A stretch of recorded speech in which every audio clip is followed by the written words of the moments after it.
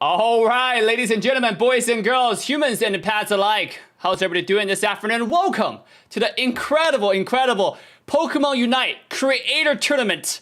The biggest crashes or clashes of all your favorite creators for Pokemon Unite. This is very exciting. We got a lot of popular names, household names, I would say, that people enjoy to watch. So you're gonna watch them right here on Trovo.live. And most exciting thing, ladies and gentlemen, that you do not know, if you did not know before, is there's gonna be tons of giveaway today. In fact, let me take a look at how much giveaway in total that we're doing. I think in total we're doing of $3,000 worth of giveaways on all different kind of spread around all the streamers on Trovo. Your favorite streamers, they're all streaming on Trovo right now. You can go watch their stream, and then by watching their stream, you can join the giveaway to win a chance to get a chance of win like 10, 20 different kind of gift cards. That's all $20 each for Pokemon Unite. Whatever gift card you need, Nintendo Switch, you maybe wanting, let's say, what kind of gift card is there, right? Android, the Google Play Store, the App Store, whatever gift card you want. We got it right here, baby, on different streamers' Trovo channels. So go support your favorite streamer, follow them right there. And with that, let me introduce my incredible, amazing, handsome, intelligent guest, Nitera. He's a creator for Pokemon Unite as well, also a caster, very experienced. So without further ado, let's quickly go to our caster's desk. What's up, Nitera? Yo, what's up? It's a pleasure to be here, Dave. Right? Like, damn, Trovo tournament. I'm excited. We have me too. $11,000 on the line, right? Is that it? Yeah. I mean, that's amazing. Every team. So how it's gonna work is every team they start out with a little bit of found, and then they play best out of 3 in round robin, right? 4 teams. So every time the team like win one small match, they get a $250 increase on the total prize pool. On the money that they win. So every time they win a small match, they got an increase. Every time they win a small match, they got an increase. Individual player can win up to $700 if they finish the whole thing. If they win the whole thing, individual players. I mean, if you multiply that by 5, right? That's basically $3,500 per team if they win the whole thing, which is pretty large. You know, considering we're at the beginning phase of Pokemon Unite. This is definitely a great tournament. So Nitera, I know there are quite a bit of streamers and the creators that you know and you're a fan of. So which team are you looking forward to watch? Don't put me in a spot like that. We've got like 4 amazing teams, right? And I want to see all of them go up to the finals here. But of course, there can only be one winner. And how we're going to determine that is we'll have the top 2 teams, the teams with the most wins, compete against each other for our grand prize. And like I said, you know, the grand prize, I think you maybe want to explain more about it, Dave? Yeah. So basically, the just like Nitera was talking about, the top 2 teams with the most amount of points will go to the grand final, compete for the grand prize, and then the grand final is still best out of 3. So every single match is best out of 3 because this is a creator tournament. Now, eventually, Trovo is going to have a lot more tournaments on this platform, and we're going to have so many more exciting events for Pokemon Unite. Like I just cannot wait for all the upcoming events that we're gonna have for all the creators, and we're gonna have all the esports players on the platform. Right now, this is the community to be. So if you're watching the stream again, you haven't joined those giveaways, make sure to go and do so. With that being said, the first game is already underway, Nitera. Do you want to go to the band pick right now? Oh yeah, let's go right away, right away. I can't wait to see this. This is Team B and Team C. We're going in live, and of course, all the players we have there. Just very quickly, let me check it out. So there we go. Yeah. The first person we're currently watching Super T's perspective because the spectator mode is still under development. I think it's coming out soon. So right now we're observing all the streamers' perspective. By the way, one more time, guys, you can go watch the streamer stream and join some juicy giveaways. They're a total of $3,000 in the form of $20 per piece giveaway that's given out to all the streamers. So go support your favorite streamer. So Nitera, why don't you go ahead and run down the entire roster for us for Team B and Team C?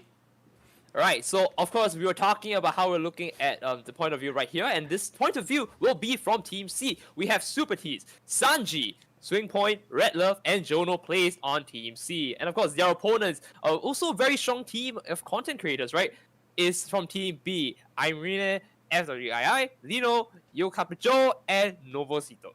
Of course, I gotta say, this is a pretty interesting lineup. Right here, we're looking at Rene's point of view. He is going with the Venusaur pick. And this composition as a whole, I mean, very solid, very strong, right? A lot of this composition is very solid in the terms of when you're trying to go in for the late game fights. You want to have your level 7 Venusaur, sorry, level 9 Venusaur, my bad. And of course, you want to have your Elder Gods to be ready and fighting condition for a lot of the team fights. This is very solid pack, high damage team. So, what are your thoughts on the composition? Anything you look interested in? I like this. I mean, I've been spamming the Venusaur. Venusaur after the update with the Giga Drain and as well as the Petal Dance is too OP, like you're saying. Like, it's just too strong. And now people are abusing him jungle. In fact, there are different strategies being developed as we speak about this. So you can see bottom side already have a little bit of fighting. Let's quickly go take a look here at Super T's perspective one more time. And T's is playing Elder Gods. So if you look at the both side draft, I mean, we have a Cinderace jungle from the Super T's team. So which composition do you like better? I've got to be honest here. Having seen the new patch come out and like the new formations that have been appearing, I've got to say that this POV right now, right, the Teats POV, this team has got to be my favorite composition now, and that is of course coming from Team C. This triple bottom lane meta is of course a very oppressive kind of lane. Usually you have one of the Pokemon on the top lane being a very strong top laner, one that can sustain its own self. It doesn't need like help, and of course at the bottom tree you have 3 Pokemon versus 2 usually, and I mean, the numbers don't lie. 3 versus 2, that's pretty hard to fight. Come on. So yeah. Here we already see the fight coming in, right? And yeah, it looks like they're taking a huge chunk of damage. Snorlax already having to back off right there. Teats is looking to try and level up with one more Pokemon here. He just needs the KO, and you're going to level 4, which is already leaps and bounds ahead of Team B at the moment. Not getting much here. Ooh, Rina here, going back into the jungle here. He's got his Nyx clear, and this will actually enable him to get level 7. And you were talking about that, right? That Petal Dance is coming soon, so I can't wait to see that.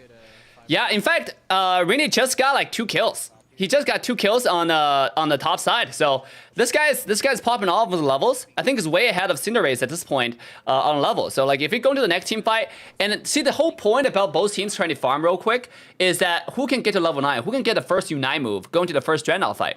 And that's going to be the first crashes. The fact that oh, here we go. Cinderace is farming quite well. He's level 8. He's ahead of this Venusaur. Yeah. Fireball. Yeah. He's not only does he have type advantage, I mean, that doesn't exist in this game, of course, but hey, remember, Pyro Ball, long range versus, again, Venusaur, now opting instead of Solar Beam, Petal Dance. So this could be a very interesting fight when we get into it, and here we go, big damage coming in from the Petal Dance and to the Gear Drain. Nice, first pick right there, and of course, on top lane, we do see Aurora going down as well, and well, 1-for-1 trade, right? You get a nice trade off each side, and now we're balanced off into a 4v4. We're going to see who comes back first and who can start the Dreadnought. 3 seconds down on the clock. Let's see where this goes. Yeah, also Rini is almost level 9. Look at his levels.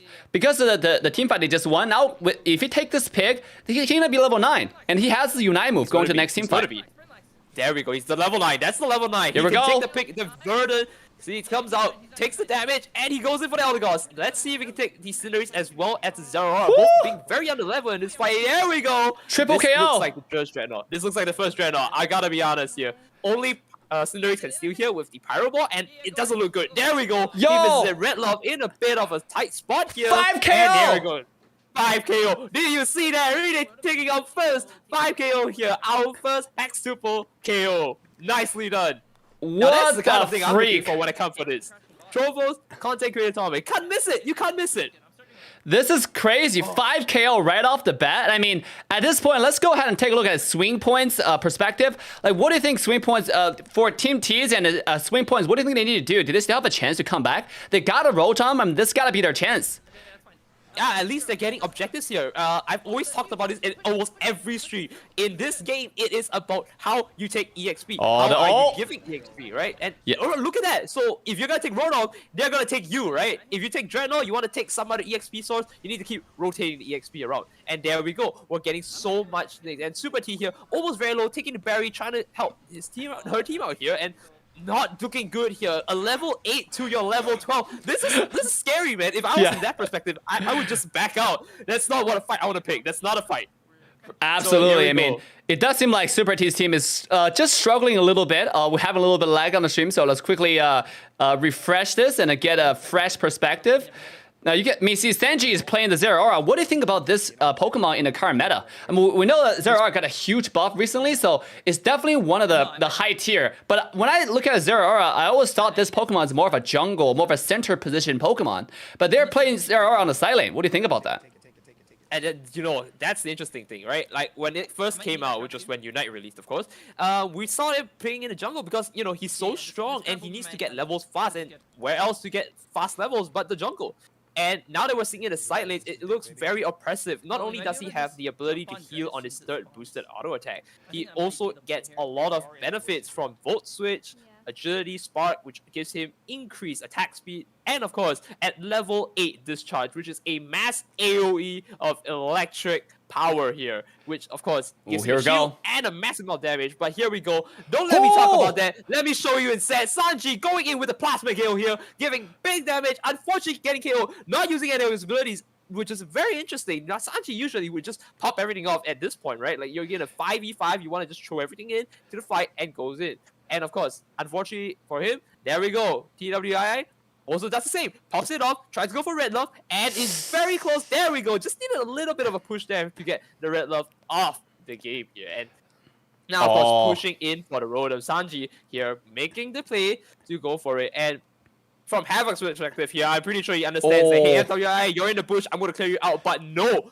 There we go. Gets the Rotom, pushes in, and it looks like they're in a very, very tough spot here. They are not able to move in anymore. Their levels, and I mean levels down. They have to make a very, very decisive play to get more XP from either the opponent's jungle or, you know, any pick they can get right now. Because that level 14 Venusaur right there is ridiculous when it comes to damage. He's not letting it up. Oh, talk about damage. The fight here, and here we go. Level 14 to a level 12, and he's just, I'm gonna just take the berries, I'm gonna get back my fight. Look at the regen, look at the regen! I'm not afraid. There we go, he goes on the fight, knows his team is coming for him. Your cup of Joe there, that is your cup of daily Joe right there, you know? Rene is already all over it with Joe. Nicely done.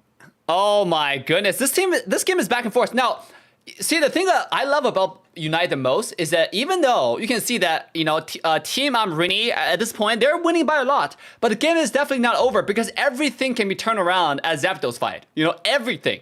So if you look at T's stream, let's go back to Super T's stream and then see like how much Unite they're gonna have. They're holding on to the Unite move, and once we get to the final fight, we might gonna see something completely different. So let's see Super T's perspective right here and to see what's going on. Like, it seems like they're healing everyone, going to the next team. Zapdos is coming up. That's what you want to be. You want to be ready, positioned for it. And there we go. The fight ensues. It looks like two of them are out. Another one goes, whoa, this is a 2-for-2 now. Let's see how this goes. Because the Paddle Dance Rene is coming in and he clears out Havoc. He clears out almost everyone. We have one left. Nope, there we go. That is a full wipe right there. Can you imagine that? Team B just going all over them and giving them the, you know, I don't want you to play the game for me. Rene with the level 15 here. Now, of course, going for the Zapdos play here, which would seal the deal if they get it.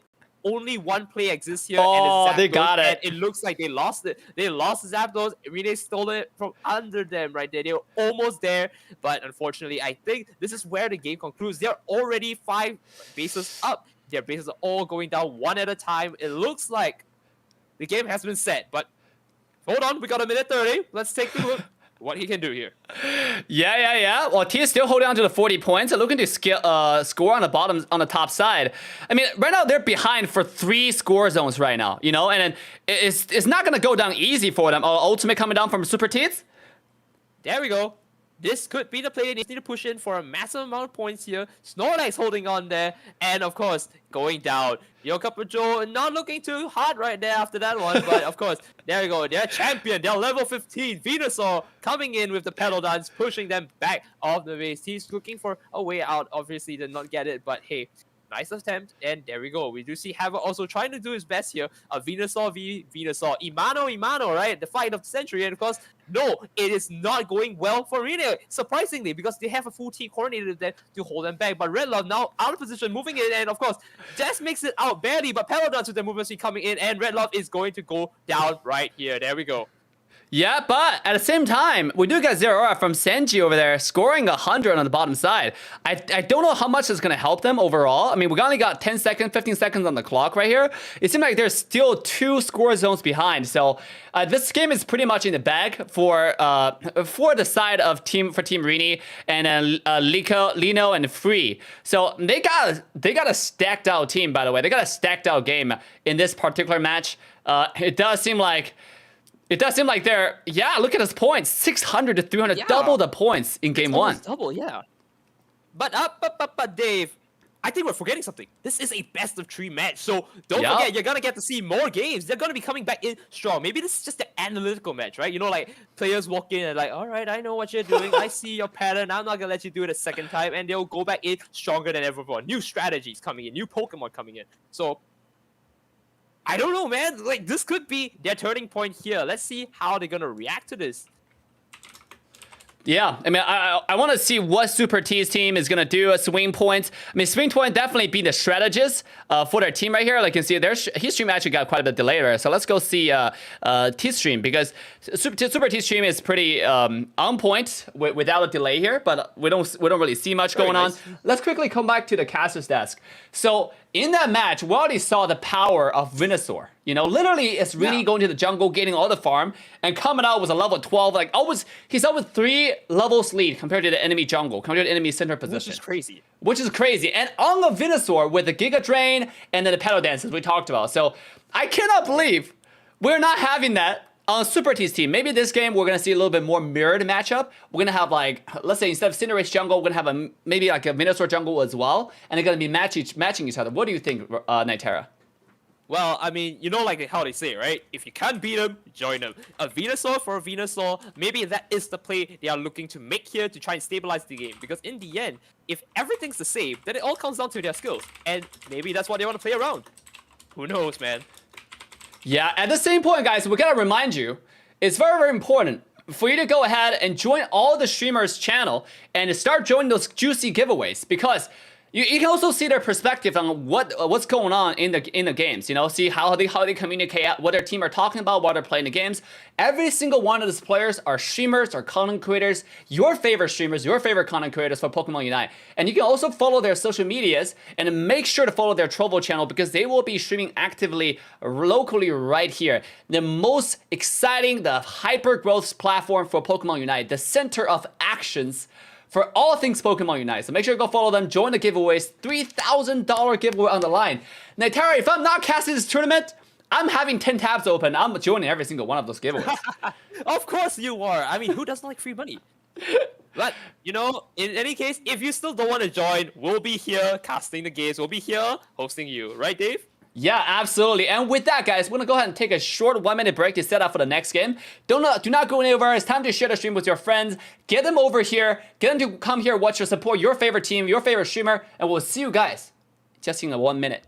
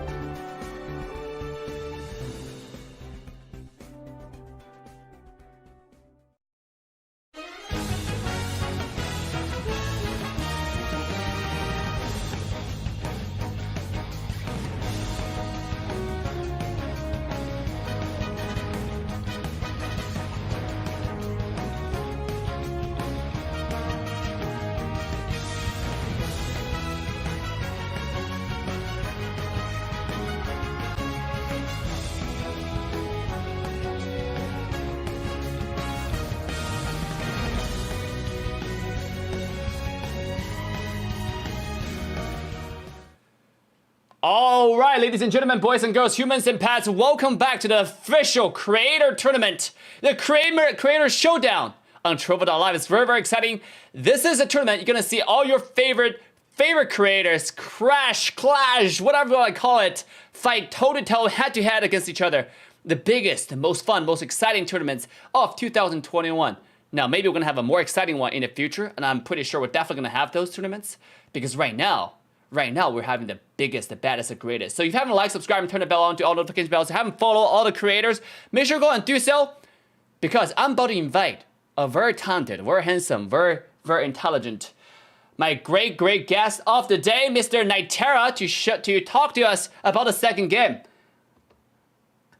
How are you doing, Nitera? And we're back. Yeah, of course I'm doing great. You just invited me twice. You called me handsome twice. I gotta be great, right? Yeah. Getting you to call me like that, God, how could I ever be not great after that? But of course, we're back with the next game, right? Like, they're setting up, preparing. Let's see how it goes. We're now in the second match, and then 4 Team Super Tees versus Team I'm Rini here. So this game, I know Team Super Tees are like 1 game behind at this point. So Nitera, the second game ban pick, second game draft is already underway. Let's quickly jump into the ban pick so you can tell us, give us a little bit of insights of the second game, how it should go, what Super Tees need to do in order to come back. Let's quickly jump into the game. Well, let's go. All right, so we do see the same composition from, of course, one of the players who won. I mean, if you haven't been watching, first of all, that's Team B for you. And second of all, start watching, start remembering, because we're going to have more of these games coming up for you. Strong, cool, amazing, and of course, high-level plays. And of course, on the other end, we do see a very big change. We see, first of all, the 3 starters of Pokemon, right? Like, the very start of your first adventure, you see the Charmander, you see the Bulbasaur, you see the Squirtle, and now what we're seeing, they're going with the Gen 1 composition with a little help from Teats as Elder Gods, still a very solid pick on their part, and of course, Havoc with the Wigglytuff. Now, this is an interesting composition because it relies on you leveling up, which means you need to be able to take your camps. You need to take the Ordinals, you need to take your Apals, your everything, basically. You don't want to miss a time where you could evolve because someone took your camps, and you're like, well, I guess I'm not going to evolve. I guess I'm not going level 5. I guess I'm not going level 9, so on and so forth. So this is an interesting composition, a very deadly one when it comes to being a double-edged sword, right? You don't want to not evolve as well. So let's see how this goes. Of course, we do see Renee's perspective here. Again, going to the jungle, very standard clear. The 5 can clear your Lillipups, your 2 Buffs, and the 2 Corphish. So from then on, let's see how it's going to play out. Of course, with Teach's perspective here, again, being the more support character here, Elder Gods with the healing, with the shields. Let's see how they're going to do this, because all these Pokemon have to evolve, right? Yep. Teats and, of course, Havoc both evolve at level 4. Where are they going to get their camps, and who are they going to prioritize? Now, that's something I want to see. There's going to be a bit of layering to how they collect the camps, how they clear it out. And, of course, right here, I do believe Havoc will get the first level 4 before we get into it, and they're already prepared for a 4v, probably 4 if the number's coming down. And here we go. First V is coming in. The Sing comes in. Havoc clearing them out. There we go. Teats making the play and the pick on the Snorlax, and of course the 2 support players actually making the picks. A bit of an interesting thing there. I'm not sure where you're going with that, guys. Come on, pick up the slack, Red Love. Pick up the slack, Swing Point. You guys can do it. But here we go, of course. There we go. The Cramorant is going to go down. You know, don't want to be there. You want to stay back. You want to wait for your team and then engage together. You don't know where the Charmeleon is right now, and you don't want to be caught off guard. So right here, it looks like Swing Point might be taking the next Audino here so he can level up. But I'm not too sure yet. Maybe they'll get a steal. And of course, wow, nice coordination. They do actually allow Swing Point to get this. Usually when I play with a random stack, like, man, it's 0 coordination. They'll just take it. So this is an interesting thing to see, man. Yeah, I mean, if you look at right now, we have a 1-3-1 on both sides, but just now we have I'm Rini going to the top side, and we have like Red Love going to the bottom side. So it's a 4-on-3 on the bottom side, and they got some kills. So really good start for Super T's team. They also got about like 80 points scored already on the bottom tier 1 score zone. We'll see if they want to just take down their score zone or wait for the Dreadnought, because not wait for Dreadnought, wait for the Zapdos in the end. Because right now a lot of strategy for a lot of teams is they will save the first tower tower and wait until the last 2 minutes so they can double score that. They can super overcap that score zone. So we'll see, because right now Super T is winning bottom lane pretty well. Ooh, a little bit invade. Nicely done, nicely done. Let's see how they go about this. He's, of course, trying to get the beast, and of course, Rene doing the same thing, right? With Swing Point also trying to steal the beast with the Razor Leaf, and of course, this is the fight they're gonna take. They might want to just take the cap here, because, hey, if they don't have the speed flux zone, they can't actually engage. Look at Free! Fast enough. They can't go to fight. But here we go. This is the pick. This is going in. They're going to the panel dance. This is the level up right here. Level 9. There we go. The Unite move comes up here, and this could be it. I think they just walled off at this point. They might have to give it up. Hey, it's going down, and they're yelling, "Let's get that Dreadnought. Let's go to it." Hey, now pathing down again, hoping to get his test, and of course going up to Rotom, but I do see a little invade here. The War Turtle coming in there. This is interesting. Sanji making the plays here, but of course getting caught here with a level 10 Zeraora. That is not where you want to be. That's not where you want to be. I do believe this is going to be a KO, but Sanji telling me otherwise. He doesn't get caught yet, and making it out. No, still getting chased. This is... Why is this happening? What are they doing? This is a game of cat and mouse. Sanji's going very low, unfortunately going down. I can't believe we casted that for 30 seconds long, man. Sanji making the play, man. Yeah. Look at the top side. The action is still going on, but it does seem like despite the early game disadvantage for Team Rene here, they're making a comeback. And they're making a comeback like really, they're making a really strong comeback also. If you look at the total score right now, or total territory, it seemed like Team Super Teams, they already lose bottom tier 1 score zone. They're probably going to lose top tier 1 score zone also. So, yeah, they already lost it. So, somehow, I'm really the team as making a comeback. I mean, they're just so good at team fight. They're so coordinated on their engages. You can see Free, just on the last engages, he literally goes in and killed everybody along with the engages coming out from the, not the follow-up, coming out from Rene on the Venusaur. Venusaur jungle is just so good right now in this card meta. Yeah, exactly. That tower. Exactly one. I think they are going for the overcap, like you were saying, right? Like, man, this is going to be interesting. Or they wait for the double points, or they just drop like a big fat 50 points right there. 49 overcap is still a very big point lead. So, yeah. I don't know. That's going to be up to them to decide. I'm not playing it. I'm here watching you. And guys, by the way, if you're watching the stream right now, you can go ahead and join this streamer's Trovo channel to go ahead and join the giveaway. There are a total of $3,000 giveaway going on. So make sure to go support them on Trovo.live. But before that, we got another fight coming out on the bottom side. Here we go. This is a 5v2. This could be it. Verdanega comes out, which is, of course, Venusaur's Unite move. Here we go. A lot of moves are being popped up. I can call them all out, but Plasma Gale from Zeraora. They're going to take the fight here. Nice KO on Havoc here, and there we go. Swing Point Nix going down. Sanji clearing them out nicely, and there it is. I do believe they are now going to start Dreadnought once the Charizard goes down, but you know what? Don't need to wait. Level 12. Let's just go into it. Of course, there we go. Yeah. Well, a little bit of contest coming in. Are they going down? No, there we go. Of course, there's the Sanji. There's the War Turtle becoming a Blastoise, going in rapid spin, spinning a little bit too low HP. He wants to back off a bit. Ooh. No, gets caught off guard. Dreadnought clearing it out. There we go. Red Love with the Charizard. Unfortunately, also getting knocked out. That is a full team wipe. Now, that's something you don't want to happen in this game. Oh my God! So behind at this point. They're just running over the entire series right now. It's not even a contest. I feel like we somehow like. I take a responsibility for this. When I first start putting the draft roster together, I thought that it's gonna be an even matchup. We got even players, got players that's really good on both sides. But it seems like Team Rene's team are stacked. Look at this performance right now. They can just go play pro. What the hell are they doing? Go play 5 minutes, go play competitive. I'm just saying, you could be their new esports manager. Maybe something you want to transition into, man. Yeah, absolutely. Already got the teams ready. Consider that. I think I should. I mean, they just got a Rotom topside, and now it's going to push. We're at 3 minutes into the game. There's got to be a lot of pressure for a Super T's team. Because if you look at, like, Rotom at this point, it's really hard to kill. Like, the late game Rotom somehow is just so strong. It's almost impossible to kill, and then it gives your team, it makes your score zone defenseless. And speaking of that top side, Super T's jumping in, but it's not going to stop them because the score zone was defenseless. Oh, there we go. Super T is, of course, going in with her own Unite move. Of course, the Cotton Cloud crashed, but not doing too well there. Just giving a bit of a shield and hoping to just defend the team, push them back, and no picks here, unfortunately. But hey, better than having a team wipe. So this is a very good play by T defending her team.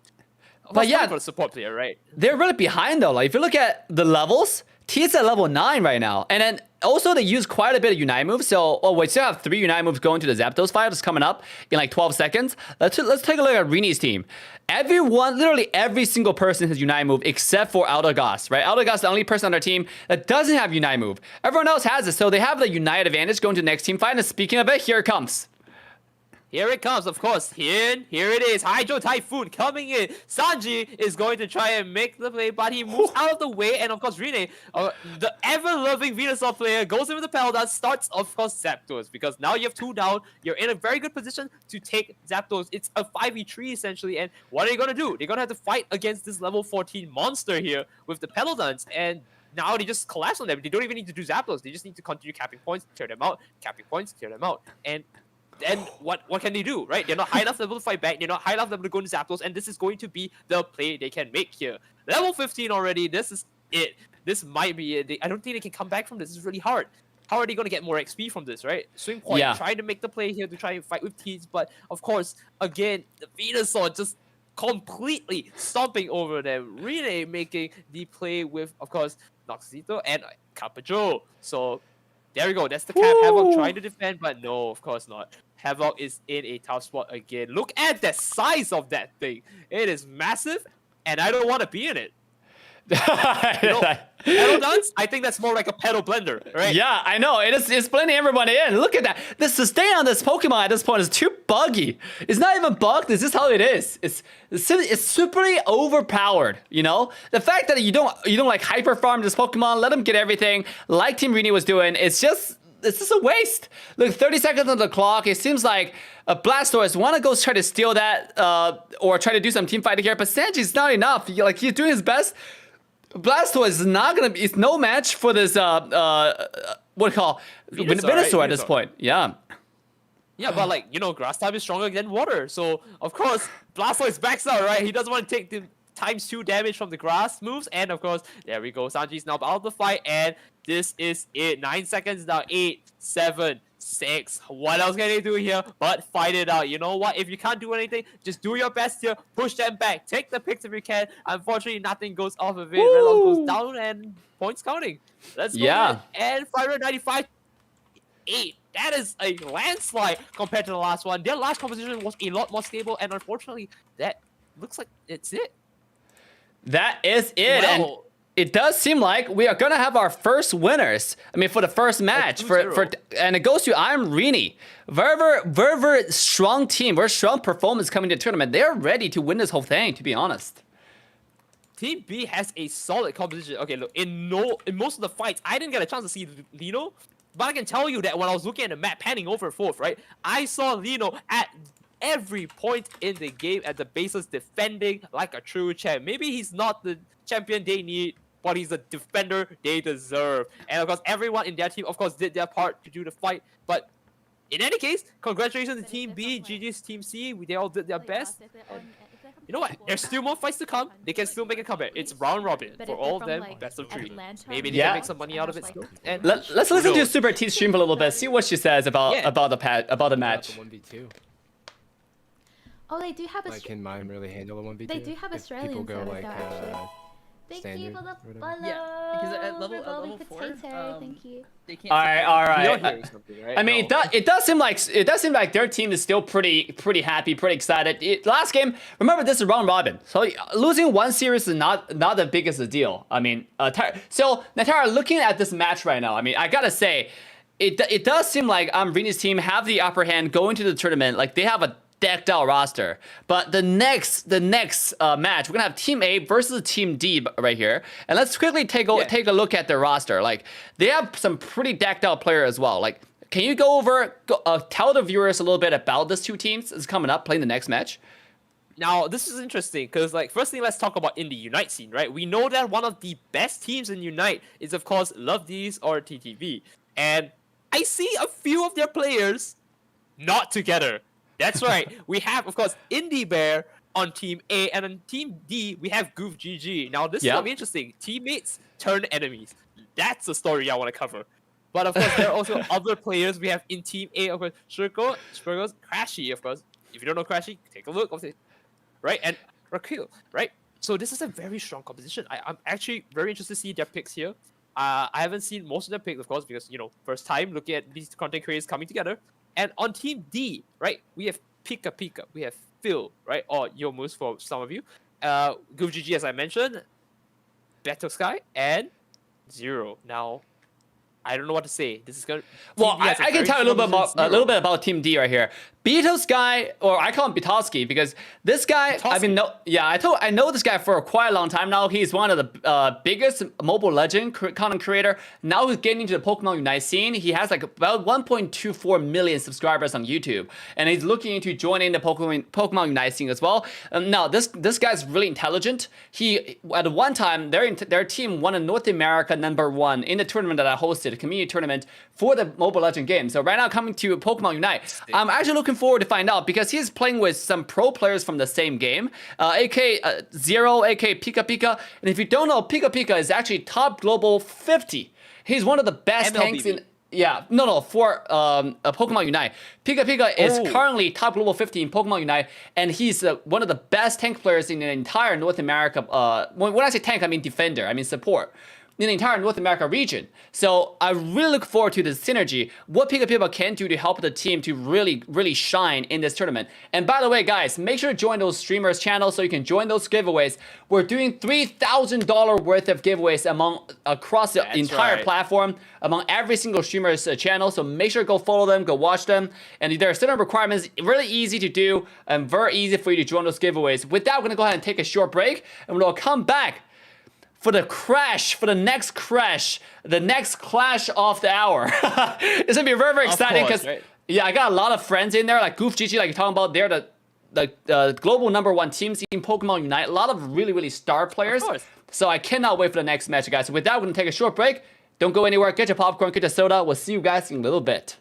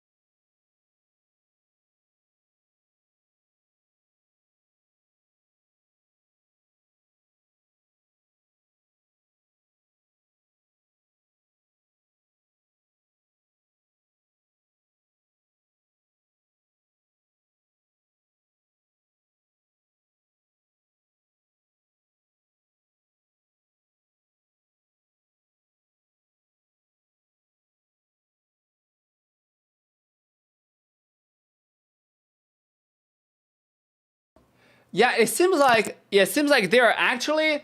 It's not like they're actually started here. Oh, sorry about that. We have a little bit of mute going on. Yeah, we are back about that. We're back. Sorry about that. Yeah, we have the audio a little bit audio tech issues here, but just got it resolved. So it seems like Team Goof is actually winning right now. You can see they're ahead on scoring. It's like they're having fun. They have Venusaur jungle, similar to Rini. And then, which team are you rooting for here? Which team do you like better? Again, why you gotta put me on the spot? I love all these teams, right? Like, okay, look at this, right? If they're gonna go in and fight, I want to vote for the underdogs always because like that gives me more of a an interesting fight. Like if they win, this could be an entire overswing, but looks like Goof has them on the ropes. Just putting pedal nuts in front of them is really scary. It's like putting a blender in front of your hand. You don't want to be in there. And of course, Crashy doing the same here with the pedal nuts. Unfortunately, going down with his pedal nuts and in out. Of course, the Venusaur fight ensues. The Ditto goes down. Goof is the victor. But let's not forget, they still have 3 of their teammates out with Indy come in. Indy, this is the fight we're looking for, right? Indy versus Goof. This is the my teammate turned evil kind of scenario here, right? There we go. This could be it. No, Indy's look at the damage. Down just a little bit. Red Pickup is going down on him. There it is. Goof is now going to start it with his with Yo's and of course Pika, like I said again. And this is the Dreadnought. Verdant Egger to try and quickly snipe it down a bit more. And here we go. We're back into the fight again. Once again, it is a Venusaur versus Venusaur, but of course, I mean more so the it's not really a Venusaur, Ivysaur this time, but you already understand the situation, right? Higher levels means you win. You want to get XP. Let's see how it goes from here. They're gonna keep farming the jungle, and of course, top side we have Rotom as the next objective that they can take. So, my thoughts on this: they gotta go get it. They gotta go get it right now before Team A gets it. Team B is looking to just stifle them. Yeah, let's take a look at Spreggles, or aka Jake the Cowboy. Let's take a look at his perspective right here. He's playing the big fruit pig Snorlax. I absolutely love this skin. This skin is so good. It's just golly. So look at the fruit, and then also the workout Snorlax. Which skin do you like better at this point? I gotta be honest. The fruit one, because whenever you play Heavy Slam with the citrus berry skin, yeah, I can make this joke. They're going in for a fruit squash. Oh, now makes that's sense. Where we're at. The yeah. All right, but oh no, there we go. It goes down. I'm so sorry. I might have made a bad joke and like nobody was actively going down on him. I'm sorry. You don't have to take the anger on him. Let's get back into it. I think we're all good here. Goof, of course, with the Venusaur, he's gonna try and run into the team here with his massive level lead into Rotom, and of course with his whole team being level 9, that means they have all Unite move. And I remember seeing, of course, right, the Snorlax here not having even his Unite move, which is unfortunate because that starts only at level 10, which also means his entire team's way behind on EXP, and they're gonna have to fight for the Dreadnought again. So dude, I gotta tell you, Natera, I'm a little surprised how Team Goof and Pika and Yomus are performing right now. They're doing extremely well against 5 creators who are rated the top players and top content creators on YouTube, on different platforms, the entire Unite community. And somehow, we got some pro players from other games coming in. They're not doing so bad. They're getting all those turtles. Obviously, you can see the sustain Goof is having with that Venusaur jungle. It's absolutely insane what he's able to do with the combination of Pika Pika. The engages from Pika to combo with Goof is absolutely helping their team to win this game right now. And of course, that is very important to note because I think in most games, right, your mobile arenas, right, those are transferable skills that you can use. You can make use of, how you lane, how you space your moves, and how you farm. All these are things that can be transferred. So remember, if you want to learn all that, you can also look at all of the streamers in Trovo right here. They're also giving out up to $3,000 worth of prizes for all their giveaways. So, here we go. Without further ado, let's look at it. This is the fight they're looking for. There we go. Spraggles is now going to go in with the team, but of course, Verdant Anger comes in. A big, massive fight ensues with the pedal dance all going back and forth here. Crashy is trying to push them back, and I think this is finally time to make their stand. They're able to hold them off. It's a 4v1. Crashy, unfortunately, going down. That looked like a fight they could have taken, but no, they immediately get wiped, and I'm honestly shocked that they were on that for that long, but unfortunately not getting it. Zero, of course, getting pushed back by the Snorlax wall here. Spraggles doing a very good job trying to wall him back, but no, unfortunately, there he goes. Zero is out of there. Doesn't want to stay there any longer than he needs to be. Understands the situation. Heist tries to recall, but, of course, tries to keep running. You got to keep running. You don't want to get picked off here. You're level 12. You're going to give them massive amounts of comeback XP, and that's how it's going to be. Indie Bear, of course, now trying to position herself probably in the river here to try and pop some crabs, get some XP, and maybe path road them. Because that seems like the next play that they can do, but you never know. You never know. I wonder So why I can't see anything from Pika's stream. Let's go ahead and take a look at Goes to Zero. Let's go ahead and take a look at Zero's perspective, because I actually want to see a little bit of Zero aura action. It seems like this is the first time playing Unite. He was a mobile player from a different game coming in. It seems like he's doing quite well on the Zero aura. This player is known for being an assassin god in other games that he played. Now coming to Pokemon Unite, it seems like he's taking this game by storm right now, right off the bat. I mean, still playing a very strong assassin character, right? Zero aura with the high damage, single target, and, you know, just overall very strong powers on the map when it comes to 1v1s. He has strong sustain, he has a great ability to, you know, do massive damage and heals, and also has a hidden function in the fact that it can pull people at a certain distance. So I think this is like the perfect character for him to segue into this game, and I'm happy to see this go out. Let's see the fight here and how he does. Nope, a bit too deep there. Votes for bolt switch, a very, you know, assassin-like skill. You don't want to go too deep. You have something to pull you back. And this is the fight they're looking for, right? Indy is going to be going down here, even though it's level 11. But of course, he uses his Unite move, Showtime. He's going to run away, get a very good position here to just try and jump back in his team, hopefully, because now he walks back in, he hits off Zero, and this is the fight. Nope, Indy gets taken off. 11-14. That is not where I want to be when that happens. There it is, the fight that keeps on giving. We're gonna see another one going down. Plasma Gale pushing it forward, and this is going to be a full team white. And of course, at any given time, they're just gonna keep scoring. And this is not going to be a situation I want to be in again. Where are you gonna go from this? So there it is, right? Zero is now trying to push in together with his team, right? They've already cleared everyone. Now, the next thing they can do, of course, is to farm up all the camps so they can't take anything, right? Because now you know that they're all back in peace. If they want to go together, it's definitely down the middle, straight to Zapdos. And I gotta say, they've got everything locked down. And like I said, they all come straight in the middle to Zapdos. They want to force the fight. They want to take the Zapdos. They want to try to win the game. And this is going to be pretty tough, because when you're behind the levels, you don't know how to go in. Of course, we're going to switch back into Indie Bear's side, which is mirrored now. So you're going to be a bit confused, but you can see, right, that they're in a very tough position. There's nothing they can do. And unfortunately, they opt for the surrender here. They understand the situation, and I just can't believe it, man. When you're a slide like this, this is whack, man. This is destruction, my guy.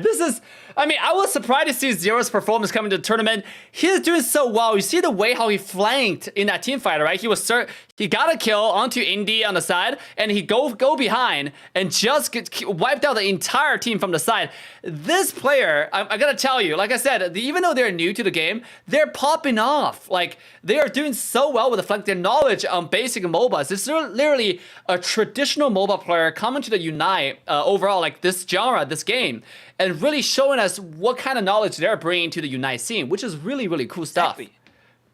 Okay, and here's the thing, right? Like, in Trovo, whichever of you is an esports manager, like esports team manager, you gotta call this man up. He's got, like, every reason to join you now. He's gotten, like, the best players together in a good team, and he's made them perform well.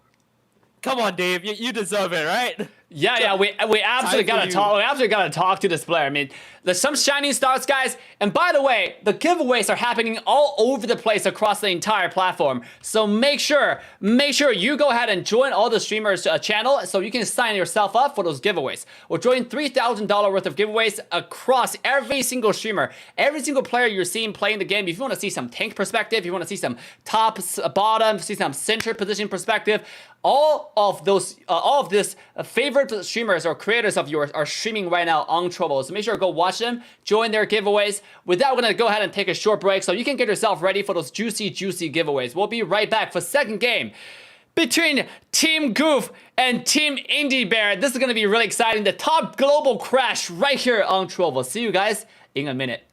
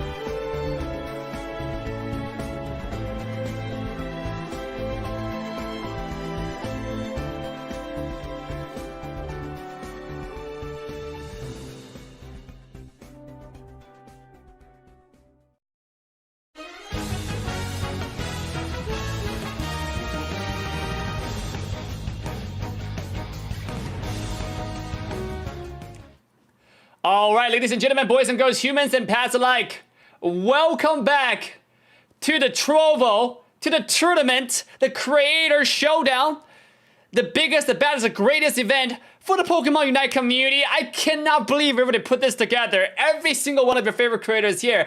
This is literally the most hyped event for September. And October, we might even get something bigger. You know the vibe. So this is your time to like, subscribe, turn the bell on to all notification bells. Most importantly, follow all the creators that you like on Trovo.live because they will be streaming very, very actively. And follow the incredible caster because he's coming in like a storm. He's rampaging through this community. His name is the one and only Nitera. How are you doing, Nitera?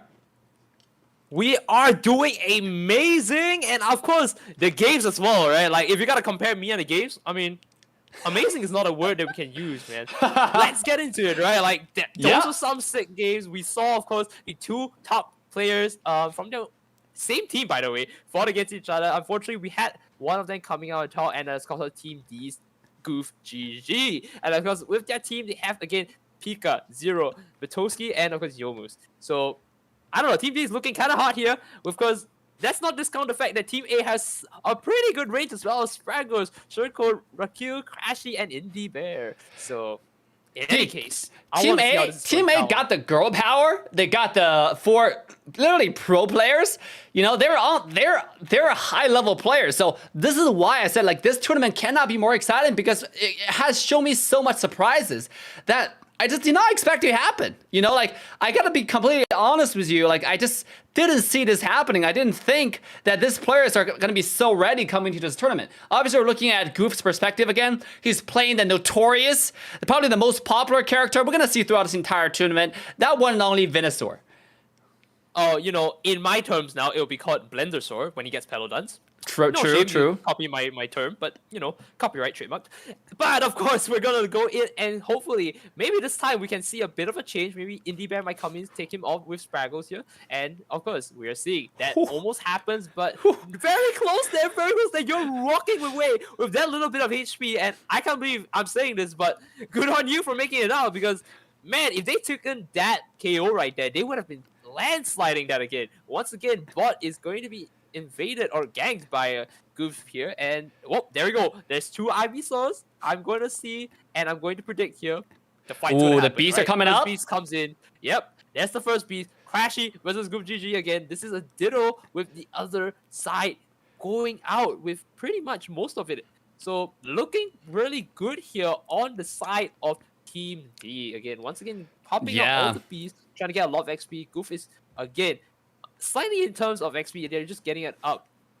And, well, you see this is a mirror side again, and this is it, right? Like, this is where they're going to start leveling and scaling. Of course, they don't have the blenders out yet. They don't have the pedal guns. They're going to wait till level 7, and then we're going to see the fight, all respecting their jungles in their individual lanes. Of course, on the left side, we're going to go Juve. On the right side, we have, again, Team D's going all out on it. So, I can't wait to see how they're going to play out. Maybe this time we might see something different. Maybe Pedal Dance is not the play here. Solar Beam, shoot from the other side, playing safe. I don't know. I've seen a lot of things, but one thing I've not seen is a mixture of things. They're really playing out raw power here instead of, you know, being more cautious, more safe. So this could be it. This could be the game that we're looking for. Yeah, I mean, this game, obviously, now you learn how your opponent plays, right? If they kind of just like make up the mistake they made last game but last game, I don't think how they can make it up. I think both teams played well on rotation wise. It's just for Team Goof, their synergy between Zero and Goof is like it's really good, right? You got Zero is flanking on the side. Goof is just diving 1 versus 5 with the help of Snorlax. Speaking of 1 versus 5, here we go, another fight. 7 and 7, they're both still even on levels. They might be able to at least get the beast here and come out with a bit more XP than most. And of course, nicely done. It looks like they do have it. Team D is not going away with that beast this time. Team A is now finally getting a bit of a balanced out game here. They've gotten their beast this time. They're going out with at least a bit more than usual, and this could be it. Because before then, we did see Goof with the level 9 ahead of time against Dreadnought. So now maybe this might even things out. Because it looks like level advantage-wise, it's not too far off. We might be able to take the fight here. And of course, even then, it's anyone's game. We gotta see how they play it out, right? You don't want to be walking straight into a 1v5, even as, you know, Blendersaur here. So let's see where this is going to lead. Because Goof going in for this camps here. He's getting level 9. Blue buff. He's He's gonna smart. get level 9. Yeah, he's trying to get Yeah, level 9 that's as fast as he can. Look, the entire side up for Team India, they're trying to get the freaking turtle, but they're not getting it. And now Oh, Goof no, is he coming to missed the the team huge fight. Oh, here we go. Get That's it. coming in. He's oh, there we go. Teammate with Indie Bear. This time telling Goof, hey, we might be the same team, but hey, buddy, you know, respect my space. I'm taking the Dreadnought. And there it is. We do see the Unite move. Verdant Anger coming in. Crashy versus Goof. Once again, let's see who is taking out who. And Goof goes in with the 1v2 here. Comes out Victor. Nicely done. And I gotta say, they had a pretty good lead there. They got me there the first half with the Dreadnought steal. Yeah. And then it came crashing down.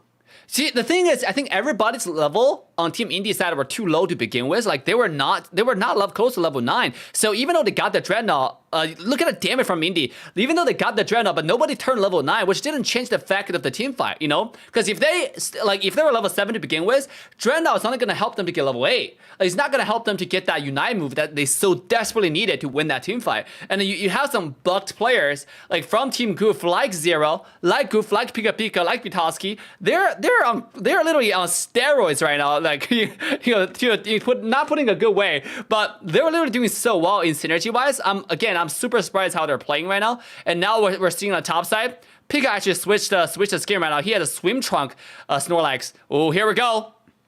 Nope, there we go. Count first time. Is this the play? Crashy is going to make the team the dream. He's going to push into the towers. He's going to push everyone back out the towers and go for the KO. If they don't have this tower, they can't actually push from Rotom very well. And of course, once they do the same for bottom side, who knows what's going to happen next. Okay, now we're looking into the side of Spraggles here. He's going to be on the 9 kills. We haven't talked about that, of course. Very strong CC. You want to freeze them in place and let, of course, your Venusaur go in. But nicely done. They do take the Rotom, and this is going to be the push they need. So where are we going from here, Dave? Ooh, you have the Rotom. It seems like they're just leaving the Rotom alone. They let the Rotom push on their own. Like, it does seem like Spraggle's team at this point, they want to get this Dreadnought. Oh, the engage from Pika, though. Here we go. Yes, is it. Oh, no. There we go. 9 kills to 9 kills. Is this the 9 kills gap? Unfortunately, no. We don't see that. Blastoise being taken out again by the one and only, of course, Venusaur pushing in safely again. I don't understand how Venusaur is getting off this much. It is ridiculous how this Venusaur walks in. Oh, here we go. Zero. And he's out. Here we go. This is the fight they're waiting for. This could be the picks they're looking for into Dreadnought. But no, nothing changes in this situation. All we see is a wasted ult.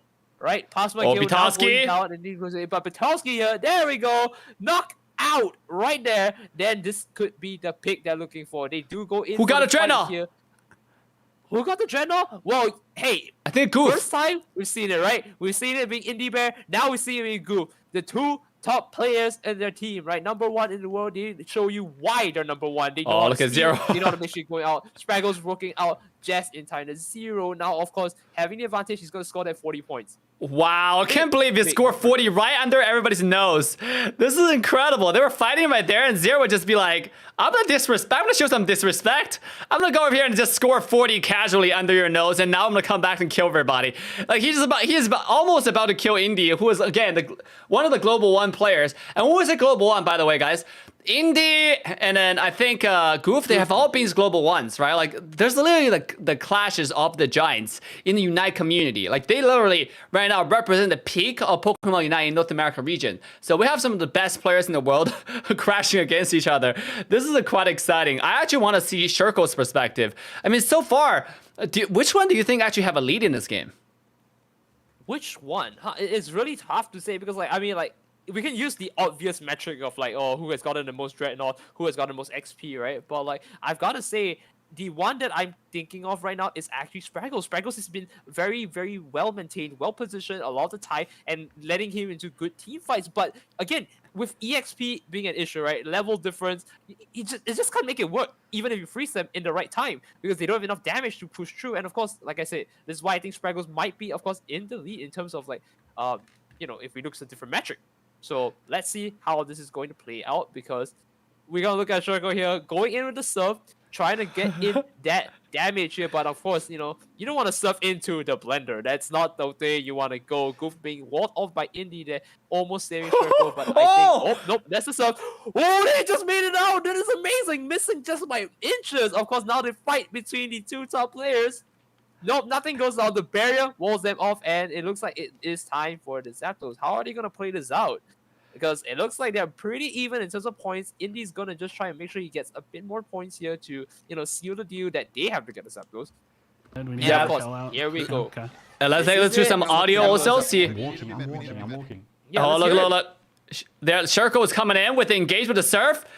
I'm going in. There we go. Hydro Typhoon. The Unite move knocks up, I do believe, 4 at the very least. And this is the fight that they're going in with. This is Team A's time to shine. They are taking a huge lead, huge damage. Snorlax moving out of the fight. But Goof is here. killing everybody in the Zoomos back. is gonna- oh no. Oh no, you just don't want to see it. The storm is coming. It is the tempest of petals moving in to secure every single one. No one escapes the dance of the petals. No one escapes. Oh my And of goodness. course, Zap- Dude, I thought Circle landed a really good engagement with that surf. What he happened? did, didn't he? Yeah. I'm not sure because like after the Unite move came out, right? Hydro Typhoon knocked up 4 of them, and it was like a really good fight. But unfortunately, it didn't look like they got the right timing because like afterwards, it was just a mess of a fight. They weren't able to take anyone out properly, and there we go. Because you see how it goes here. Same story as before. You get knocked out at the wrong timing. Your levels weren't right. You not enough damage, and the Zapdos gets taken. Every Unite story ever. Am I right? So, Yeah. unfortunately, it looks like this is going to go down in history here. Trovo's next match going down and out. We have, of course, the scores now tallying up 412 to 262. And this means the game, of course, goes to. Do you want to take the announcement, Dave? Yeah, the team goes to Team D right here. Let's quickly listen to what Yomu's got to say. By the way, we're watching Yomu's perspective. This guy is actually one of the best, I think, Garchomp player in the world. So again, if you're watching the stream right now, you want to give him a follow, make sure to go and do so. On Trovo.live. This guy streams on Trovo all the freaking time. He's one of the most active streamers on the entire platform. One of the best players at the same time. If you want to go support him, there's a huge giveaway on his channel as well. So make sure to go ahead and subscribe to him, follow him on Trovo so he can join his giveaways. And let's quickly come back to the caster's desk. Yeah. Wow. I don't know what you. That was a great match, right? Like we got to see. Of course, the first one we were with like Super Teats team, as well as if I'm not wrong, I do believe we were seeing another perspective. Shit, it was on top of my head. Super T, Sanji, and of course the other side we had Rene with the, of course, amazing blender. Yeah. Doom. So And so now- right now, so next match global. is going to be more interesting. Next match we have the loser just now, the team that just lost, unfortunately. They're going to go against Oh, no. some team that's even stronger. They're going to go against Rini, Lino, Yokaba Joe. They're going to go against that kind of composition. I mean, this is getting more and more insane.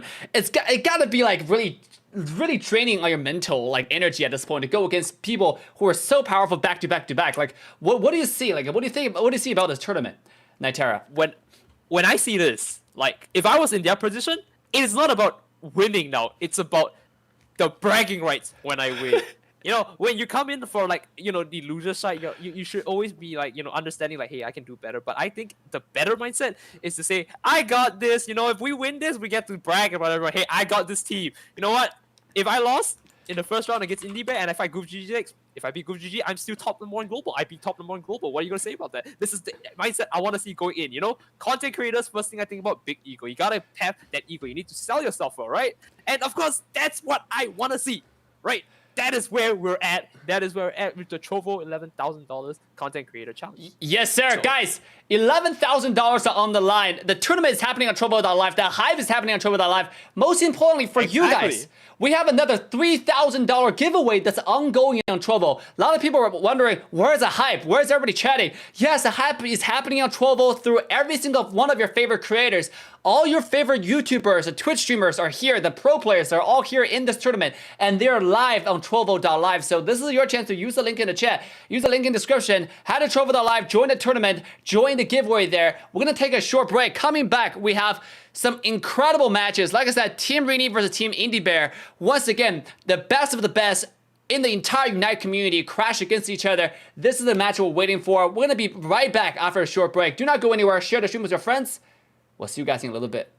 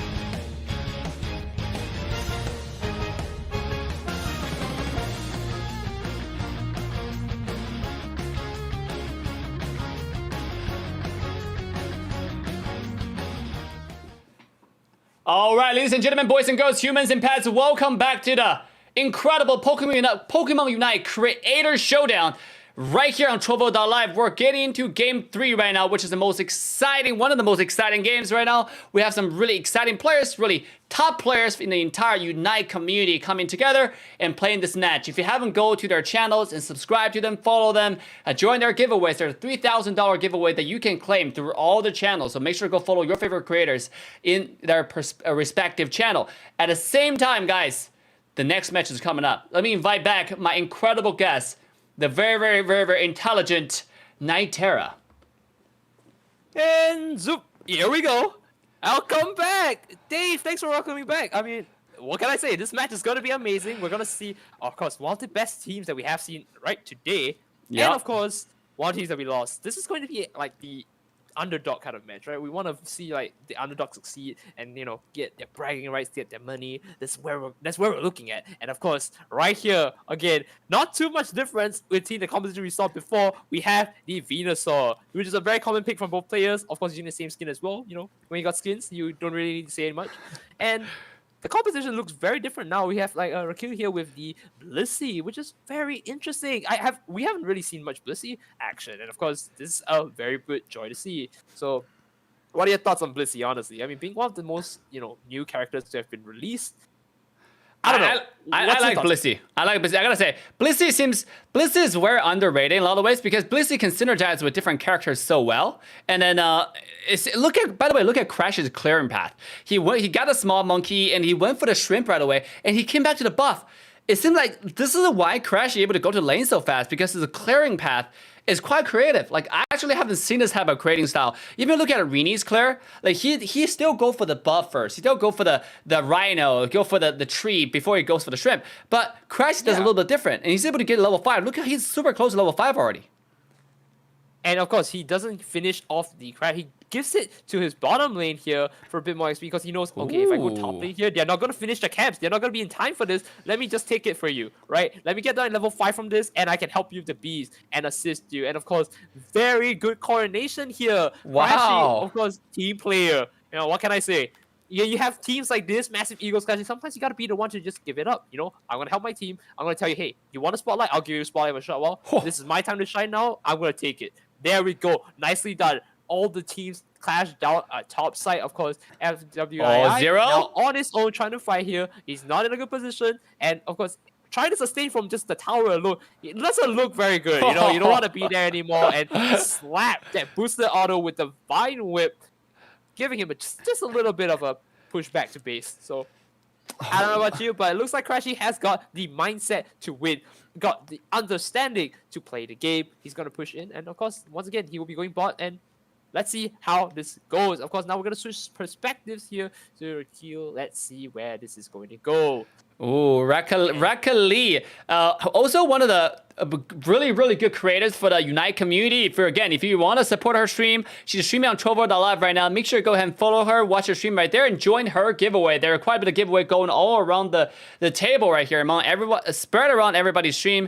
And it seems like Raquel Lee TV will be going to whiz. That little turtle on top side, aka the Blastoise. Sometimes when I see Blastoise in a not evolved form, I forgot his name. Brain fart for a second. But yeah, we have a rotation coming from Ruck going to the bottom side. Raquel is, of course, once again, engage. If you don't know how it's going, you see how she walks in. She's able to just path down from the middle to try and cut them off. And of course, with her bulk, she's able to, of course, take a bit of damage and try to soak for the team. And of course, give them a bit of shields. And there we go. Look at that. At least making out with one is, not exactly ideal, but better than losing everyone, right? So that's the support player mindset. You gotta see how these players play. You gotta understand how they work. And this is exactly what we get to see in top level play. Ooh, that Cramorant damage is insane right now. And now let's go to Yokaba Joe's perspective. It seems like they're winning this bottom fights, and then they're going for the Dreadnought. Oh, they're still fighting. Oh, just taking a nap, He wants to take a rest, before the big fight, of course. Very standard. Your Kappa Joe needs to just freshen up here. And of course, that Kappa Joe coming in with Crashy. Next going down Rene again. Remember, that level 15 Venusaur, we were seeing that before. Is he going to be a level 15 with your Kappa Joe's help? And it looks like it might be. We got a 2 KO here. How is this going to play out? Getting the rest here, pushing in FWI, moving in with a bit more to work with here now. He's able to stop the team. He doesn't want the team to do much more damage than it already has. Using Heavy Slam to deny them of time to move in. Very nicely done. I mean, your Cup of Joe is also your cup of hole. He's going to knock everyone out. No way in. Let's go. Oh, look at that. Now they're going to score. Again, domination from Team Rini and Team Yokaba They were just always popping off. Like, in game 1, now this is the second match that they have. It doesn't seem like they have any problem just running through everybody. Now I got to say, I'm looking forward to see Yokaba Joe's team going against Goof's team. You know, like they're doing so well. Like every single engages, they're very, very synergized against with each other. Just like what we saw last game when the same performance coming from Zero, coming from Bitoski's team. So I gotta say, dude, I look forward to this team crashing against each other, and it's gonna happen because this is a round robin format. So it's gonna happen really, really soon. Yeah, it's gonna happen. No, it's not gonna happen. It will happen, and we're hoping to see all of you here. Make sure you also check, of course, all of these great players, right, in Trovo. Right? How much money was that they were looking forward to? Right? For all the viewers here, Dave? Yeah, it's $3,000 worth of giveaway, $11,000 in the prize pool. What can I say? Big money, big games, and of course, best viewers. So Ooh. let's get the games back into it. Look at that heavy slab, carrying him out. Fantastic. Spraggle's just trying to push him back. Your Cup of Joe, just don't touch me, man. I'm just a Cameron. Go away. And of course, he goes away and goes for Rotom instead. Not the best play from, of course, you know, Lito trying to push him back. But hey, better than taking me out. And of course, we do see from your Cup of Joe, right? Like he's so perfect, right? He's like, all right, I got it, man. We got the picks. Really happy, really tensed up, though. So you know, let's just hop into another view here. We have Novo Zito right now. Yeah, he's playing a little bit Aldagas. I mean, what do you think about Aldagas in the current meta? Do you think it's still God tier, like S tier? What's going on? I don't know, man, but okay, a lot of the opinions I have now has been like not leaning to Novosito as Elder Gods being a support kind of character, but more of a aggressive support. Maybe you run the muscle band, you just keep poking them and trying to push them out, while also you provide healing, right? You provide shield, and you're able to let your team go into more fights like that with your little bit more of damage, right? So I think maybe an aggressive support is the play here. We haven't seen Novosito's items, of course, but it looks like he's definitely doing a lot more auto attacks and, of course, holding back. Because with EXP share as well, he's able to just, let his team take the farm and slowly just poke them enemies out and away from their camps. So that's what I think of it. But here we go. Who knows? This is the fight they're looking for. Can we see some Unite moves pop up? Novosito, unfortunately, going out. Lito is going down as well. This is Unites? not the fight they want to take. But Rene pushing in here. Level 13 to 2 level 10. What's the math on that? Here we go. Pushing for the Dreadnought here. The Blender takes him down. And looks like they have to back out here. Doesn't look like a fight they want to take. Yeah, Novosito's team, man. Again, they just keep on getting these objectives. They just keep on winning those fights. Yeah, at this point, Crash's team like really struggling. Let's go back to Crash's perspective right here. It seems like they're doing what are they doing wrong at this point? Nitera, like it seems like they're coordinating. Seems like they're going to those fights. They're going to the Dreadnought at the right time. They're going to the right place, but they're just not able to win those fights. Even with the early game rotation, we talk about their synergy, how they do some like very kinky strategies, to be honest, including Crash not taking the shrimp, giving the shrimp to the bottom lane. But yeah, they're somehow still falling behind. What's going on right here? Can you break it down for us?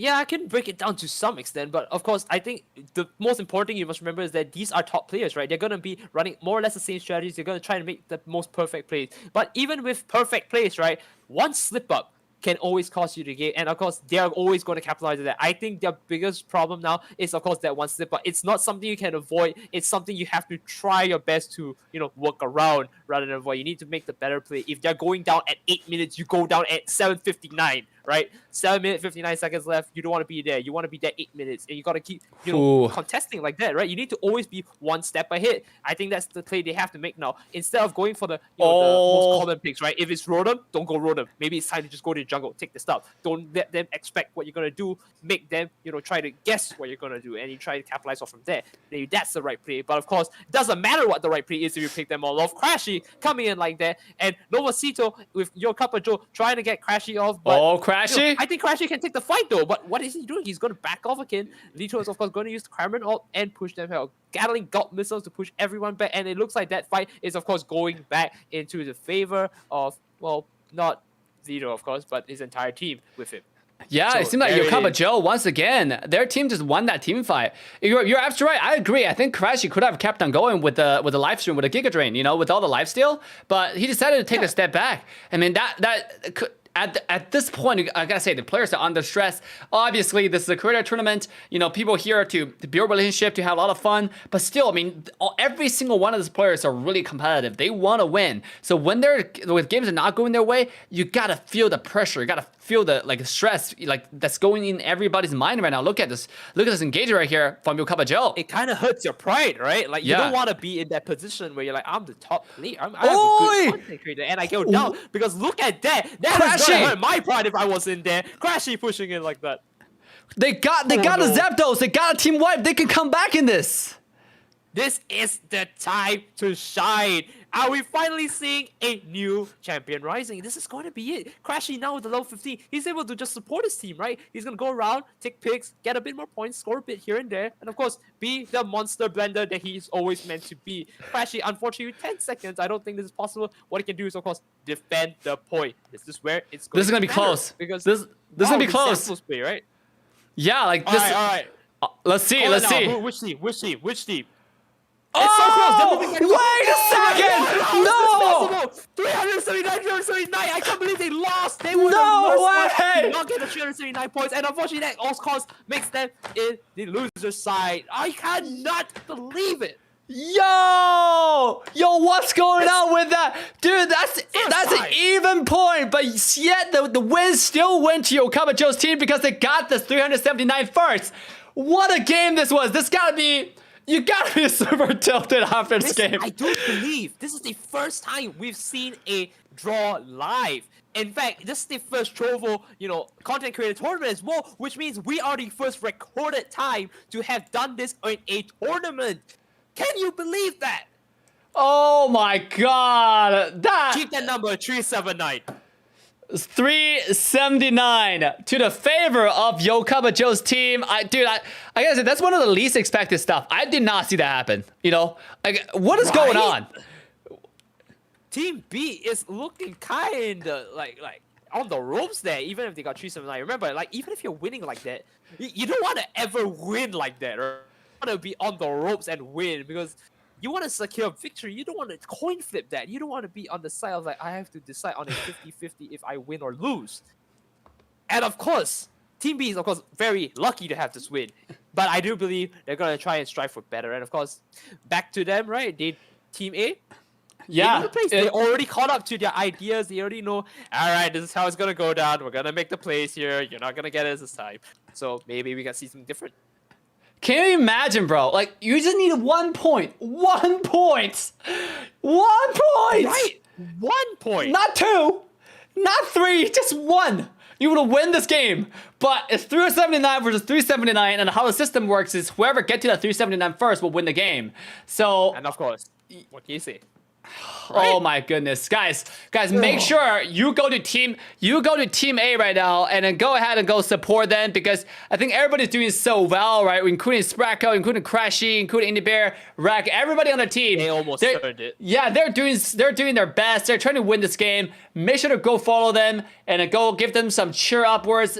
And also, we're gonna go and take a short break to get the team ready, get the next game ready. Do not go anywhere. Second game's coming up. We'll see you guys in a little bit.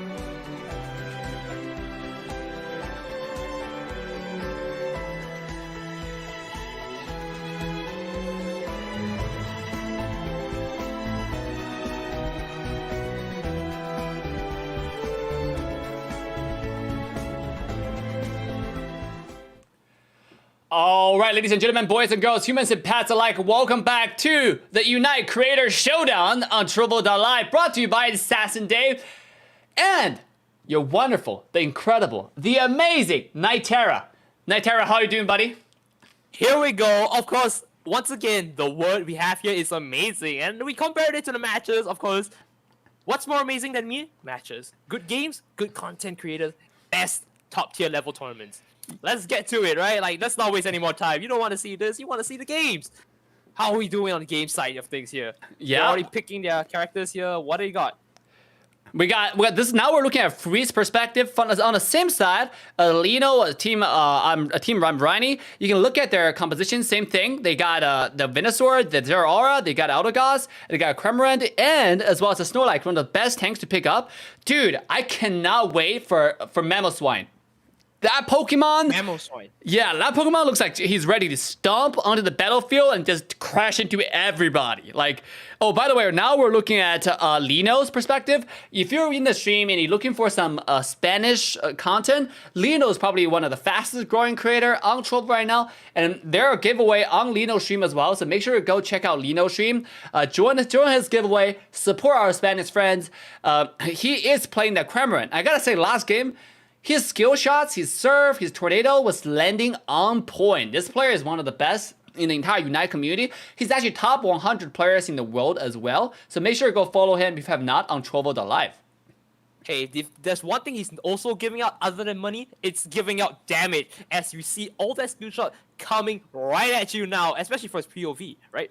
So let's just see what he can do from this. Oh, what is going on here? I do believe their teams are a bit bugged out. Disconnect here. They're not moving right now. What's going on this? Oh, are they giving him the free win? Is this what we're seeing? No. Is this the PM? No, it's no. No, it cannot be. No. No, I do believe we see a general consensus here. Of course, top lane, look, they're just going up. They're just not doing much here. Of course, you know. Oh, apparently a random player joined one team and they started, so they have to wait for 5 minutes and surrender. Oh my god, one of you out there, I want to say you're messing up a tournament, but also, very nice guy. We'll never see that ever again. Alright, don't do that. We want to see the match go on, right? We don't want to see like this stalled out 5 minutes, and of course that's unfortunate for us, but I guess, you know, let's maybe head back to the commentators and we can talk a bit about Yeah, I can't believe the tournament got trolled. You see, the thing about Unite tournament is right now, because there's no spectator seat, there's no spectator spot, so unfortunately, we have to require all the streamer to stream so we can watch their perspective to see different player from different lane, different position and stuff. So eventually, but don't worry, guys, because the spectator position is coming out in Unite very, very soon. In fact, in the last developer letter from the director Hoshino, I think I don't know how to pronounce his name. It's Japanese. I think it's Japanese from Pokemon. Let's go. Yeah, he said we're gonna have the spectator seat coming up. So don't worry. The next tournament that we host right here on Trovo is probably gonna be that. The juicy spectator seat that we're not going to require all the streamers to stream, so it's not going to be very chaotic. You're probably not going to have random players jumping in to crash the tournament like this. Unfortunately, this tournament is just, again, like when everybody's streaming, you have their stream lobby on stream, and that's just what it is. Like sometimes you're gonna get like, you know, stream crashers. Yeah, but hey, you know what? Let's not talk about the production. Nobody wants to hear that, right? Yeah. Right. Let's talk about this. Dave, what character have you been wanting to see in the tournament today?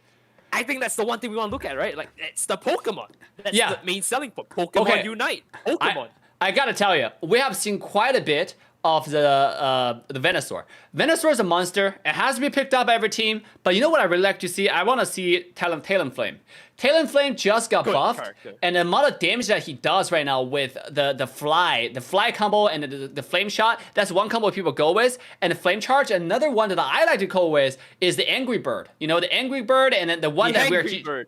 Yeah, he jumps behind the enemy Pokemon. That one combos so well because it resets your skill 1, where you can do that skill 1 twice every time you use the Angry Bird. And it's insane amount of burst damage. People have been sleeping on that combo. And I think I want to see that kind of Talonflame combo coming out in this tournament. Because so far, it's unfortunate because Venusaur is so strong. Like, Nitara, like, it's like you can't take out Talonflame because Venusaur is too strong. Like, you cannot give it out to your enemy without your team taking it also. That's of course true because, hey, if you want to be the best here, and of course money is on the line, right? You got to do your best. But that's also why this guy's not in, and I'm really upset. Right, Lucario, kind of a busted character. Is a blender in his own way now. If you have the ability to use E-Speed, if you don't know, you have the ability to do almost infinite damage when you hold down the button, the A button, because you spin multiple times, do massive amount of damage, almost like a mini Leaf Storm. So, unfortunately, we don't see him. But hey, Talonflame, definitely a pick I would definitely want to see. But my pick, of course, would have been to see the Mamoswine, which unfortunately isn't out yet. But hey, if Data Miner can do it, I think dude. one day, right? Yeah, you're absolutely right. Mamoswine is going to be another epic pick that I really want to see. Mamoswine is going to be like, it's going to be awesome. I made a video talking about specifically a Mamoswine's skill set review because apparently there's certain creators in the Asia server, they already have access to some kind of advanced server. I don't know what it is. Yeah, they have access to this test server where they get Mamoswine. The reason why I know this because if you go watch that video, it's not like they got a like kind of raw footage from the like leaked footage from the official channel that didn't have name on it. Yeah. The footage that they have their own channel name as their character name. That means they probably created an account in that advanced server. Yes, it's absolutely insane. And I look at Mamoswine skill sets, dude. That character seems I think it might Insane, even right? replace, it might even replace Snorlax dominate like a king spot right now as a support choice. The engages, the qual control, the team support, the ultimate. He literally has 3 qual control skills. If you look at like the big fruit Snorlax, right? Like the fruity squash Snorlax. This character only has a knock up with a slam. He has the ultimate that kind of knock people up, and then he has a push. But mainly he's just a big fat tank where you cannot kill, right? That's his whole thing. That's why he's strong. But if you look at like the Mamoswine, that character has 3 quad control skills. Skill 1, skill 2, his Unite move. They're all quad controls. And he can push people around, he can shove people around, he can pick somebody up, throw them back and push them, and then use your ultimate to stomp on them. Like what Someone agrees with me. Yeah, what the freak is that Right. character, man? Like, I keep thinking about it, and I'm like, you know, there is some level of, like, design choice that goes into it, and I'm like, yeah, this makes sense. I think in canon, I do believe Mamoswine is actually bigger than Snorlax. Yeah. And so it makes sense that he has more bulk, more strength to, like, lift them over, throw them back, right? Like, hey, you wanna Okay. go this? Woo! So Nitera, Right. apparently we're comparing sizes now, huh? Hey, I'm a bit small. I'm coming in at, I don't know, like 5 foot tall, maybe? Oh my! So, hey, don't make me Wait, do hold that. on. You are 5 feet tall? No way. No You way, look- right? You look at count. least 7 feet. One. You look like a slim and tall. Okay, about a seven maybe, like a low 7. Low 7. Oh my god. Oh my god. Okay, so we are getting the second game setting up right now from all the players, guys. Make sure to go to your favorite teams and go share them off, support them, because like we were talking about, there's a total of $3,000 worth of giveaway that's spread around the entire Trovo community right now. It's spread around all the streams. You can go and sign up for any tournament, any giveaway you want, and really gain some really, really juicy prizes. So we're gonna have our game set up. So we're gonna take a short break right here. Do not go anywhere. Get your popcorn, get your soda. We'll be back in less than a minute.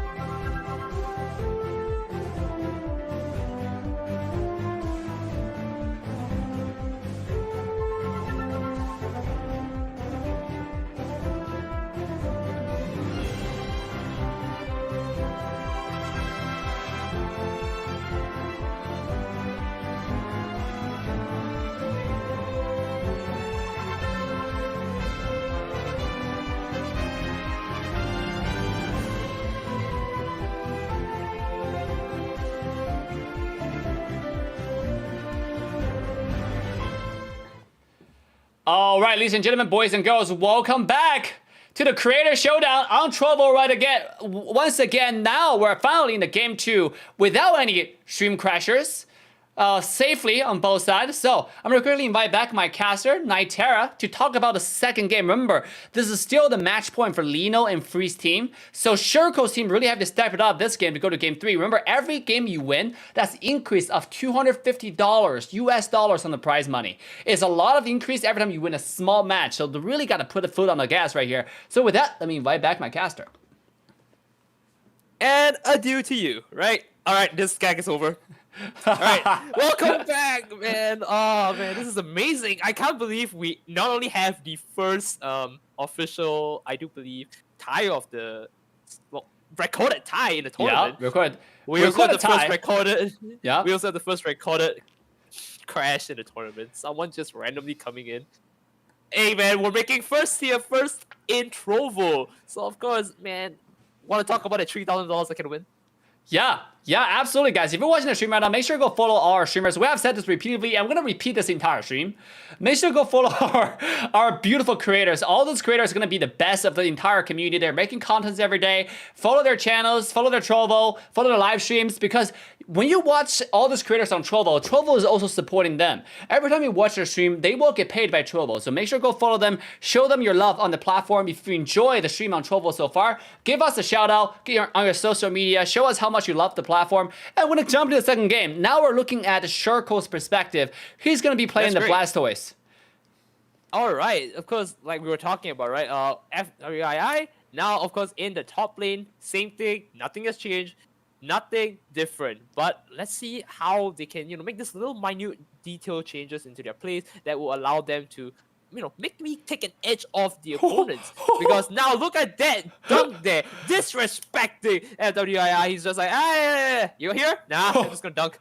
And of course, FWII takes respect to that. It's like, all right, I see you. I'll raise you one. I'll take your support down. And he's almost gotten it. Look at that. All very low here. Already going to their berries. Nicely done. What's going on with the free 1 versus 2 right here? I mean, like, Tara, why is Zero Aura so strong? And he got a kill. Why is Zero Aura so strong? We talked about this before, right? Like, he has the boosted aura attack, giving a lot of sustain when he attacks, and of course, he gets healing from that. But remember, he has high damage as well. The assassin-like character, the Thundercat. Now they go roar. Of course, let's see how this goes. Really now bend the back here, back foot, right? He's supposed to be the level 15 carry, but now he's of course playing catch up in the top lane because, well, FWI just went down, and you don't want to be in that position. When you're really, you want to be level 15. You want to be taking and stomping them, but I think this time, maybe just this time, Crashy might be the one to be level 15 first and stomp them instead. Mino like you, Mino stomp you. So let's see how that goes. All right, let's go ahead and take a look at Free's perspective. Again, all those players you're watching right here, they're the top players in the entire Unite community. Watching right here, Free is one of the best Greninja player in the entire world. And obviously, in this creator tournament, he's taking on the side lane role. He's taking on a top lane role on Zero Aura. And I gotta say, he's absolutely popping off. Now remember... Go ahead. Yeah. So you were saying? No, you carry on.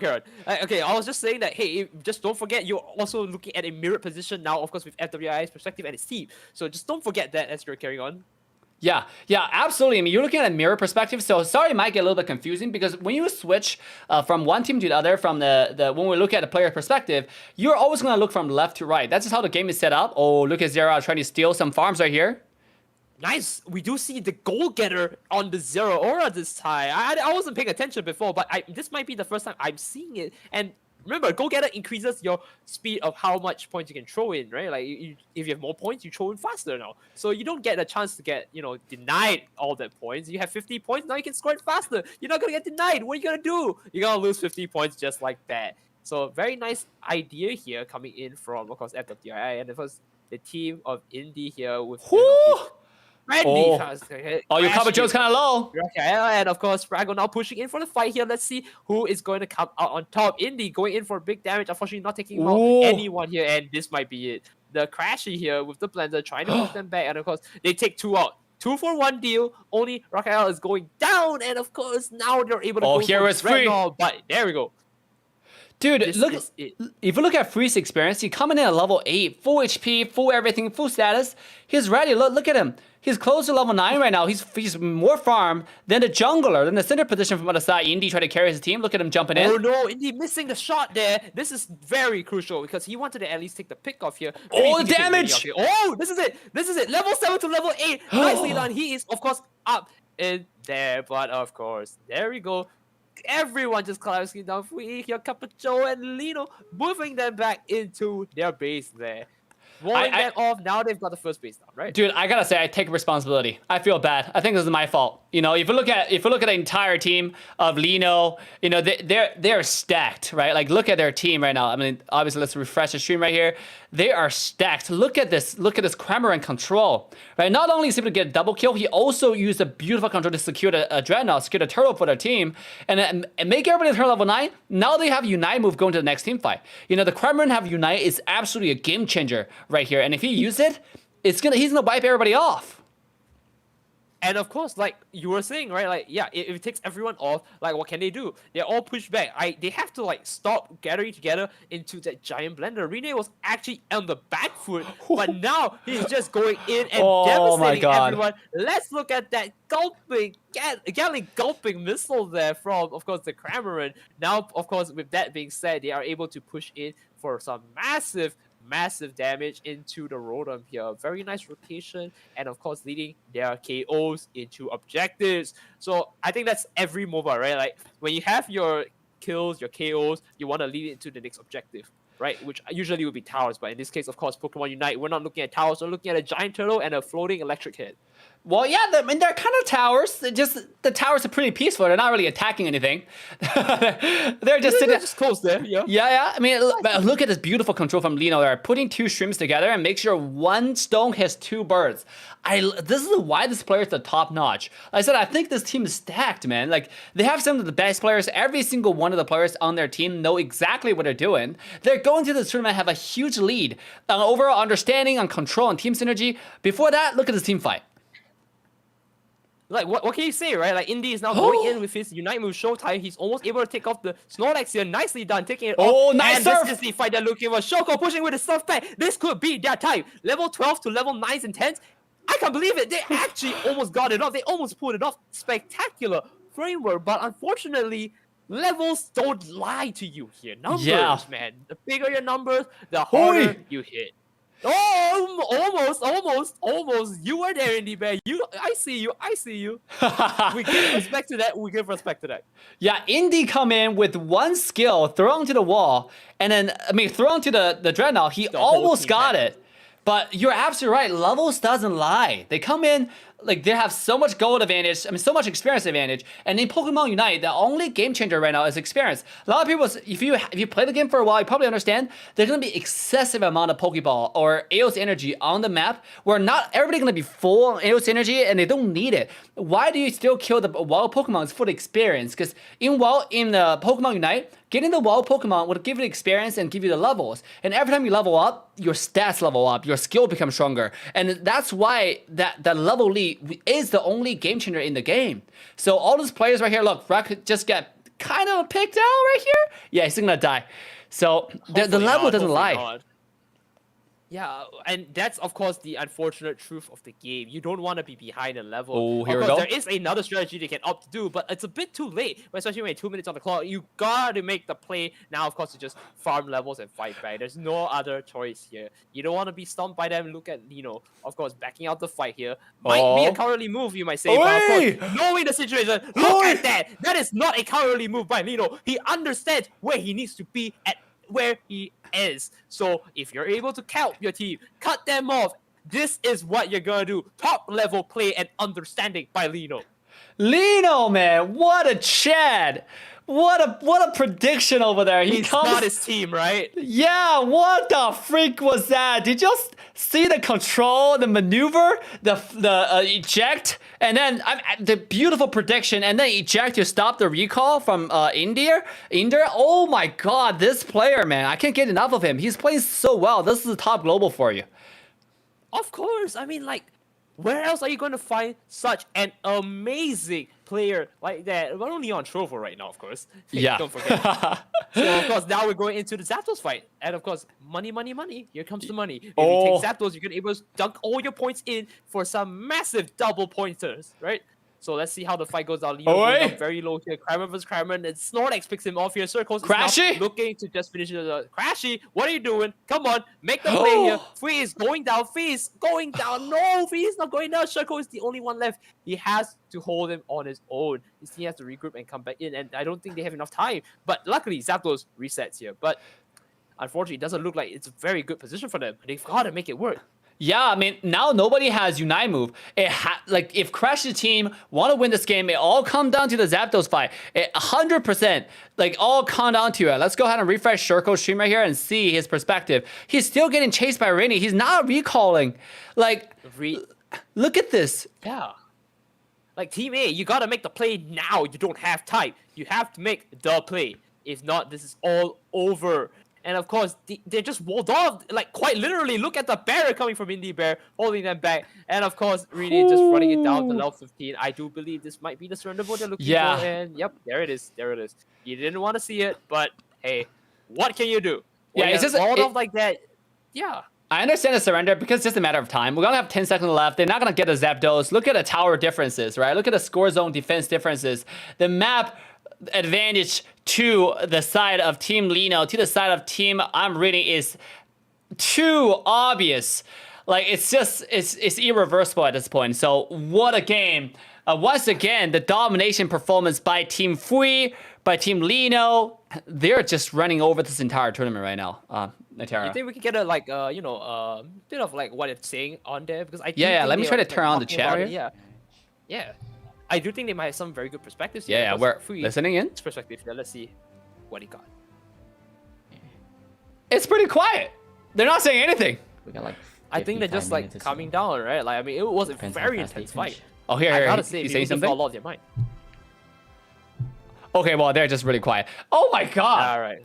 Can you believe that? But they are just so quiet throughout this entire tournament. But yeah, somehow they're winning. I guess this is the quality of the top players. Right. They stay quiet, they think about the game, and they win. They have this unspoken bound among the players to be able to win this.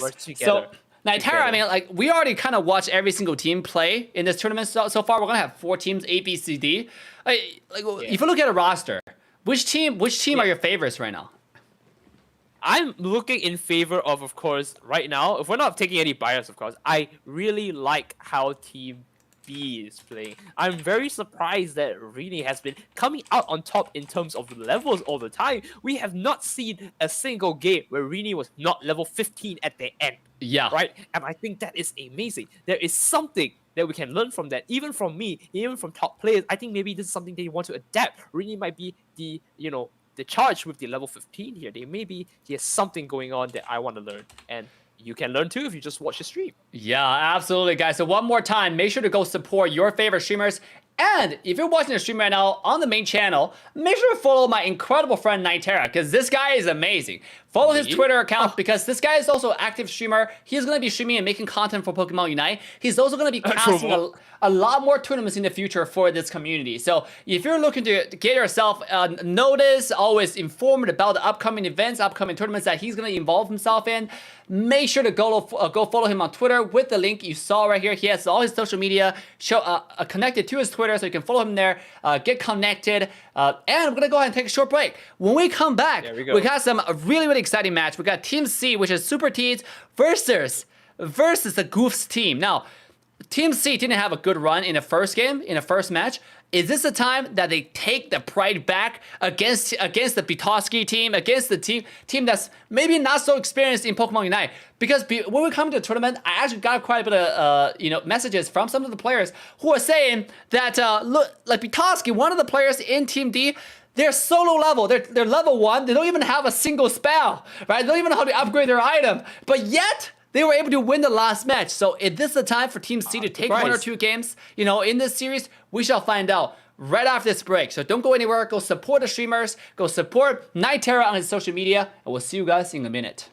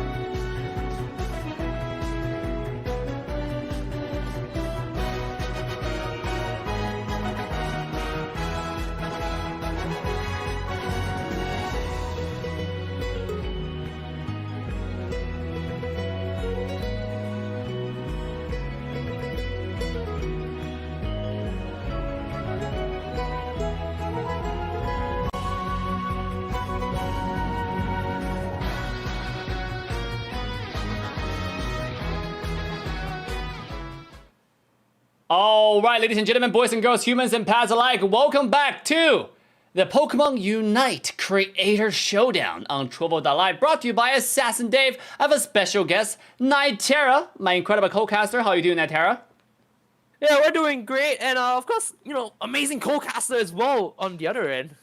Can't wait to see that handsome face one more absolutely. time. We got a lot more going in, right? You see, the thing about like me not talking about myself, because like everybody knows who Assassin Dave is, just too good. I'm just kidding. True. The next game is already happening, guys. We got Team C versus Team D, and this time we're gonna see some different perspective that we didn't see before. The game is already happening right now, and I already see the draft is getting interesting. So without further ado, let's quickly jump into the game from the Red Love's perspective. Of course, Red Love once again coming in, this time with Absol, a pick we have not seen, and of course, that is amazing. So I can't wait to see how Absol's gonna play out. His high massive crit damage is amazing, and what can I say? Yeah, this is something that, of course, we haven't seen, and we'll figure it out, right, as we go. Yeah, guys, and if you're watching the stream right now, make sure to go ahead and follow Red Love. This guy is also a dedicated streamer in the Pokemon Unite community. He streams every single day for about 10 hours on Trovo.live. So make sure you go ahead and follow him, because this guy is insane. He's funny. You're going to have a blast watching his stream. And he is also a master, top player, a lot of points. So go follow him. He plays almost everything in the game. Whatever you want him to play, he goes for it. So go check out his stream. And obviously, he's taking on a jungle role for his entire team. This is the team that they're trying to win a tournament with. Now, they have Super Tees. Once again, going to the bottom lane, they're doing the 1-3-1, and then this looks like he's waiting for the buff. So this game, Nitera, which team are you rooting for here?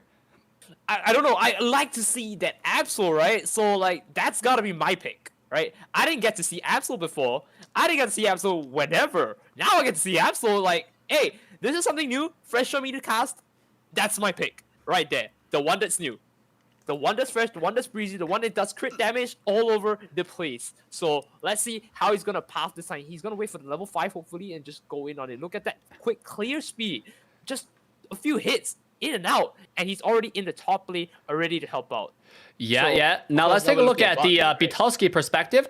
This is one of the pro player from other games coming to this game right here. Now, obviously, if you're watching their stream, you can just easily look up their channel, okay? On Trovo.live. And again, there's a total of $3,000 giveaway going on all around the table right now. If you want to join the giveaway, go to those streamers' channel and go follow them up. Watch the stream over there. Click on the treasure box right under the stream, and you can enroll yourself for a chance to win a $20 gift card. No matter it's an Apple Store gift card, no matter it's a Google Play, whatever you want, whatever you desire, you got it. So now it seems like 2 people on the bottom lane going against 3 to 4 targets. Oh, somehow Bitowski actually secured a little pig right there. And there we go. You see that level up right there, leading into the evolution of our first Pokemon here in the London Ninetales, and now getting, of course, one of the new moves into, of course, I do believe Dazzling Gleam. No, Avalanche. All right, so that's a really spicy move, giving him a pushback and a wall, right? Yeah. I don't know how it's going to go down, but this would be amazing. This is typical Bitowski move. Even when in other games that he played, he was always the mage caster playstyle. Like, if you know anything about Bitowski, if you watch his YouTube channel, that's what he does. Now we come to the Pokemon Unite, he's doing the same thing. He's playing this character, and he's literally doing this, like the caster style. A lot. We know right now for the Ninetale, the aura well is the popular mode, but this guy doesn't go with his playstyle. Go with what he believes in. And I think that's very good, right? Like, as a content creator, that's what's unique. You gotta make something unique out of what you have. And I think Bitowski has solidified the fact that, hey, Avalanche is my go-to. Avalanche is my style. Where are you gonna go and get it? All right here. There we go. Look at that play right there. He's going to wait for his cooldowns, and let's just see a bit of how Bitowski plays here.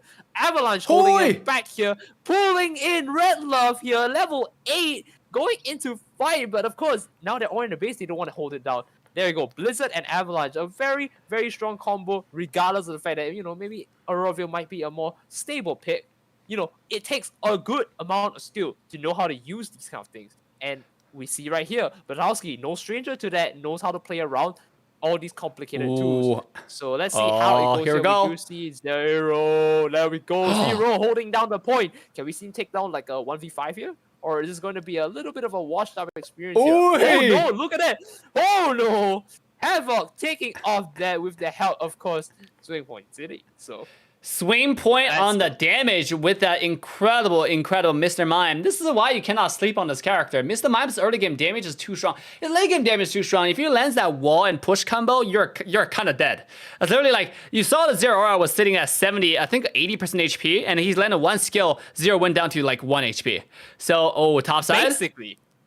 Oh no, that's a level 10, level 11 now. You don't want to fight that. Zero, I think he understands the situation and he's going to pull back for the barrier instead and regroup with his team before they go in. See, waiting with, of course, Goof here, the Venusaur, and of course Pika. Just trying to move up slowly, position themselves a bit better for the fight, but as soon as Havoc walks in with the Sing, he's going to walk back out. Oh, here we go! Now there we go, that's the position. No, unfortunately, Pika almost had that steal there, but you know what? Still no more today. We're gonna see the team push in with Rotom. Goof is trying to deny them, and of course Zero now with the Unite move here, trying to get back the level 10 into, maybe a potential team wipe. Zero very close to death. Unfortunate. We saw that she pop up for a split second and got deleted. Sanji showing them, alright, Venusaur superiority. Let's go with it. Oh my goodness! Look at all those plays. Listen at both sides. They're making those plays. Zero got 2 kills. He almost got 3 kills, but unfortunately he was going against the Venusaur, and that character is just a little bit too strong right now. So let's go back to take a look at Havoc perspective. If you haven't followed Havoc right now, Havoc's also a streamer on Trovo.live, so make sure to go follow him, join his giveaway. Again, there are tons of giveaway all across the entire platform throughout this entire tournament. If you have not joined those giveaways, this is your time to join those juicy giveaways before that tournament happening.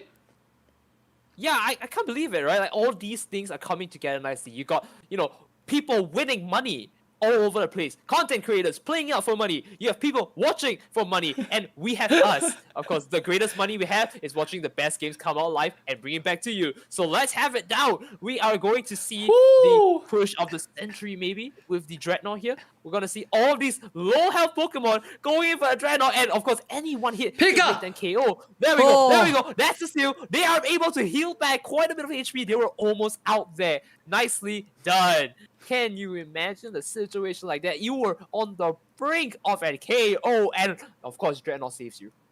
He almost got it. He almost got it on the steal with the body slam, but it's just missing just by a little bit. I gotta say that has to be a shame. But Pika did his best in that fight over there. 1 versus 4. If he just went in just a little tiny later, he might be able to secure that objective for the team right here. And by the way, this game we're seeing Blissey played by Super Tease right here. We know the first match that they played, Super Tease was playing the Autogloss. So now he's on the Blissey, and you can see the difference, how much difference they're making right now. Is Blissey just that strong? Maybe so, because I haven't seen a Pokemon like that, and Blissey is, of course, putting in the work. But maybe that's just Here we go. And of course, the player is making them shine fervently, just like that. But of course, let's look at more of the plays here. We do see Red Love with the Absol going in on the Blastoise here, making the play that he needs, picking off now against Snorlax into Blastoise here. There we go, 2 of them down. Bukowski, again, with the mage kind of build, you don't want to be in that position, you don't want to be close to them, you want to be far away, pushing them back, doing damage, and giving yourself, more space to work with. There we go. Now, of course, able to make it out doesn't mean it's a good situation for you because, hey, you're not getting XP. They've just pushed you back. They got 2 KOs. You don't want to be there. You want to make up for the XP somehow. Go and farm your jungle. Go and farm their jungle. Farm something. Something to make this comeback. And of course, Red will be spawning in 20 seconds. Yeah, 3 minutes left in the claw. You already saw just now the notification says Havoc's team is in huge lead. You're looking at obviously Wigglytuff's perspective. This Pokemon is definitely tier S right now with the Sing Engage, with the ultimate that it has. I mean, I don't know the actual gender of this Pokemon, to be honest. I'll say it. Oh, it's going in with the Sing.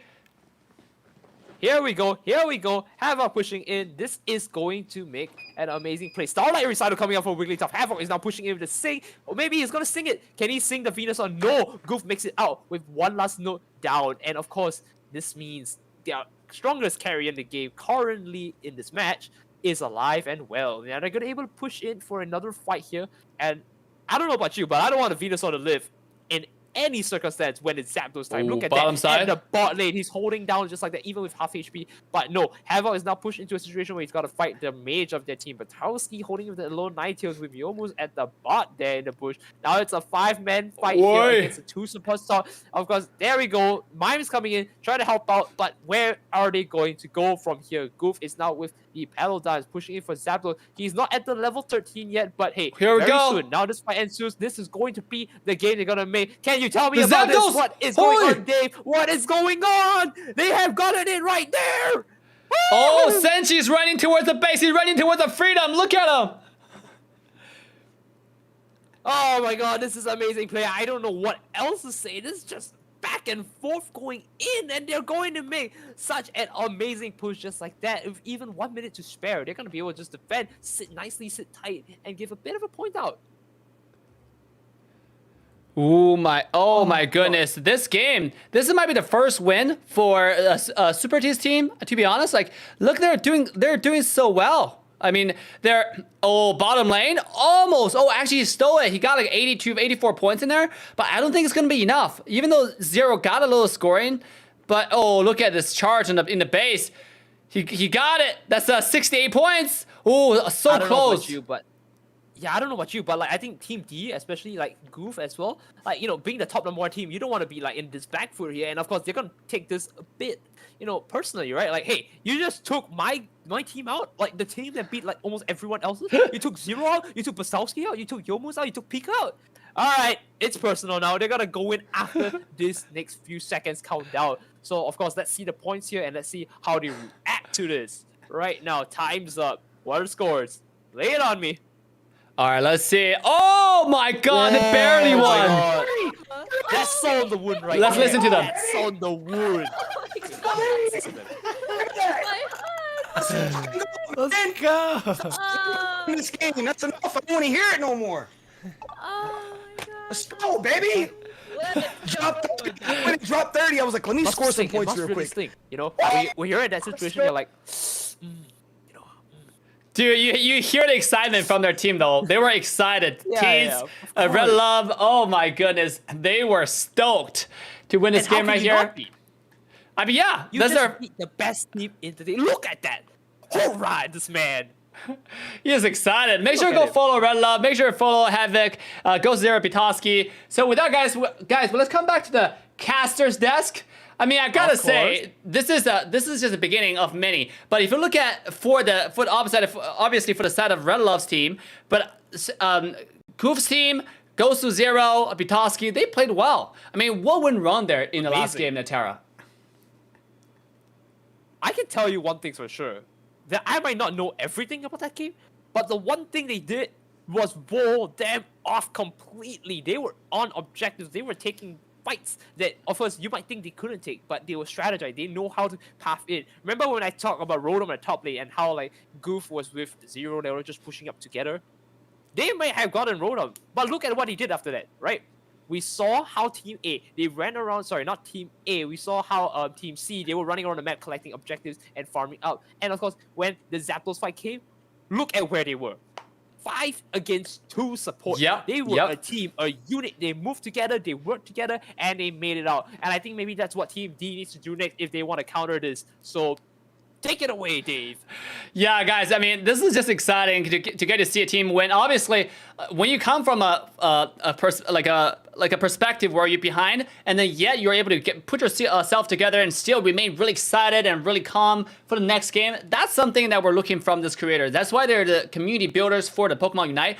We're just lucky to have so many positive creators in the community. I know a lot of other games, so you have some really toxic creators, but for Pokemon Unite, we got some really good creators. And make sure to go ahead and follow them on Trovo.live. With that, we're gonna take a short 1-minute break so we can set up for the next game. I will see you guys right back. Don't go anywhere. Get your popcorn, get your soda, and remember to go to Trovo and join those juicy giveaways. $3,000 on the line. You do not want to miss it. We'll see you guys in a minute.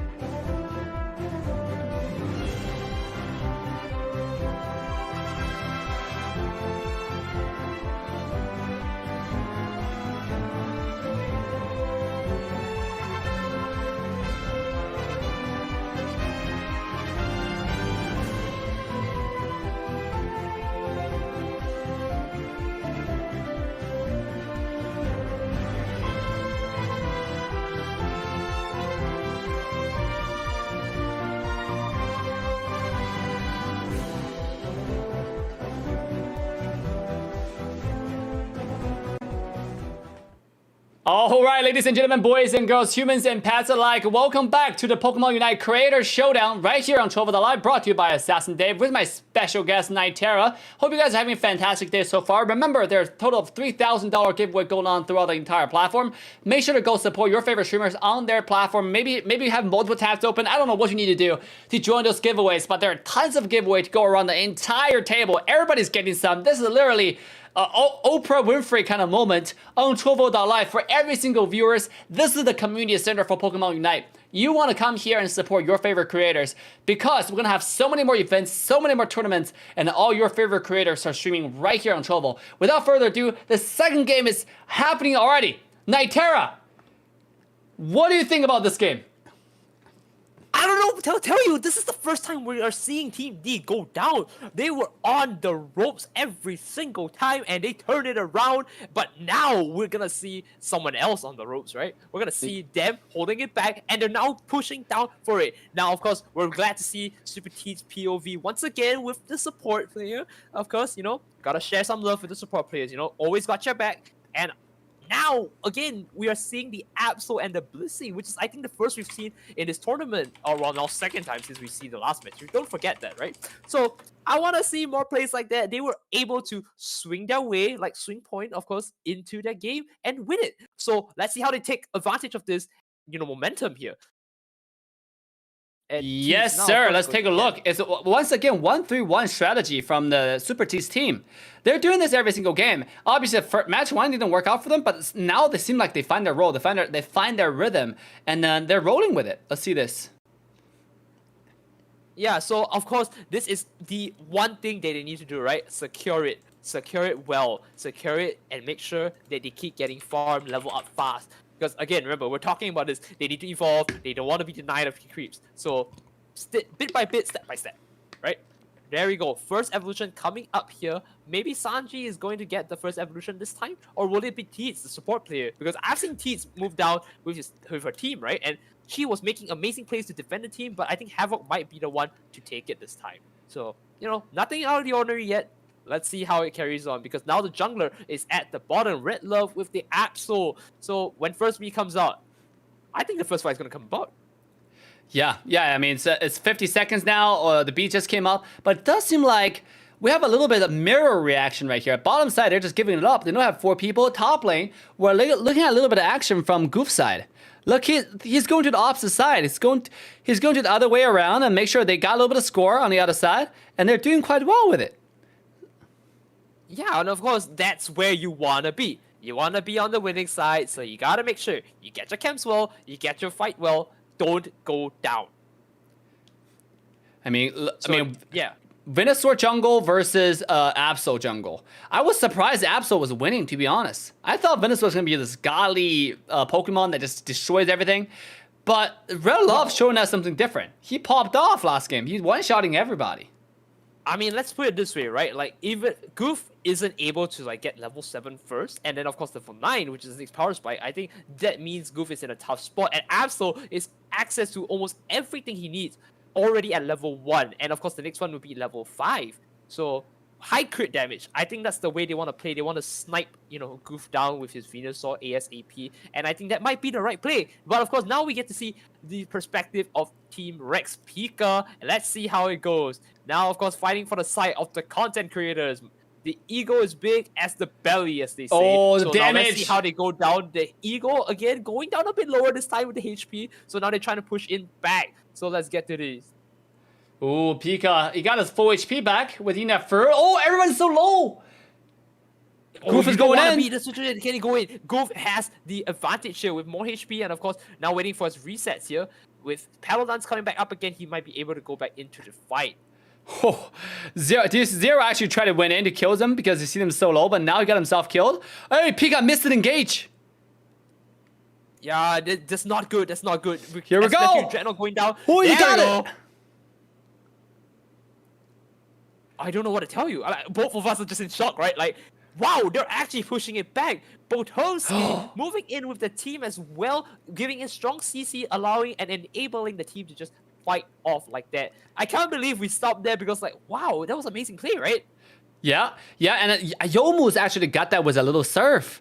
You know, what we see a lot of time with Blastoise is we have Blastoise going to the jungle with the, before this mobile version come out, we have Blastoise going to the jungle with the super spin and then the skill 1 combo, the Rapid spin into water spout, right? Yeah, water spout into rapid spin. Sorry, I had a brain fart moment. But now you have like the Blastoise going the surf route, and it's doing quite well. Like to be honest, I personally like the surf route a lot better because of crowd control. Because you can push people so far away. If you push people onto the wall, they're gonna be constantly knocked into the wall. They cannot do anything.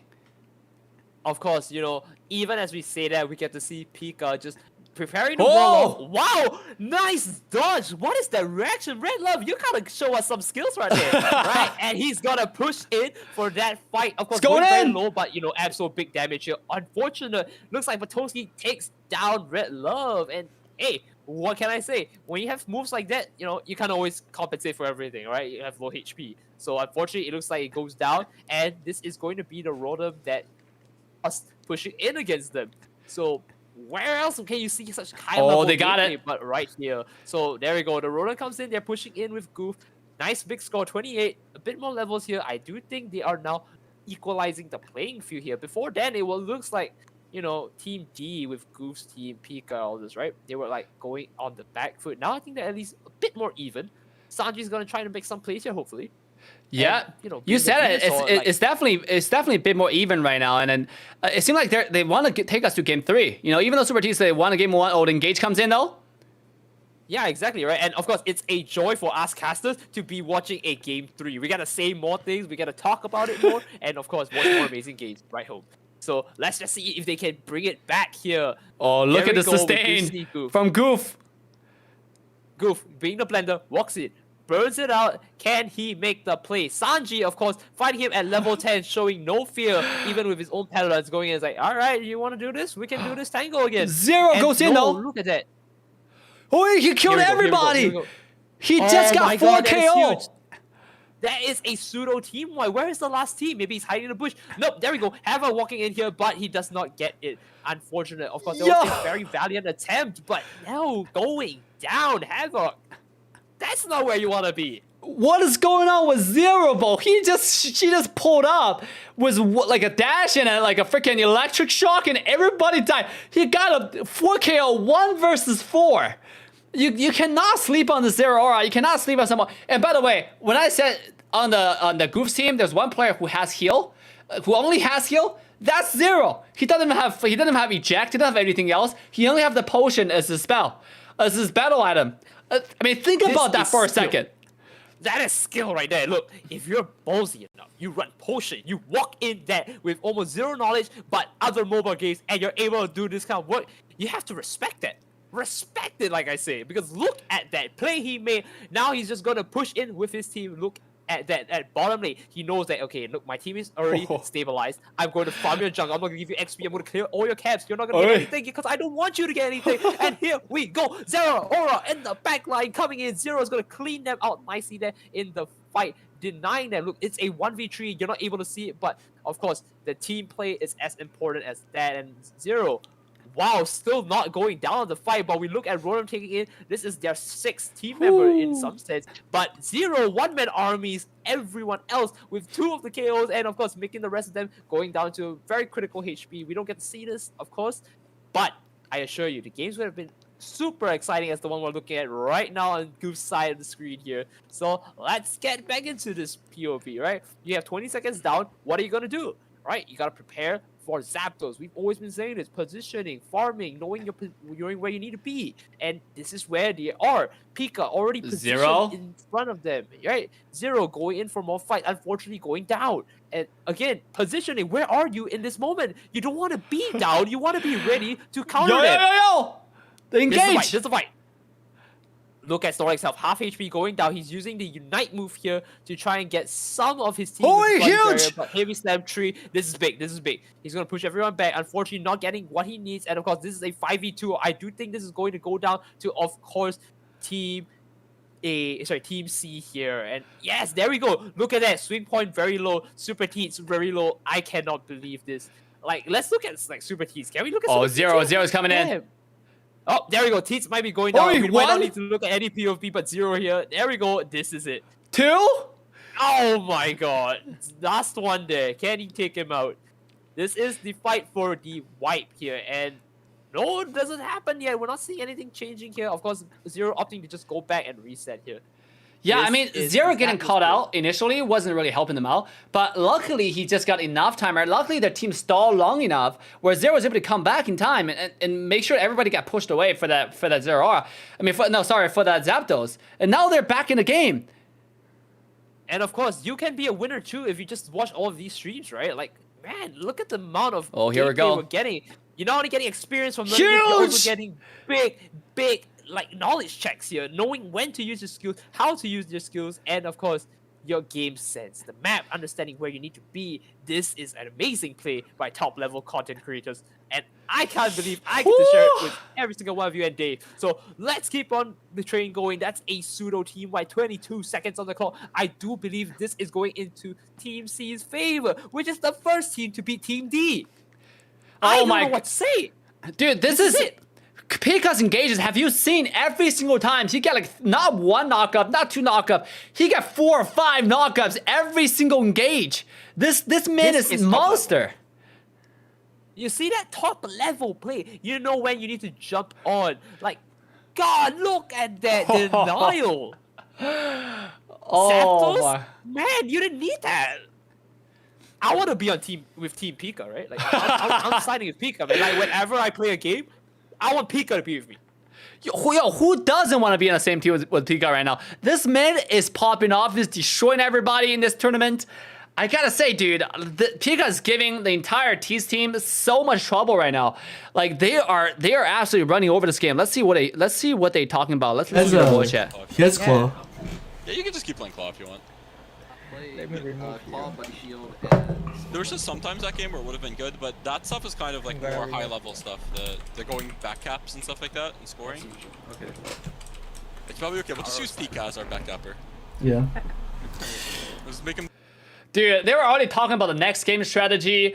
Dude, this team's are ready. Let's go ahead and come back to the caster's desk.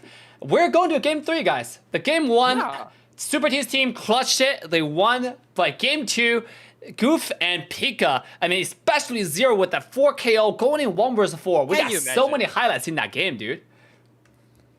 Like, I just want to be that guy, right? And say that, you know, I want to see X team win or Y team win. But when I look at games like this that bring me to game 3, I just drop down to my knees, man. It is exhilarating how they are going back and forth. And we're finally getting to see a team that actually can compete against the dreaded Team D. And of course, like, dreaded stands for D, you know, very correlation. And of course, Team C, of course, with the Crusade. Going back into the fight, they're trying to take Team D out. This is the story I've been waiting for when I'm casting games like this. And what about you, Dave? What are you looking forward to, right, in this fight now? Game 3, man, I don't know, because in game 1 we already saw that Tease, Sanji, their team got what it takes.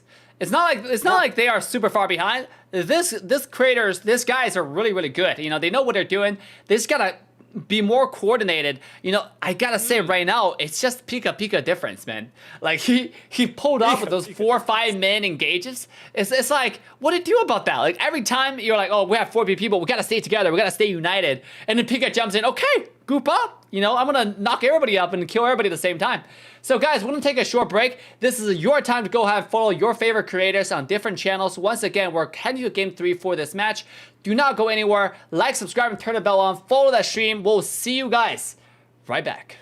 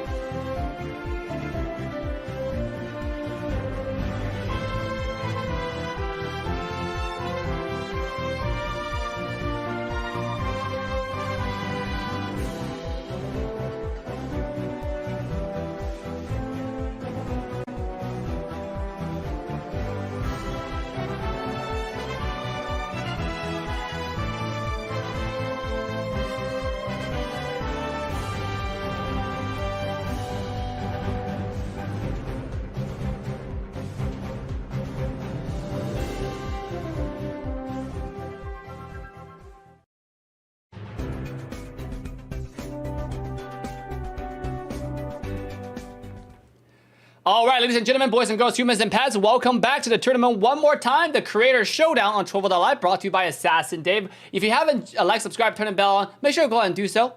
Make sure to follow, make sure to come here and watch all the creators because a total of $3,000 of giveaway going on right now until the end of the stream. The tournament is definitely so exciting. Me and my incredible co-caster, let me quickly invite back the incredible Nitera to show you guys what's going on. How are you doing, Nitera? Yeah, we were talking about like the past few games, right? Like, oh my gosh, the first time we've seen Team D back on the back foot, and now we're gonna look at our first game 3.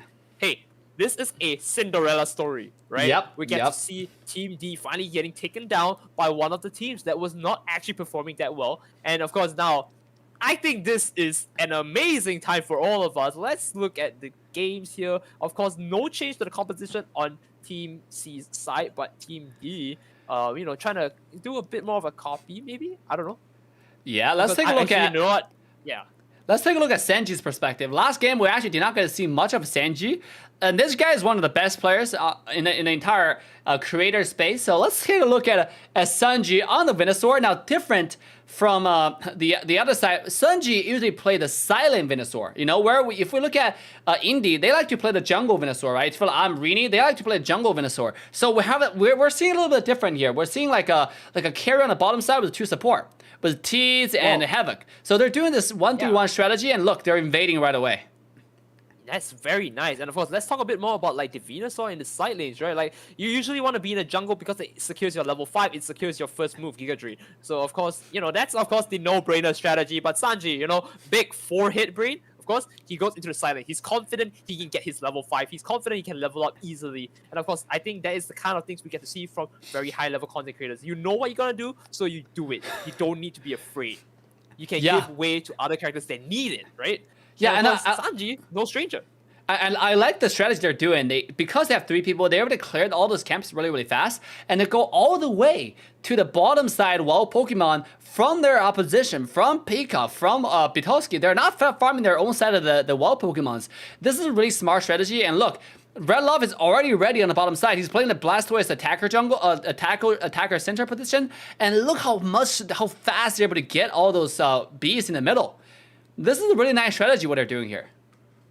Yeah, exactly. So, I don't know about you, but I don't think we've ever got to see the builds. I want to speculate a bit, because I feel like Sanji is, of course, going in with a more like damage-based build, right? More sustained damage-based build, so I'm suggesting maybe a Focus Blast in there.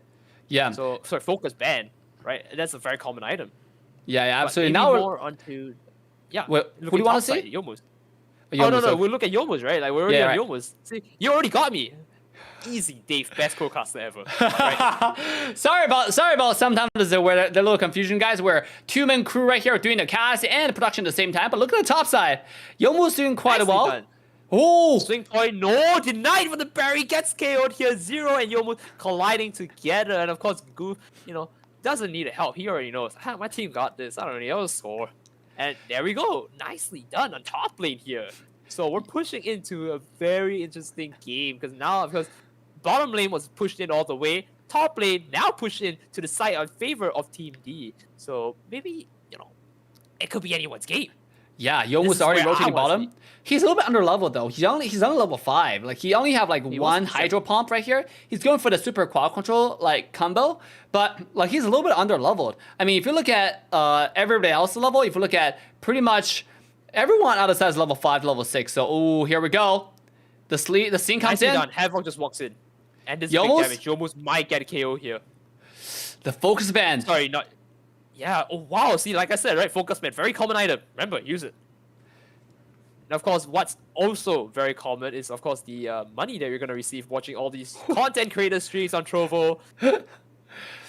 Very good segue. Yeah. Make sure to join the giveaway. Have not all the streamers. Oh, look at this clash.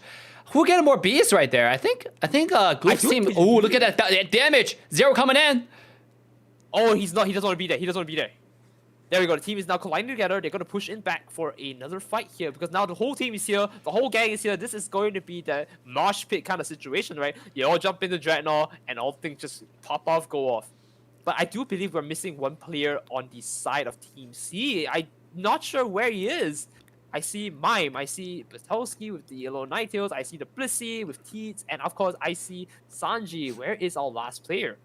Ooh, let's take a look at Super T's perspective, and maybe we'll get that question answered. You're absolutely right. Yeah. Ooh, look, they're scoring. It is a 5-on-5 on the bottom side. Maybe we're just having a little bit delayed stream on the other side. It seemed like they won that team fight. Let's go to Petoski's stream and see exactly what happened here. Yeah, look, like the bottom already lost. Now everybody's rotating to the top side. We have a delayed stream from Phil and Yomu's stream apparently. That's something that we're not aware of. Yeah. Yeah, but like, let's look at this here. We were talking about Batowski, right? A very mage-like player. And again, running this time with the Dazzling Gleam and Royal Field, very big change here. Maybe he wants more card control, right? So this is how it's going to work out. Oh, here we go. Here we go. Where's the aura? Well, here we go. Petoski throwing that quad control in. Now they all attack the freezes.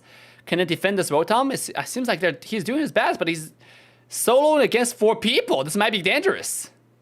Yeah, you don't want to be in this situation, right? Like, here we go. Of course, we're looking at a very big white with the roll up into points here. Nice overcap of 20-ish points, I believe.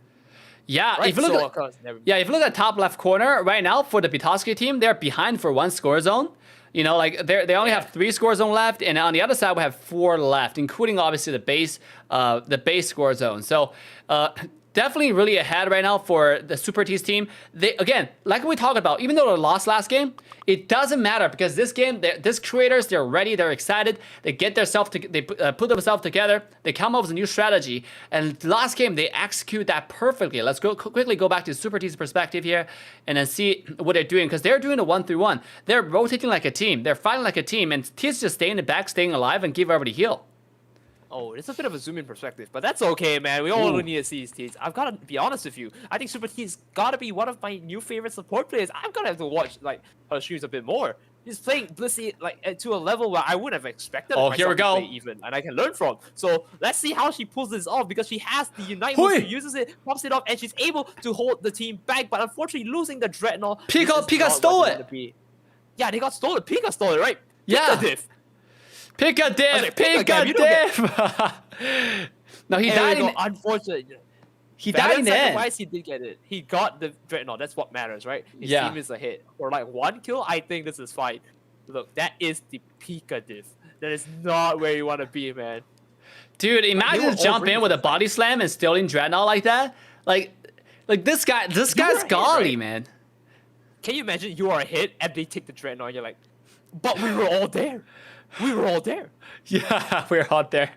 Oh, Zero's going on Teats. He doesn't like Teats. It's going in. Oh, Havoc's 1 HP though. Oh, that is all low. They're all low. They want to be ready to like get out. No, Havoc goes down here. Unfortunate. Zero is now chasing Teats into a Blastoise here. Can the Blastoise protect Teats? And of course, you know, sometimes you need a little bit of support from your teammates, and that's where we see Blastoise moving in. Nicely done. Here it is. Now we got now everybody's farming. Right? You can see Super T's side. They're just taking a slow. They're purposely giving that away because they know, like, I mean, T's cannot do anything by herself, right? She's not going in by herself. So I like this patience coming out from Super T's team. They have to play patient right now. They cannot take it fast. Even letting this guy just go in. They know that probably most likely Petoski team is not gonna score here. So woo, I take my word back. That's a 40 going topside. I take my word back. Yeah, you're right. You're right. Of course, 80. T's is now puffing bot side. You know, we see the timer run down here. Maybe they can take the last Dreadnought here and, you know, secure a bit more EXP to, you know, boost themselves out, which of course is a very, very good strategy. That's what they want to be. And Batowski, of course, moving down with them. Let's see how they're going to end up. With the team now, we of course see Zero nowhere to be seen, of course. And you know, let's take a look at Zero's perspective here. Well. There we go, Zero coming in with the fight. Unfortunately, just backing out just in time before the whole team collapsed on him. Very nice play right there. Taking a bit of chunk of damage off them and, you know, preparing for the next engage. He also has Plasma Gale, which is able look at Zero. So let's see how it goes. Zero's waiting. He's behind everybody. He's really patient. Now he's going in. Pika once again with a 3-man knockup. Here we go. Let's go. Let's go. Zero going to Plasma Kill soon, I hope, because that Unite move is going to do a bunch of damage, but he is a bit behind on levels. A level behind, he's gonna just let his teammate go down, I think, and like just reposition himself. Oh, here we go, here we go. Which is, of course, the big damage. Doesn't reach it, then just goes back. Okay, that's fine, that's fine. He's gonna wait for a better chance to do this. He knows how to pick his fights, right? He's a very good assassin player. We want to see him take it off. There we go. Oh, he's going on. Can he go? Plasma Gale coming in. Sanji's going down very soon. No! the assassin player assassinated by his Yeah. own assassination target. That was really good play from Tiso over there to keep him alive, but at what cost though? Even though Zero went down, but the entire team of Zero able to wipe the enemy team off, and now they have a super good timing to go score on the bottom side, or potentially take, or maybe this is still very close. But I mean, if you look at total score zone, it's pretty even, but I would say that Zero's team is still very far ahead.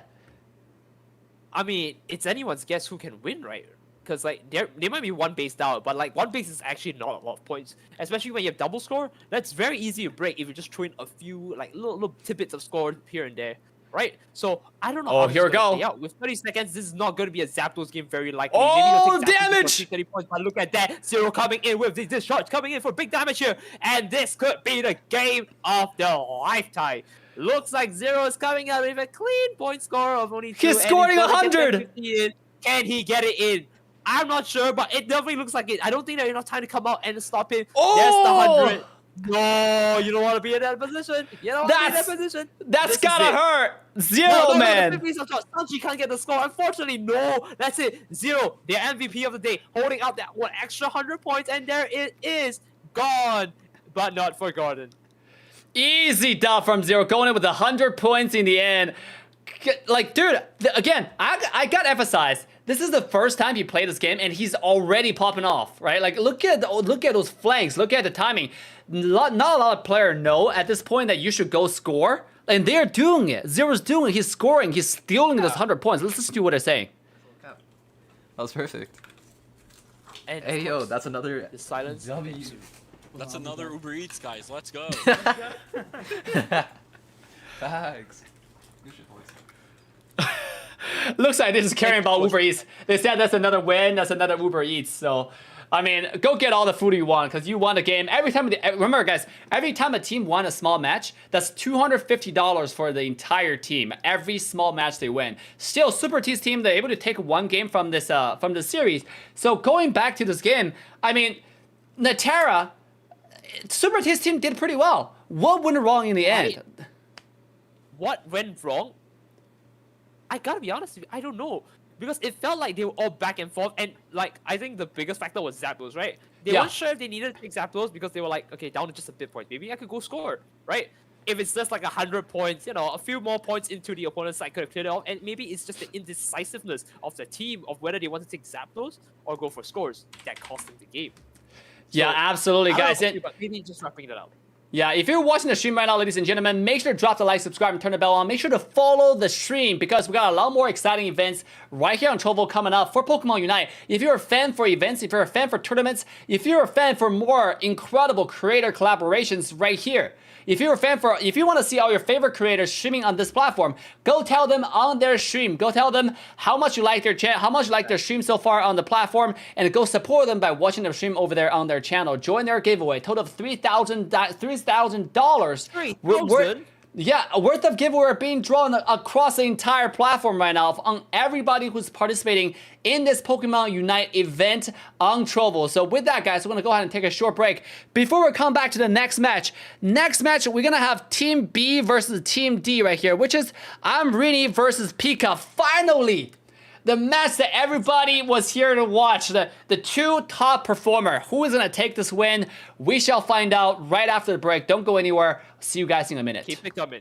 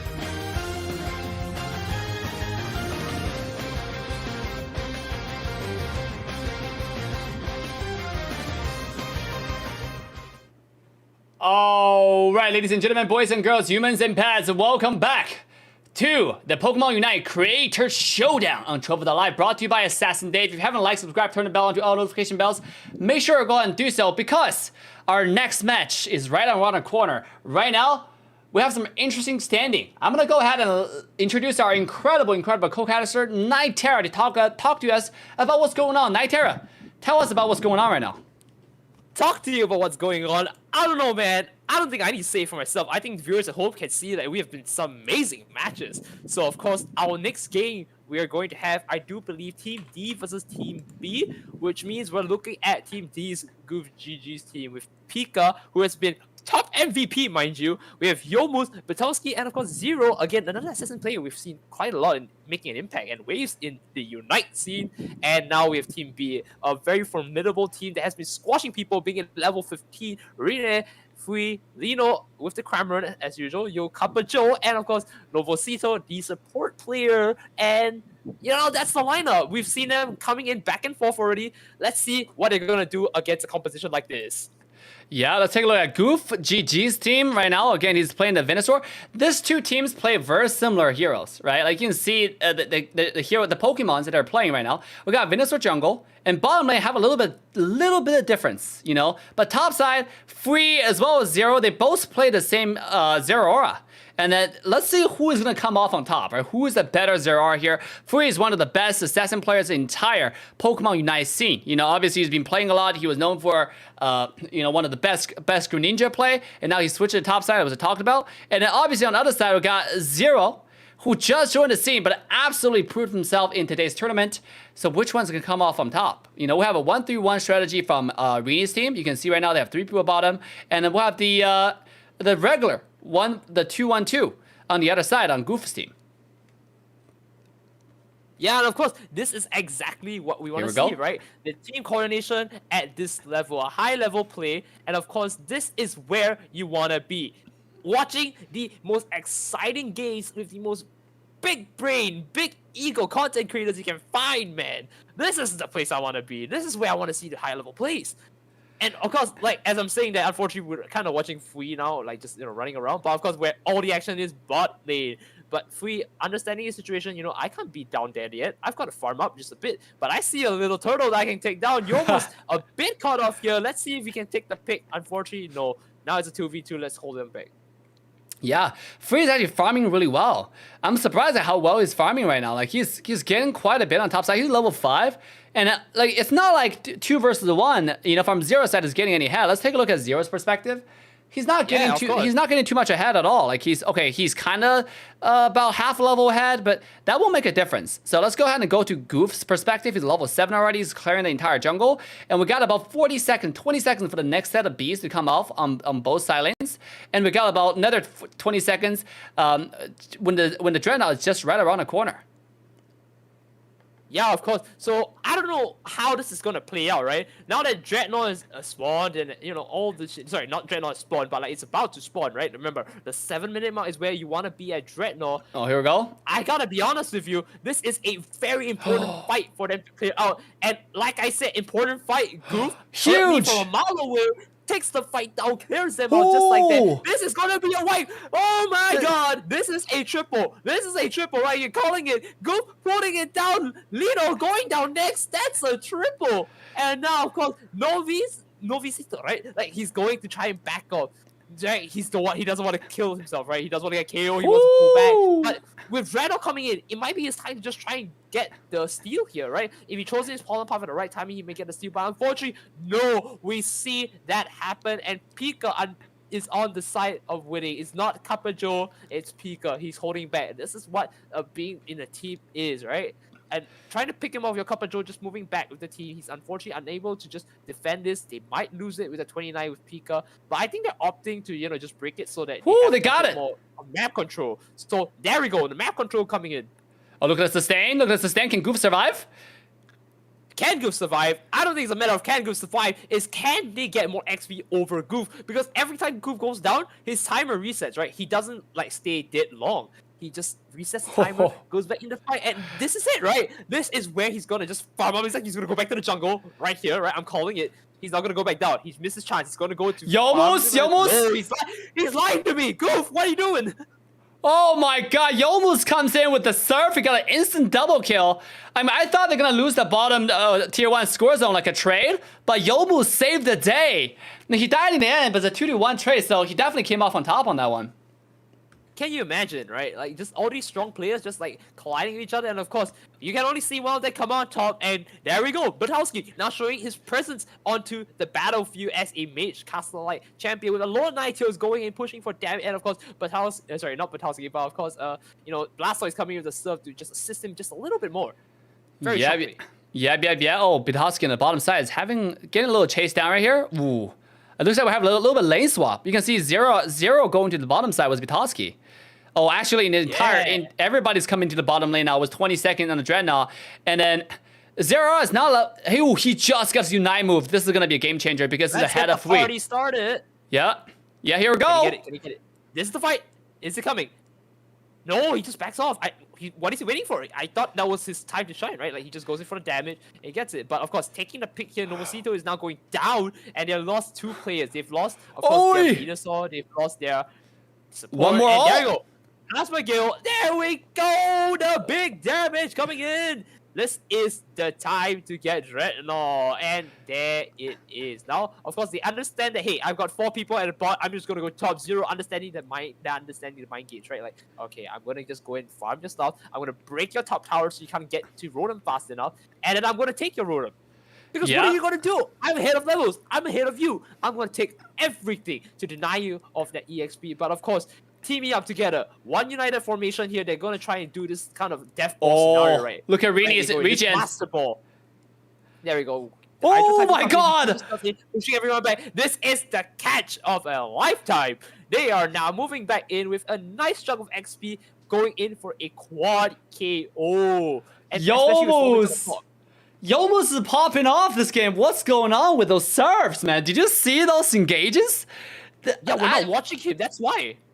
Right? Like 2 minutes delay? Yeah, now that he's not embarrassed about 2 minutes delay, he can play with an open mind. Man, we did him a disservice, like, trying to stream his POV.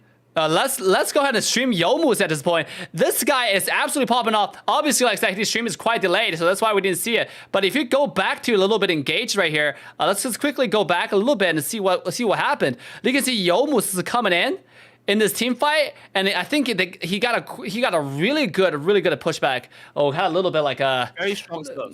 Oh, a little bit laggy stream right here. So let's just go back to 0. But here we go, 0, right? Yeah, you go back to 0, and the first thing you see, of course, 0 being the assassin, right? Just going for kills, going for the kills. You know him, and of course, assassin slippery, moving out, waiting for Goof to back him up.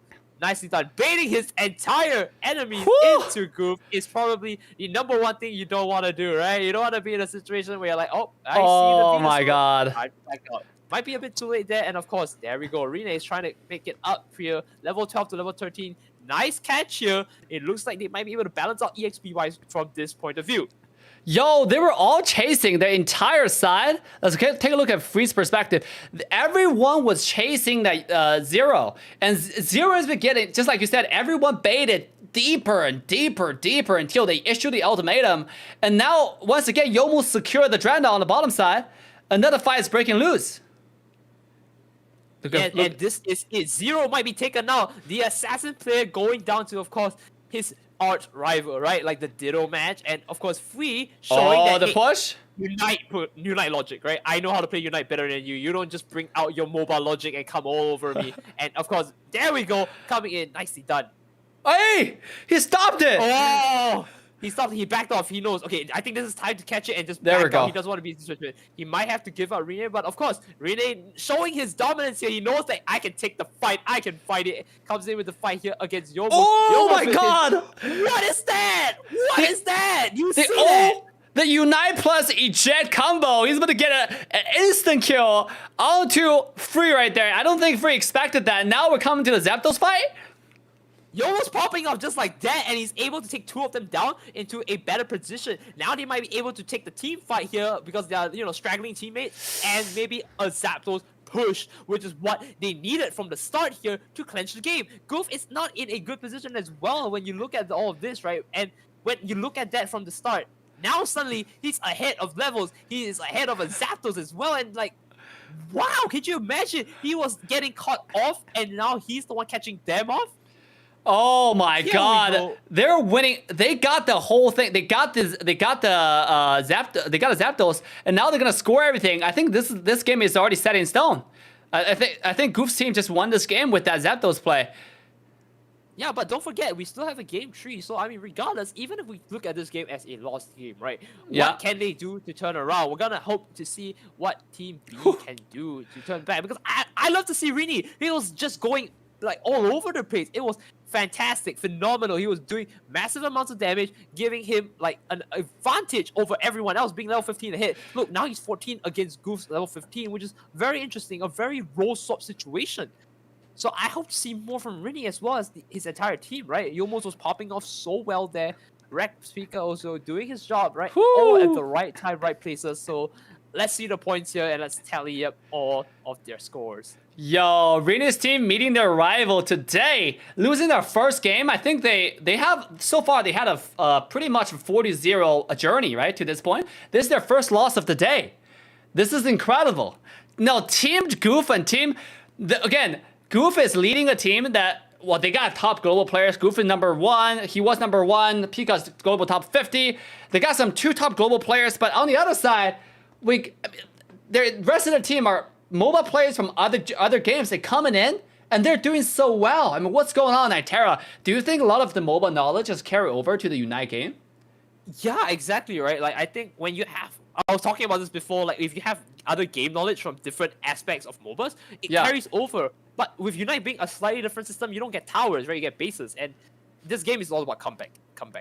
You break one tower, you get, like, 3 auditors on the side, and then, like, boost your XP gain suddenly. And then suddenly you're matching levels again, right? Like, so I think there's a level of understanding on the part of Fee, right? When we saw him fight Zero.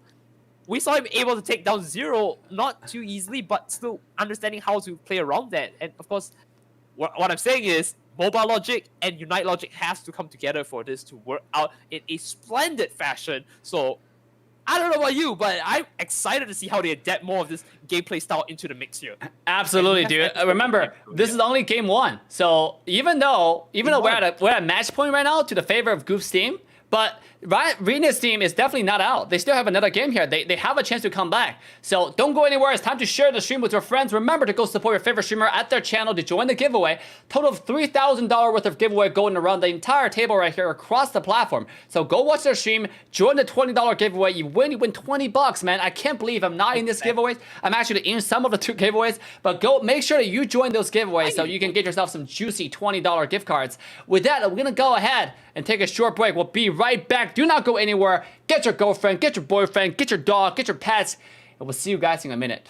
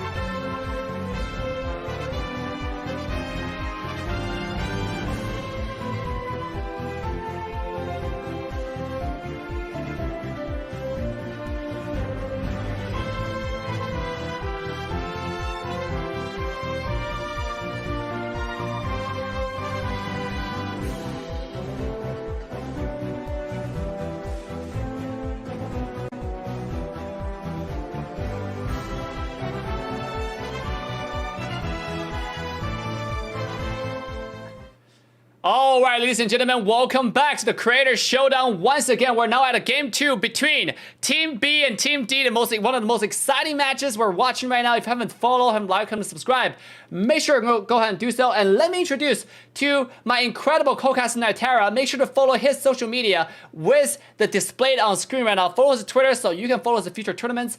Nitera, what's going on with tournaments? Like, we're discussing off the stream that for one side, for group side, he's playing with a team that's a lot of pro players in there, but on the other side, we got quite a bit of like top global players on Team Rini, and somehow they're losing. What's going on? Can you like tell our viewers what is happening right now?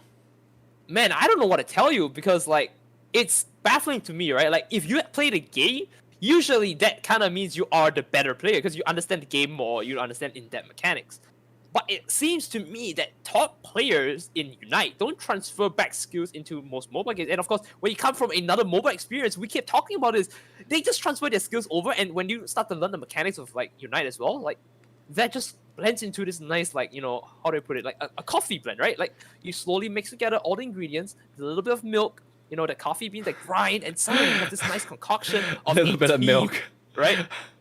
What, you don't put milk in your coffee? Hey, man. I don't judge. All right, guys. The game is already happening. Let's quickly jump into the game. So, Nitera, tell us about this drafts. This draft? What's that to say? There's nothing different about drafts. They are now going in for, of course, the very same thing they've been stuck with, right? They are your comfort picks. You know, this is the team that they worked with. They were able to win multiple games. And I believe that they think that this is, of course, the right play. They want to work out with what they have. And funnily enough, the only difference we see between them is just 2 Pokemon, right? With Batoski with their lower Ninetales, and of course the Blastoise as well. And on the other side, what they've opted to choose is of course Cramorant and Eldegoss. Yeah. So it makes an understanding of... Yeah, go ahead. I think all of those Pokemon are really strong, though. It's not like one side has come off on top with a better pick, you know what I mean? But somehow, like, because Cramorant comboing with Snorlax is insane. Their early game damage is through the roof. And yeah, let's take a look at bottom Crash right here. Who's gonna get this? Oh, Pika got it. Get it. Is this the Pikatif? Yeah, look, he has 9 AO's energies, and they're fighting this. There we go. This might be the fight they're looking for, especially with the CC almost taking out Cram there. He was just lucky enough to back away with the eject button and, of course, taking a berry to sustain himself so he can go back into the fight here. Or more the laning phase, I guess. There we go. Oh, no. They didn't get any of that. Oh, Pika my really goodness. just doesn't want to play. Look, I think Pika got everything.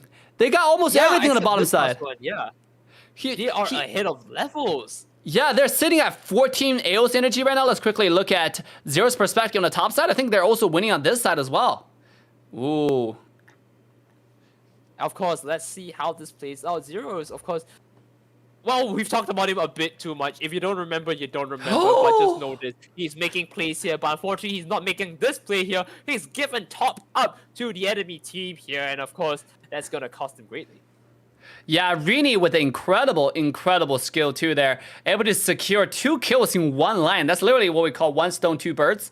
That was a godly play with the placement, with the direction, with the just skill shot overall. And this is coming from a Switch player. So speaking of Switch and mobile, which platform do you like better, Nitera? I've got to be honest, I've played both of them, and like, I've still got to go with the Switch. You know, there's just something about once you play the controller, you just never go back to like pressing the screen. Right? Yeah. Like the controller feel just never goes old. Yeah, so I've got to be with Team Switch. What about you? Dude, I'm mobile. 100%. I can never. I have already returned my Switch. Never touching that stuff again. That's fair. Yeah, I'm a mobile player. Like in and out. Like you kind of peel like my onion, right? You peel like outside. I look like an onion. Like outside, I'm a mobile player. You peel me open. I'm still a mobile player. I don't play anything else. Look at this engage right here from Goof and Pika. There we go. Lino clearing off. Lino might go down here. There we go. Batoski going with the dazzling clean. Nice clear right there. And this is their time to shine. Their beasts come up. They're gonna take it for big XP here. Rini not. Oh my gosh. Rini also tried to deny them. They almost got most of them actually, except for 1 or 2. Oh, a lot of folks man being popped right now. That means in the next. Oh, look at Pika going in. Yeah, there we go, there we go. That's what you want to see. The fight is gone, and this might be it. We do see Yomu's getting Goof's picked damage, off though. here. Oh, there we go. Elder God showing no mercy. Novosito saying, you can't be a Blastoise, stay as a War Turtle. And this is going to be Novosito getting what he came for, then unfortunately not getting out there with Goof taking Novosito out just like that. Oh my goodness. I mean, this is why Venusaur is such a strong Pokemon right now in the current meta. Like, he was literally 1v3. If you're not able to focus him down, if you don't have enough quad control to lock this Pokemon down, he's gonna 1v5 your entire team. Oh, Rini is level 9. He does have the advantage going in. Goof is only level 3 here. He does get level 9 just now. What's going on? This he's gonna get it. Oh, nice Unite! This might be it. They're very close. I think they got it. Rini actually stole it. No. Yes. No. Yes. Wait. I'm confused. He got it. He got it. He's level 10. He secured that with a beautiful Unite on right on top of that Dreadnought, and he got a triple kill right here. What an incredible play from Rini over there on the Venusaur, showing the entire stream who is the boss right here, who is the better Venusaur coming in. Yeah, and like that messy fight, you imagine Rini just being stuck there, like, you know, there's no way out, and he gets it. Even confusing myself, I had to double, triple check myself on that one. Damn. So, yeah, this is amazing. Oh, and now Goof is level 10. Let's take a look at top. Yo, Rini, this game is popping off. Another double KO on the top lane. What's going on right now? I mean, I'm hoping to see another best of 3 here, right? The best of 3 finally extending out to a 3rd game again. I can't wait to see that because it looks like Rini is definitely making the right plays here, pushing them back. And look at that. Already ahead here we of levels. go. They also have both time. This is a push that they can fight here. They can make it work nicely done. They don't have a zone and to the defend them Cramorant. and they can fight. Oh, Batowski is going down just like that. Elder Gods again taking down the War Turtle this time. No Blastoise for you once again. I cannot believe Novosito is making him sweat right there.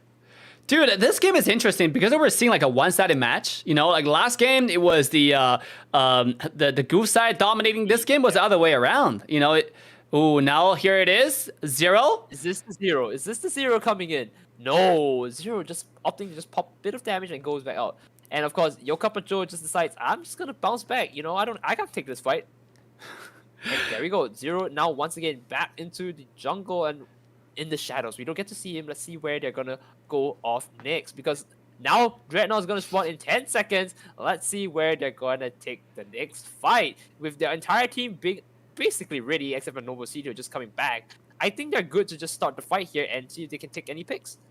Oh, Right here we here, go. now they're focusing in Dread. The first Unite move comes out, Hydro Typhoon with Blastoise. Verdant Anger coming up from Venusaur. There we go. A lot of damage coming in. Goof is getting Oh my collapsed god. here. Nicely done. They all collapsed on Goof, and they were able to take out Rene, and that is their Dreadnought. Looks like things are equalizing here again. Yeah, what a play from entire Goof's team. They synergize their quad control. We see back to back to knock up the Unite move from the Blastoise, plus everybody from Pika's engaged from the Body Slam over there. That was a beautiful synergy from the entire set of Goof's teams. They were able to take that team fight like a hurricane. You know, I don't even think that, you know, team Yokaba Joe or Lino's team had a chance to fight over that. They just got demolished. All the same to 0-0? because this is a very interesting fight here, and this thing might call 0 out here. No, we don't call 0 out here. And nice Hurricane. He was trying to catch him off, but a bit too early. But 0 might be able to get a pick here. No! Nicely done. Lino understanding his range is just like, alright, okay, alright, we got it. Just move back out. And of course, he makes it out here. 0 is being picked off, and that's some XP they're gonna get back from it. Really, this going down. No, that's level 14 on Goof. That's not where you want to be when you get this level of EXP going down over and over again. They're just funneling EXP down to Goof here. Look at this, level 14. And look this at fight Goof. is going to be very The sustain. okay. There we go, first pick. Let's see if we can get any more, or will he just go for Rotom? Nope, goes on the Rotom pick instead, which is very, very good play. He knows how to restrain himself. He doesn't want to like commit too hard, right? I don't think any player wants to commit hard, especially when you're in the lead. You want to just take safe picks here and can't do anything. So Yeah, and very guys, nice before play we walk into the Zapdos fight here, for those who are wondering how to join the giveaway, you gotta go to all the streamers who are streaming this tournament right now. There are totally 20 streamers streaming this tournament on Trovo. Go watch their stream, go watch your favorite streamer, and watch the stream for 45 minutes on different channels. You get to join a giveaway to win a $20 gift card through all different platforms. Every single channel has those giveaway going on. So do not miss your chance to join those giveaway. There's no giveaway on this channel, but there's obviously beautiful cast brought to you by Nintera and Dave. So make sure to go support your favorite streamer if you like to watch their perspective. And like I said, everyone is streaming right now, and what an intense game we're watching. Here it comes the Zapdos fight. And then here we go. I mean, like, what else can I say? This is going to be how it is going to be. Let's wait for the next fight here, because all the moves are going to be popped off. Novo C2 with the corner count crash, pushing in, helping his team here. There we go. Lino now coming in next. Do we see his Unite move? Of course, I don't think he wants to be in this position because, he's going to get picked off just like that. And there we go. Pika picking it off first into the fight. And there it is. A pseudo white with Rene being the last one there. And also knocked down. Zapdos is now being taken. I do believe this is a tough spot for them to take. Can they just jump in and catch anyone off? No! An absolute denial, and this might be it, because now they just need to go score. Maybe their next best plan is also to, return the scores back or try to KO some of them, because Goof is now dropping in that 100, and of course top side another 100. This might be it. If they all push in together, it is going to be detrimental. But of course, look at Zero trying to look for the 50 and the rest of the team trying to push back. How are they going to make this work here? It is still possible in 40 seconds. I do believe they can make a play here if they move in together, because Pika is about to get picked off first off, and slowly each and every one of them go down. There we go. Pika out the 30 seconds timer. He is not coming back out of this fight. They just need to go in right now. Ooh, top lane is defenseless though. Somebody need to go. I mean, I don't think they have enough time. You're absolutely right. This is probably a 2-0 we're talking about right here. Even though early game, we do have a little bit of advantage to Yokaba Joe's team, to Rini's team, but somehow the Zero's team is able to take it back. Zero, Goof, everybody was popping off this game. And of course, that is exactly right. But time will tell, right? We have a few seconds left on the clock. Time's up. Woo! How are the points going to be tallied? It looks very close from the start, but then it starts leaning towards, of course, the purple side here. And there it is. We see the 2-0 once again on the team of Goof, GG with of a 0, Vitalski, Yomus, and, well, what else can I say, right? Like, the team roster. Do you want me to go through again with you? Let me go through again with you right now. And that is, of course, team with Pika, Yomu, Goof, Batoski, and Zero, Nice, I did making that amazing comeback plays, pushing them back all the way. And let's listen to a little bit of a voice count for what they're saying. Well played. Yeah. Okay, so now we're in the finals, right? Yeah, pretty calm. Zero's saying that he's in the finals. I think, yes, they are. Because so far, they have won almost... They have won every single game. I don't think they lost every match. They lost any matches, right? Exactly. Yeah, they're number one seed right now. They're number one seed. You're number one seed. You're sitting comfortably at the top. Just like we're sitting in our chairs comfortably, like waiting for the next game to come. And I gotta be honest with you, they look pretty unstoppable at this point. Yeah. And guys, if you haven't liked, subscribe, turn the bell on. You haven't, go follow your favorite streamers on Trovo.live. This is your chance to go ahead and do that, because the tournament, we're just getting started. Right after this, we'll have another match between Team Super Tees versus Team Indie Bears, Sharko, Sprackles. We got a lot of creators upcoming. Your favorite creators, go support them on their streams on Trovo. At the same time, we're gonna go ahead and take a short break. We're gonna come back for the last match of the group stage before we go to the grand finals. Don't go anywhere. Share your stream. We'll see you guys in a little bit.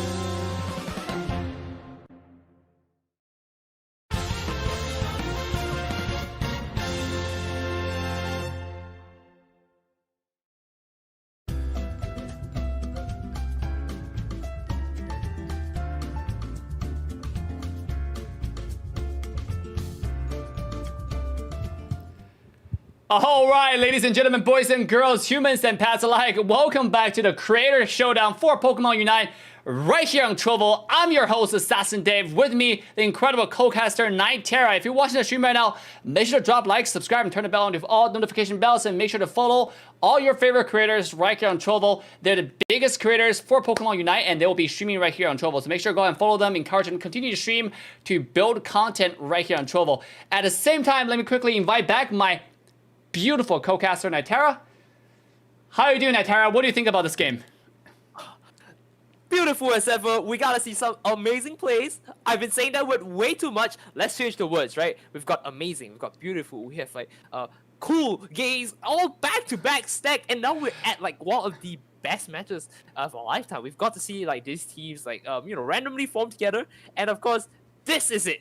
This is the game I'm looking for. Now we have Indy's team versus Sanji's team. Let's see how this plays out, because it looks like the competition's only difference is really how much damage they're outputting. And of course, on the side of Sanji, we do have Sanji with the Zeraora. So that's gonna be very interesting, because he was opting to go for like Bulbasaur this whole time, right? Yeah. So this is gonna be a new thing for him, and he's going solo lane. Solo lane. Something that's really interesting is this top laners, they will leave one of the monkey alone. Oh, I thought he was going to leave the monkey alone, but he didn't. Last game, what we saw is the Zeraora will straight go to contest some kind of the middle Pokemons before he go back. But now, oh, he's trying to steal. Can he get it? Oh, he didn't actually. Oh, no, he got one. Almost. And he's scoring. What's going on? Okay, I don't know what's going on, because he might be running something like an attack weight, right? Because like you want to get like abundance of score off and then try to up your damage with the attack weight. That is probably what I think is happening. Who knows? Because at this point it looks like the Red Love is coming in to help him out, and that damage doesn't matter, because he's gonna have to help out with Red Love here to get the APOM. They're just gonna defuse the fight here. They don't want to carry on. They want to get level 5 so they can fight, because they're already ahead of levels. So where is this going to go down? Because the next fight here is going to be for B. Of course, bottom lane is doing the same here. They're going to try and get... Oh, Crash is here? Nicely done. No, this is going to be a fight. Rakael is coming in, and of course, the damage coming in from the support holding hold down Shurko here. No! Shurko goes down, and there it is. This might be the fight they're looking for. Sanji they're fighting again. Crash is low. Crashy almost down. And unfortunately, I think this is it for Rakael if he's not able to catch up. Oh, and then look at that leaf flying right by him. Man, you hate to see that happen when you're like already away and you just see it's like, oh god, it's coming, right? Let's take a look at bottom side. It's Sparkle versus Sparkle, as well as Indy versus the 3-man dead dive here. Oh, nice thing! Can they get it? Can they get it? Hurry up. Havoc is going to try and catch them off here by just, running in to fight. But once you get caught off, runs back. Safe at the very least, but they are going to at least be safely farming, and that's not good. You don't want to be in that position. Of course, what can I say? Now Kramer is going to farm out his Corphish here, which is of course going to slowly give him a bit more boost of level. He's going to slowly gain up, maybe going to get his Air Slash very soon, of course. Oh, sorry, not Air Slash, Hurricane up, so he can farm even faster, and especially with Bees coming out at 720, well, you want to be prepared for the fight, of course. Yeah. Yeah, oh, here we go. Potentially another dive. I think right now, Red Side is setting up. Let's take a look at Red Love's perspective. He's just farming his own jungle. So how about Sanji? He's coming to the bottom side because we have Beast coming up. And now Crash's team is already on it. Sanji now looking to make a play here. Running in down with his team from top lane. He's going to try and take a pick. He goes to Journey. Takes pick. Nicely done. Is he going to get Crashy? No, he does not get Crashy. He was close. He was close. With the amount of damage he was outputting, I thought Crashy was for sure going down, but he managed to make the base heal up just a little bit to sustain him, and there we go.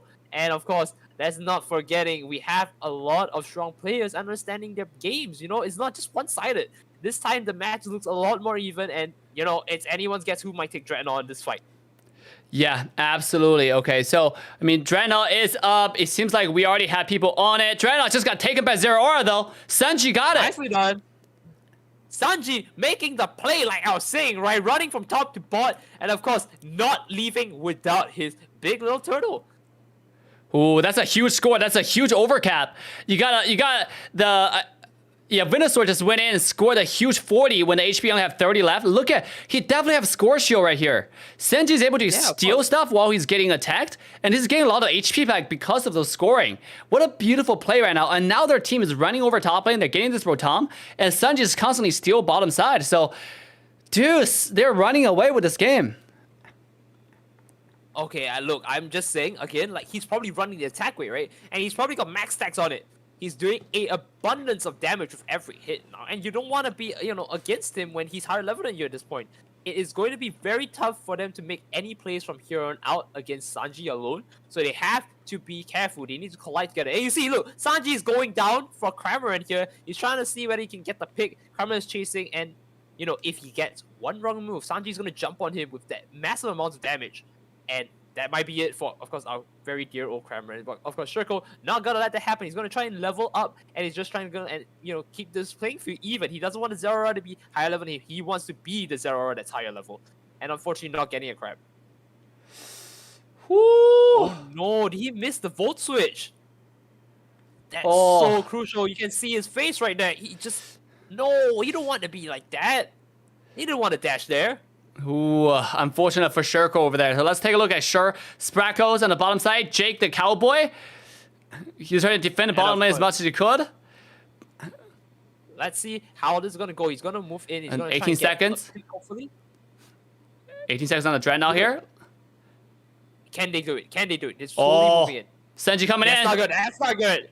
They're taking the wrong fights here, but of course using his Unite move, Gatling Gulp Missile here, and of course, there we go. He almost takes out quite a huge chunk of HP here, but everyone is just, steadily going back to their original HP, and there you go. That's the fight, because now we have a quad down. Zera's being the only one there, and you don't want to be in that position. They lost quite a bit there. This is not looking good. They have to try and defend this from them, because now that Dreadnought's been taken, they could push in for the next tower, but I think the team opts not to do that. Right? They opt to just, look at this dive. Tower, and this is the fight. This 5-stack dive, we call it the Master Ball, right? It's like a death ball, but for Pokemon. Oh my god, this 5-man dive. At this point, the Red Love Super Teams team are popping off. They're going in. They're charging forward. They're 5-manning. I couldn't believe, to be honest, I couldn't believe they're winning so hard, because they're going against really good players. We're talking about Indy, one of the best players. We're talking about Shirko, one of the best players. We're talking about Sprackles, Crashy. All of those are really good players. Like, what is missing right now, Like, Rocket Lee, one of the best players. I mean, new to the scene, but still, Rocket Lee is trying really hard. So what's going on? Why are they losing so hardly to Super T's team?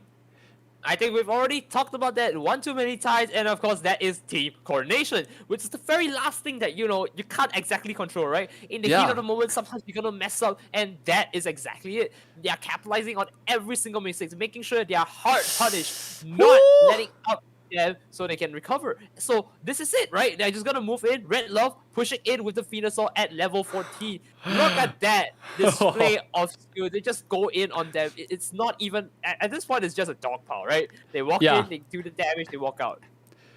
Ooh, guys, if you're watching this stream right now, you haven't go follow all your favorite creators on Trovo, make sure to go and do so.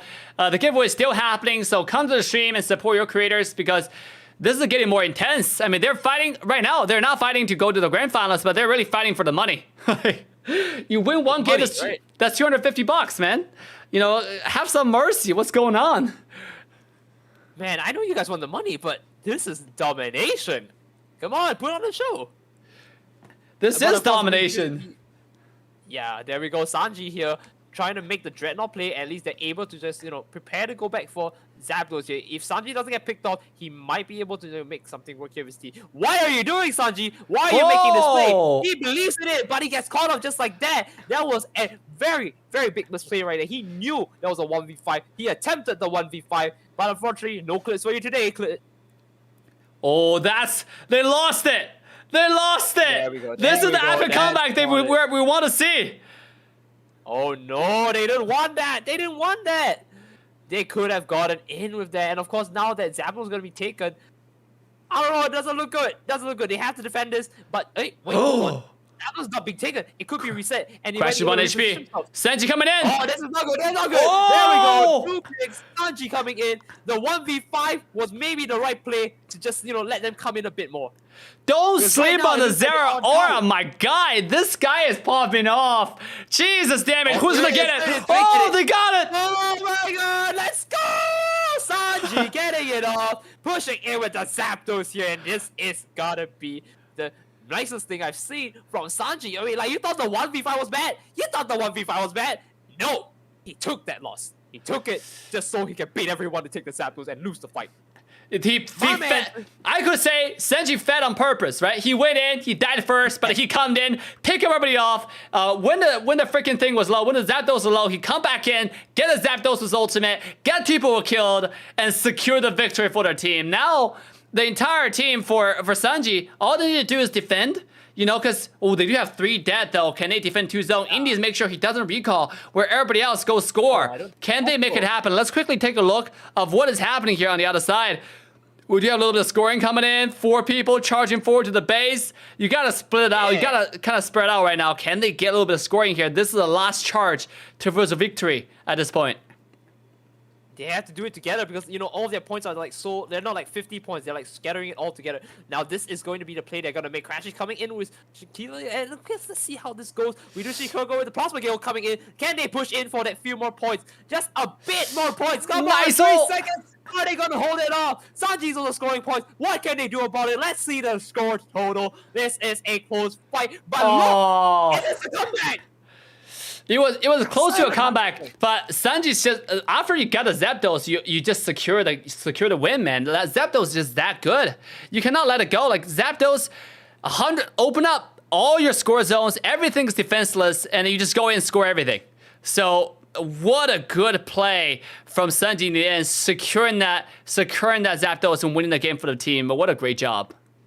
But they still have one more game back to, you know, fight back for that little bit more of that $250 that they're looking forward to. So maybe they got something in coming for us. Because I don't know about you, but that steal by Sanji, I mean, like, inting to win, that's a mindset nobody will ever have unless, you know, you've played enough of these games. And that shows in terms of experience when it comes with Sanji being one of our, you know, Unite top players. Yeah. You play enough to know whether you need to int the game to win. At the same time, guys, make sure you go ahead and follow our lovely creator, Sprackles, on his Trovo channel. Go support him. He's streaming right now. He was a Crabber from last game. Their team definitely needs some cheering up. So definitely go to share code Sprackles team and give them a shout out. And guys, let's quickly come back to the Caster's desk. What an incredible game. Right now we have a 1-0 to Super T side. They took that game by storm. Are we going to see a game 3? We shall find out. Do not go anywhere. Make sure to share the stream, like, subscribe, and turn the bell on. Make sure to follow our incredible Night Terror sitting right on the right side of me. I gotcha. Yeah, looking sharp, looking handsome. Make sure to go follow his social media so you can follow his future events that he's casting. And obviously, share the stream. We'll be right back after a short break.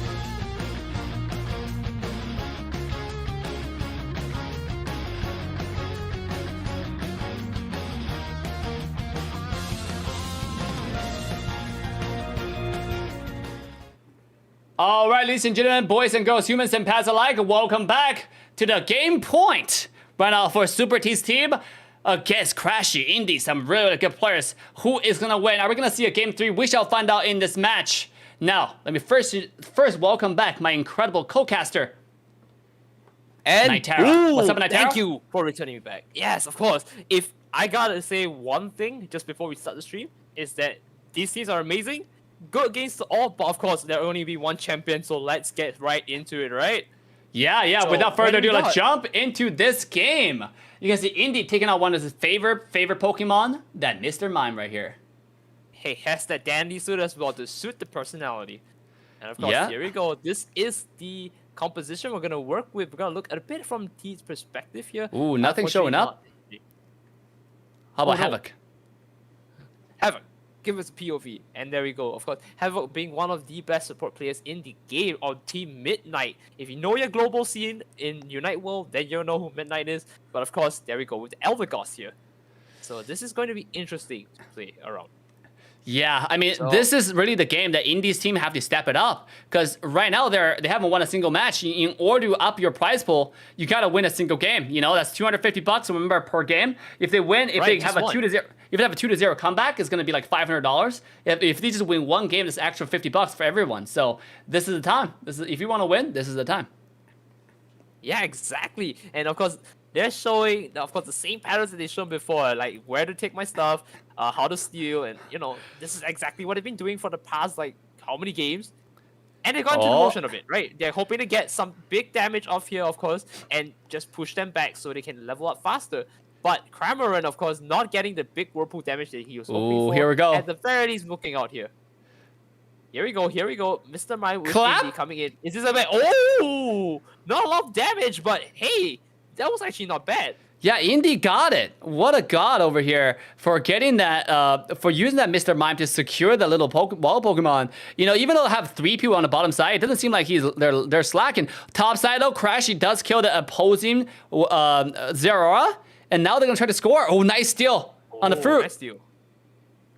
Can they get a 16 point here? Crashy, come on, make it work. There we go. Nice dunk in, and he can go for the B straight right after this. That is amazing. Can you imagine? Senti's Alright, coming yeah, in they though. gotta Senti's throw. coming in. That's big. That's big. Whoo! Can they make the next steal on, you know, jungle? Because now we do see them going in, you see, with the Venusaur jungle again, right? Like, Yep. he's going to farm out to level 7, he's going to come in. Sanji is going to try to, you know, just move back down, path bot to try and get a few KOs here. I do see a very weak Squirtle right over there, right? This could be where they're going for to take their picks. And because of that, we are going to see a skirmish there. Another Zeraora versus Ivysaur here. And no, I think Sanji here is going to back out. He's in a bad position. Yeah, I mean, you do not want to. Sometimes giving up, letting go is. What was that? I thought Blastoise already has his ultimate. I was like, but he's not even involved. And then it turned out just to be a tornado from the Cramorant. That is so funny, actually. Knock him off, it creates the same effect. Oh, that's hilarious. That has to scare someone in like chat, or you know, he was like, "Oh my god, this level 5 war total coming in with the Blastoise Lord." Oh no! What the hell happened? 10 seconds on Yeah. the 10 seconds on the beast on the bottom side. Let's see a little bit of crash right here. counting down. I mean, we see a bit of Crashy as well, right? The Crashy. Let's go. Let's see where this goes. They're gonna get the beast. I think they've got most Ooh. of them. They have 4 players down. I think it's impossible for them not to have everything. But Yeah. Crashy got it. Oh, nice knock up. First big change. I think Crashy is now going with Spark instead of Bolt Switch. They have So that's 5. interesting. Bottom This lane. is the fight. Yeah, Crash had 5. Look at that. Yeah, all of them are a bit slow. Red Love and Sanji now Red Love is puffing here? bot here. Yep, this might be the fight they're looking for. He is level 8 though, so this might be interesting when it comes to level advantage. I do believe Red Love is the strongest player in the game currently, being level 8 amongst everyone else. But that doesn't mean he has a strong team, right? That we do see a mix of level 5, 6s, and you know, this could be something he needs to watch out Oh, for. His team Dreadnought, needs to work Dreadnought. in together. So let's see. Right, see, look at that. His entire team is being like collapsed on. Dreadnought! Everyone's trying to make it work. Crashy, almost getting it. Unfortunately, that's not the Zeraora that gets it. Sanji coming in the steal, moving into Circle next, and of course, Teens, being this amazing support that she is, moves in to keep the team alive. Helping Hand coming in to give extra damage, software to heal up the team. You know, just give them a little bit more bulk here, not allowing them to go down. This is team composition, team play, working in hard here. God damn, how are they able to win all these fights? Sanji come in with a clutch, zero aura every single time, securing those key objectives. I mean, I think we've seen many games in a row now. Sanji's come in, securing objectives, and give everybody's a lead, and instantly turn Red Love level like one level ahead. Now it's level 10. You look at the Unites right now, they don't have any Unites, but it doesn't matter. Oh, beautiful steal! What is that? Let's go! The Verdant Anger coming out, and that Venusaur taking one for the team, but not going down, of course. Going in with Rotom here, beautiful steal. I can't believe what I just saw. Can you believe it, Dave? Shurko come in with a clutch steal, but nice defense though from T's team. I mean, they're able to defend this. Let's take a look at Crashy's side. I mean, God damn, that was golly, to be honest. They're able to secure right? that. Yeah, let's take a look at Shurko's perspective, see what is going on. Must be like popping off here. Look at him. He's more calm than I've ever seen from before, and he's making the plays when he needs to. You know, there's something about that mobile screen prowess right there, and I gotta say, I'm kind of leaning towards playing mobile now after seeing Shurko make that steal. Maybe it's Dude, I'm telling you, mobile player is gonna dominate Wild Rift. No, Wild Rift Pokemon Unite. What the hell? Yeah. Mobile Pokemon Unite. Mobile players are gonna be so much better on accuracy because like. If you try to aim a skill shot when you play on Unite, play on Switch, I'm all over the place. When you play on Switch, you have to drag a skill from backwards to forwards, but on mobile, you can just slide, which is really, really convenient. And that's exactly what it's showing right here. Shurko with a beautiful aim. Can they steal this one? Can he steal this? Can he steal this? No! This time, Sanji again taking this off their hands, and now they're just ahead of levels again.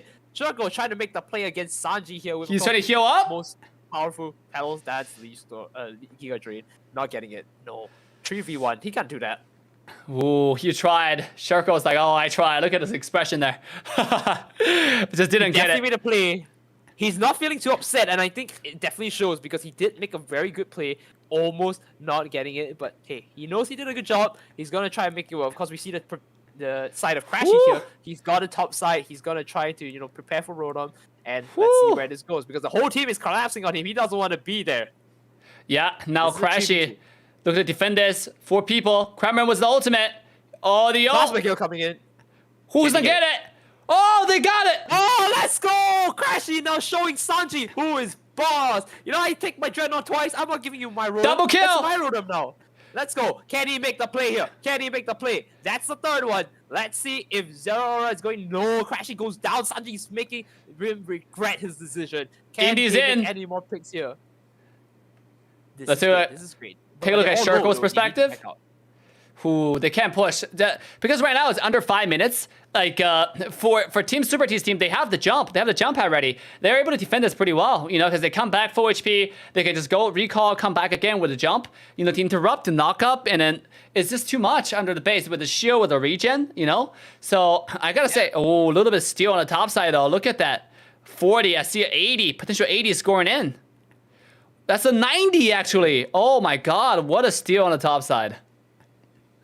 It's a 1-for-1 deal, right? Like, it's not just 1-for-1. You're gonna get a best buy, 2-for-1 deal. And they actually got it. They got a lot of money, right? A lot of Aeos, like, energy here. They are able to pop off in a bit. All they need to do is secure the Dreadnought and prepare to fight. In fact, they might be ahead. No, they are ahead. They are ahead of 1 base here. So, this is gonna be major if they take this. And look, now they are ahead here with Sanji going into the level 13, and of course, let's not forget the rest of his team here, popping up at a near 12. So, this is going to be hard. Not only do they have free shields from, like, the Dreadnought here, but they're going to go for Zapdos, and I think they're taking the right place Here we to go. just try and break more points. Here we go. instead of Who's going gonna get Zapdos. it? And they steal it. Oh my god, that was a very close fight here. Unfortunately, not getting it. So we do see the team of Sanji here getting in the steal back. So now they're going to get a bunch of points. Can they make a difference at this point? They're going to pop it at least 500 points plus the 30 from Zapdos. This is going to be a very big play. Teams, of course, cleaning up the work here. And, of course, moving back to base, hoping to defend. This is amazing play. Oh my god. I mean, Mr. Mime got a really nice steal on 80 points on the top side. But it's just, it's proven that Super T's team are just a little bit more united. They got the Zapdos really quickly, and even with Crashy going in and trying to steal that Zapdos, but nice defense there. They're able to use Unite move at the right time, securing the Zapdos, and now just putting themselves in a solidifying control. You know, they don't have any worries. They just wait for anyone to invade, and they will jump. Look at T's just getting ready to jump at any time right now.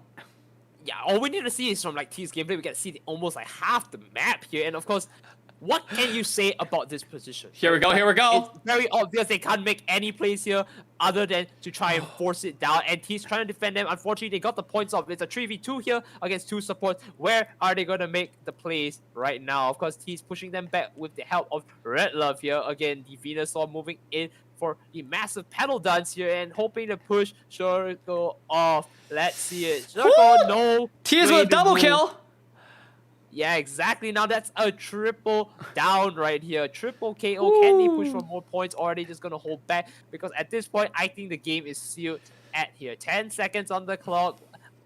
I think we know who won this game.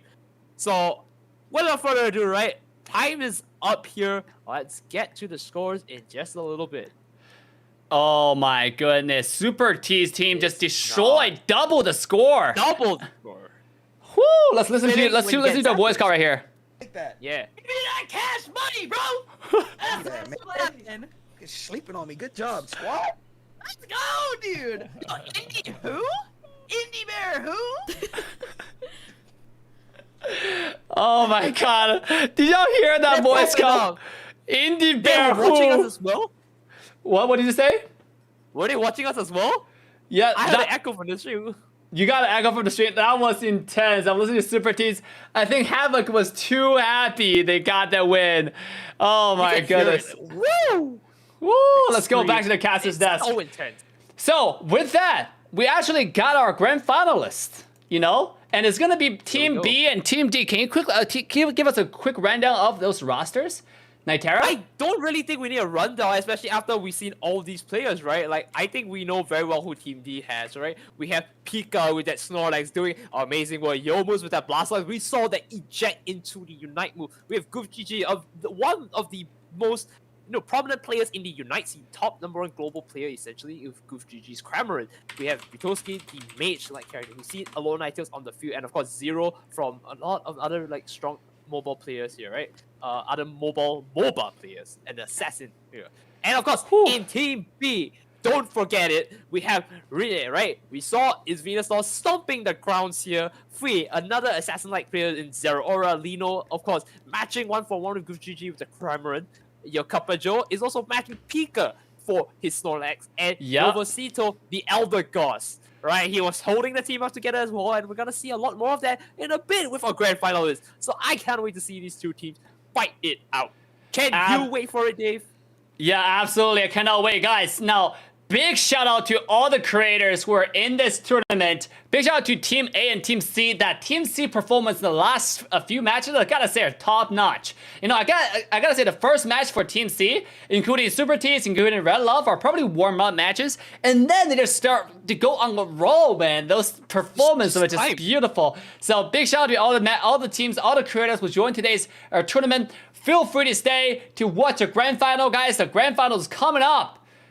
Don't go anywhere if you're watching a stream. Right? Make sure go ahead and give those creators a big shout out. Watch their streams. We're gonna take a short break, and we'll see you guys in a little bit.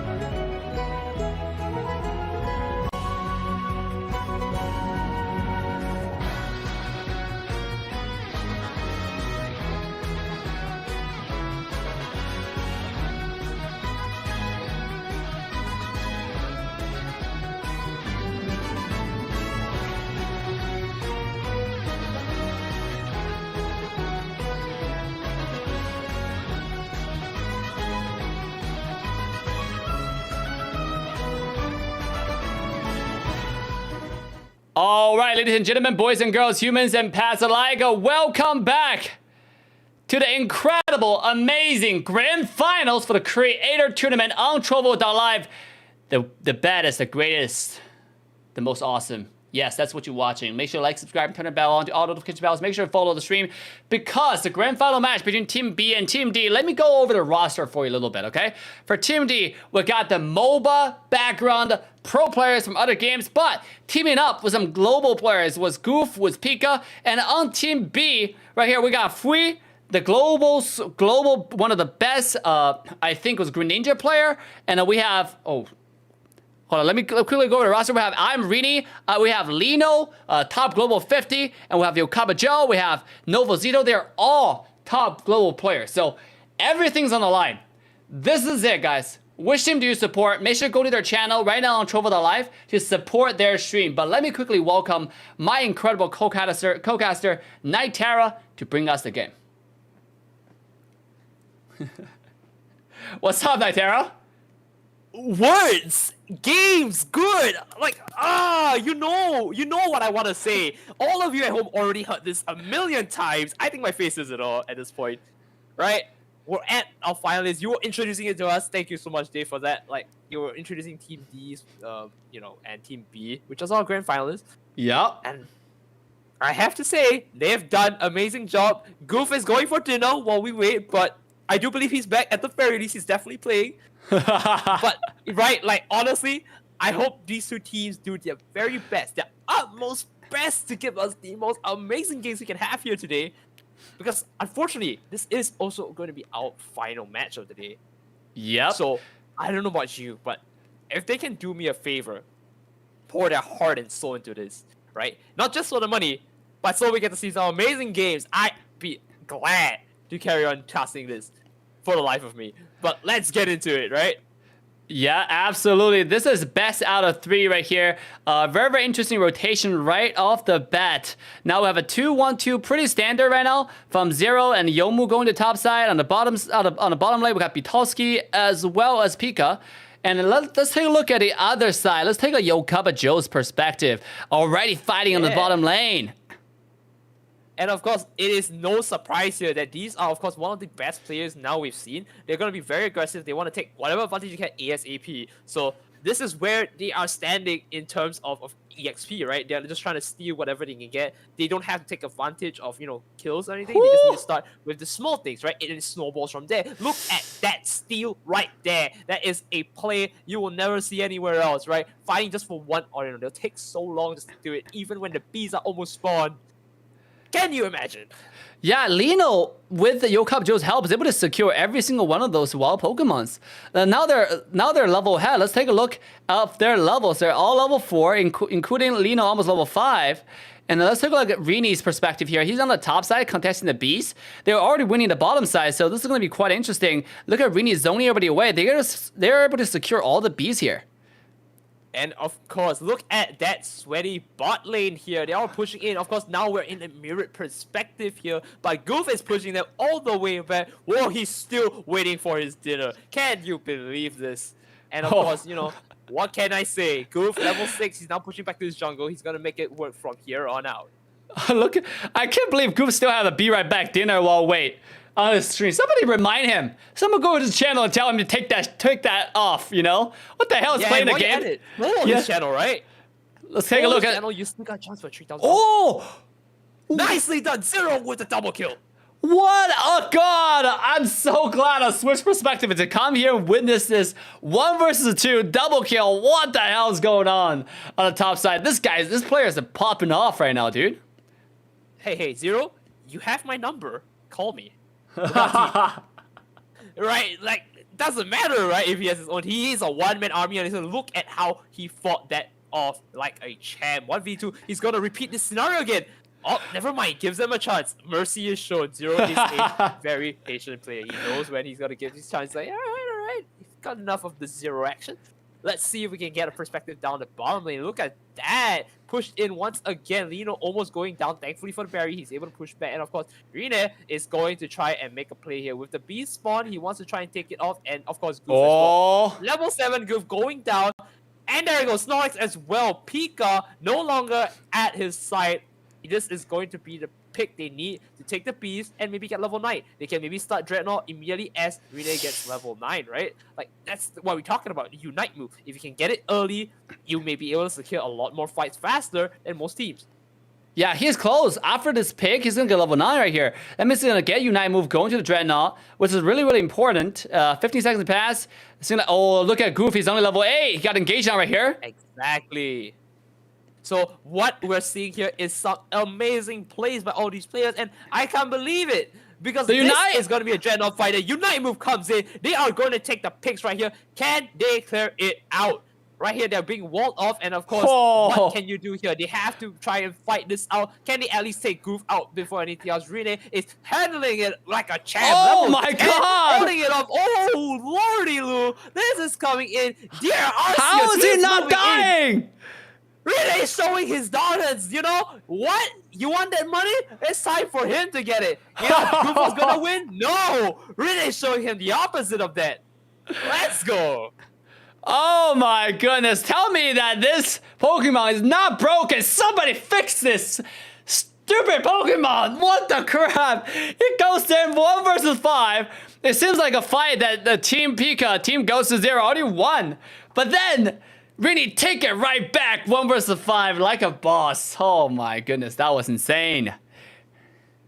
Right? So I've got to be honest with you. If anyone's taking this game, well, it's in the air now. It's a toss-up. I thought it was going to be like Goof who's going to run it down, right? With the Venusaur at level 15. But no. Remember when we saw Rene at level 15 in the first game? He's going to bring that back. And he's going to show you how it's done.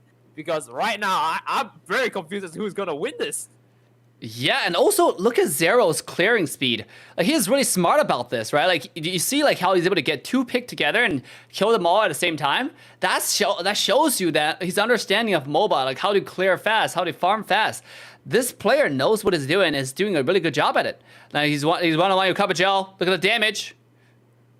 That's not my cup of joe. Backs out into the lane here, going in. Unfortunately, he's going to get collapsed by 3 people. He uses his eject button. Oh, Unite! Here we go. Is this a 3v1? Can we see it? Oh, he's waiting. He's Okay, buying good. time. Oh, look at that. It's coming close. Oh, he is so close from that. It was so close. Could you imagine if they taken it out? It would have been a 5v4, and this would have been the fight of the century. BRB, Dinner while we wait. Yep, I do see Dinner. Goof is going with the blender. He's trying to take his picks here. He's gonna get the Venusaur here. A big Venusaur, you know, flavor here. And little bit lag. He takes it off. He gives a bit of lag, of course, you know. Takes the pick, nicely done. Goof is a hit here. He's being walled off, but look, Zero coming from the back, taking out. There we go. He takes the Eldegoss out, and that is it. Yours, of course, now he's holding on with the Greninja here. Greninja. Sorry, your Cup of Joe here is holding on to Snorlax. I've got the names mixed up. Man, these are amazing games. These are crazy games for sure, man. Zero showing who is the boss. Coming in, or only playing the game for 1 day, already destroying the entire Unite scene with all these pro players, the creators. I mean, yeah, call me up, Zero. Let's play some games after. Oh, bottom lane, team fight. There we go. This is the picks they're getting 1 for 1 so far. Where is the next pick? There we go. Next one. The Eldegoss goes down. The Zeraora goes down. 3 picks down. Can they make the last pick on Rene into Dreadnought? You know, Zero's going to back out. So, of course, it's not exactly a full team fight. But, hey, you know what? You try to take every advantage you get and see if you can get picks. Because Rene is going to town. He took out Goof again. And he's still alive. Look at this monster. He's back. Rene is now level 13. Oh, the damage. Zeraora. This is it. This is it. Oh my lordy lord, this guy is taking everyone out, and of course Zero is going down just like that. Finally taken down by Goof on his second attempt, but I think all the same, right? You take me out, you get taken out, and Goof is going down. No, Goof is not going down here. He makes it out with that sliver of HP, but pseudo wipe out here. Very good job. Zero is now going to, of course, pass to the top side here, and we're going to see a couple of Joe's perspective on how things are going. He was able to, you know, push out all the way, and now they're gonna reset here. Rene is good now. If Cup of Joe support, maybe they're gonna make a much better play here on Rotoms. Ooh, got a defense. Here we go. Nicely done. Nicely done. So far, I mean, once again, we show like even though both teams are really good, but you see the clear dominance coming from Goof and Zero right here. The perspective we're watching. Obviously, we're looking at Yokaba Joe, but let's take a look at Rini's perspective. He's going in one more time. Ooh, the lag. Yeah, of course. I mean, like, I can't wait to, like, scream a bit more when I see, like, this amazing play by Rini. He was ahead of levels, he was pushing it back, and of course, what can I say? When you're that giant blender, you just hear noises of everyone going down with that KO. And of course, all the Aeos energy dropping down means you're also able to score points. And let's not forget that while they are ahead on levels, right? Now, points lead-wise, they're not doing too good. Vernon Anger comes in. Maybe they can take a pick here and score a few more points. Let's see. Rene, being the monster he is, goes in for the fight. He's able to make some massive damage. And of course, that pedal dance is also not only disrupting the game here and their team, but destroying our view here. Look at that monster destroying everything in its path. Wow, look at that. Did you see that flash? Zero's here. The team won. Zero. Can you make it? Can you make the play? Zero. Are you coming in against Rene? Can you make the play? No. Rene pushing back here. This is going to be a monstrous disaster if they're going to make a fatal flaw here. Rene has got to try and back out before he dies to the entire enemy team. Makes the right play into the bush, backs out, regroups to the team. Can they go for Zapdos? 1 minute on the clock left. They're going for it. No, goes on the back. Zapdos is going to push in. Rene, again, the monster that he is, he has to go and defend with his pedal dance. Can he make the play here and try to hold them off? Unfortunately, I don't think so. Snarl is going to jump over. He's going to score at 50 here, and this might be it. Rene, of course, making an amazing play here from the start. Unfortunately, losing the Zapdos was too much to handle, and this might be it. Of course, 30 seconds on the clock. They can make a play here. What do you think, Dave? Oh my god, I don't...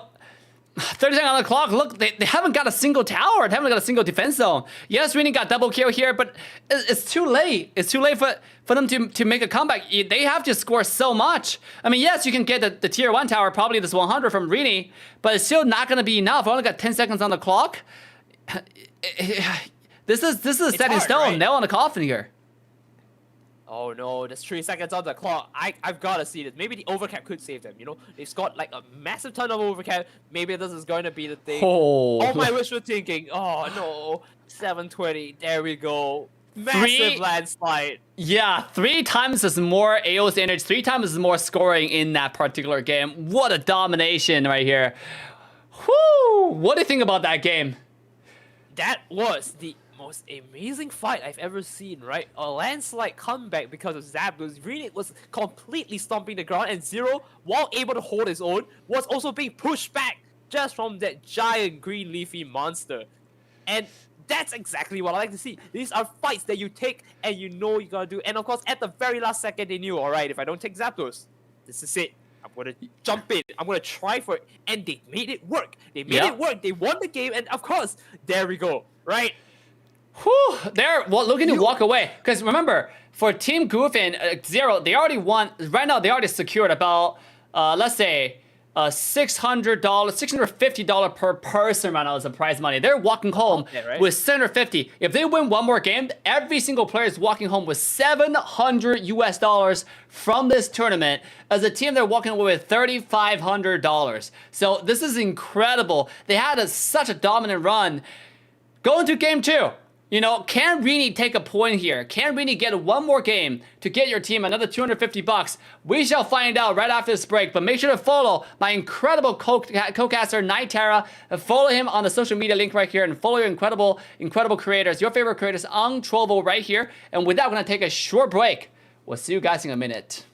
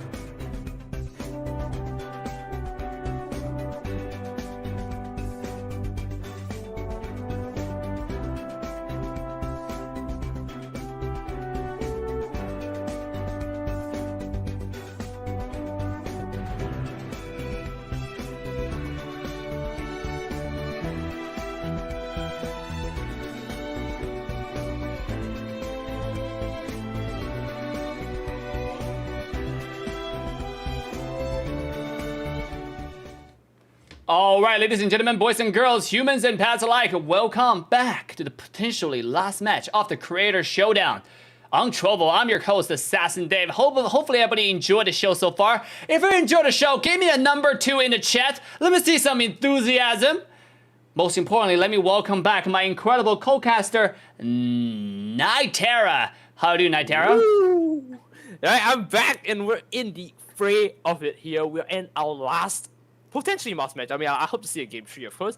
But what we have in store is, of course, a game that might go down in history, right? The content creators, the best of the best content creators, mind you, brawling it out for how much money are we looking at, Dave? 700 each. If they win, it's 700 each per player. They're walking home with number 1.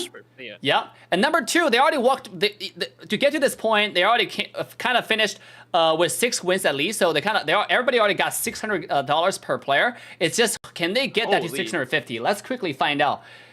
Woo! So let's go to it. They're on their teams. They've got their picks. How is it gonna be? Because at this point, I think, hey, if you're gonna walk away with the money, I say put on a good show. Yeah, right. Bottom side. And here we go. This fight is creaking out here. We've unfortunately missed 30 seconds of it, but hey, we did you the favor of skipping the laning phase, so I don't think you have anything to say about it. So let's get into the real meat of things, right? Oh, they got it. That's ensuing for it. Nice example. Batowski going for the steal here. Unfortunately, Pika might be in a tough spot here. He might have to heal up here before going in. Can we get it off? Oh, almost. So, pushing in. The eject. Can we get the click here? Oh, thumbs up. Oh, by the way, you're watching Bitoski's perspective, and you can obviously see he's playing on tablet, right? We don't know what type of tablets, but he's playing on a tablet. So this is one thing that's really good about Pokemon Unite, because it's mobile and a Switch that's crossplay. So everybody is playing on they're playing on different platform, but are playing on the same server, which is so cool. Because I think this is the first time that ever happened, and you can see right now, there's so many different devices that people are using, and they're doing really, really well with it. No, but we were talking about it just off stream, right? Like, I think it's time to say that mobile is the master race. And of course, you are to blame for that. Converting me over here, so thank you for that, I guess. Oh, let's see this bottom side. We're looking at Lino's perspective now.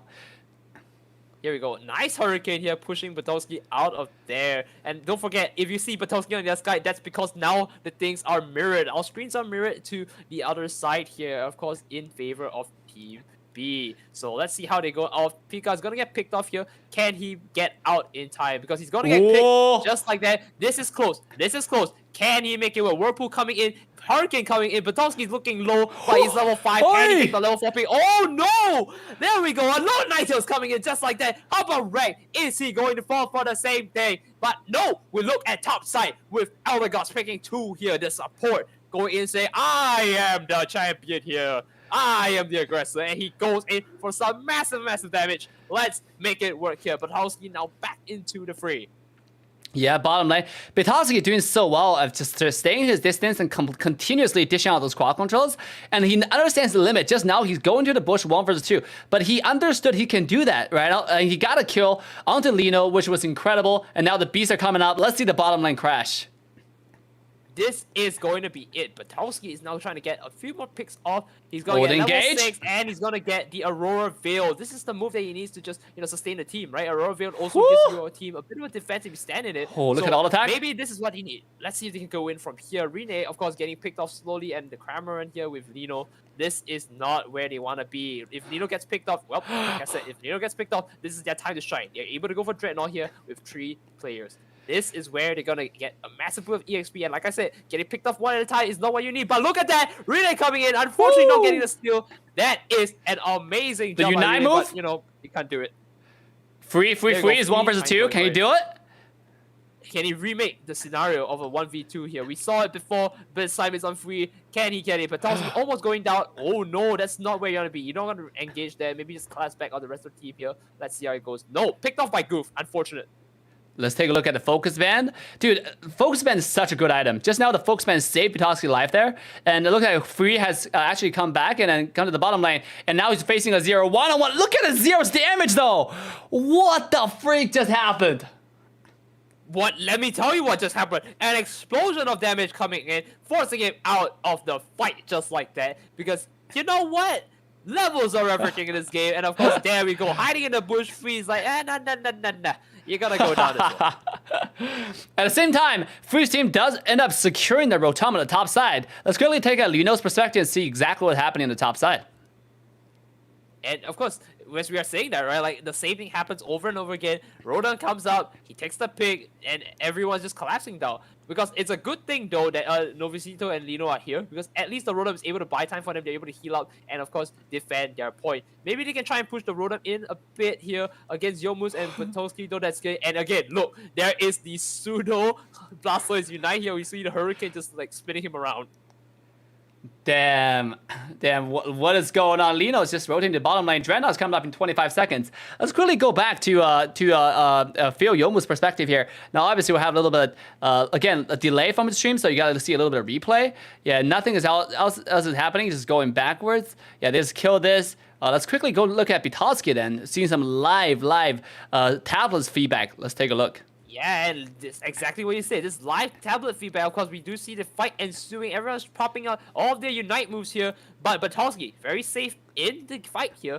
Of course, hoping to go back, re-engage the enemy here. And, of course, Whoa, Unite? Yeah, main damage dealer. There we go, the Snow Goal coming in. They did massive damage. Can they capitalize on this? Because now it's 2-1. Can they capitalize? Like I said, they are now down 2 players. 2 left. Zero is going down. Free is going to try and engage here. This is looking to be the fight that Rene wants to take here when he comes back down. And of course, securing the Dreadnought is what they want to be. Look at that. Goof is trying to get it back, but unfortunately, he is alone here against a massive swarm.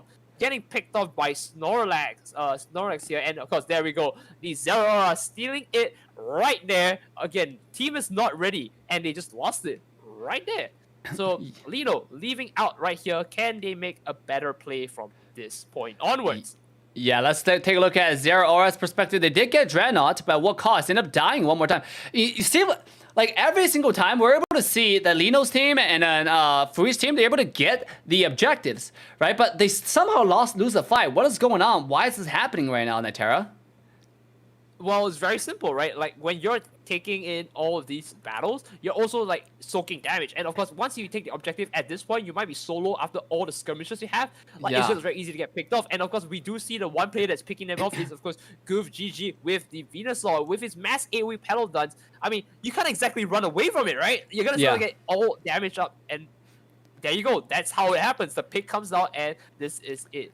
Now let's look at how the fight is going on here, because now we have Snorlax pushing everyone red. Pika is trying to, you know, come in to fight very soon here, but Capujo showing us the Snorlax appearance. He's gonna try to kill the Pitowski. Frozen? Can he make it out? He's just going on Pitowski. Look at this, your Capujo. Yeah, Capujo is just pushing him back. He's like, all right. I don't need to take all the picks here. Pitowski, oh, nice! Nice eject button. That reaction. You know, split-second decision is going to make him go off the rails here and, of course, get out unscathed. Nicely done. Yeah, this is the comeback story we're watching here. You know, Pitowski is able to, even though they had an early game control, but now Lino's team, they are making a comeback. They want to get another win here. They want to take us to game 3, apparently. I mean, I don't mind a game 3. You know what? My voice is up for it. And, of course, my eyes were ready for this amazing play. So let's get to it. Come on, give me the game tree.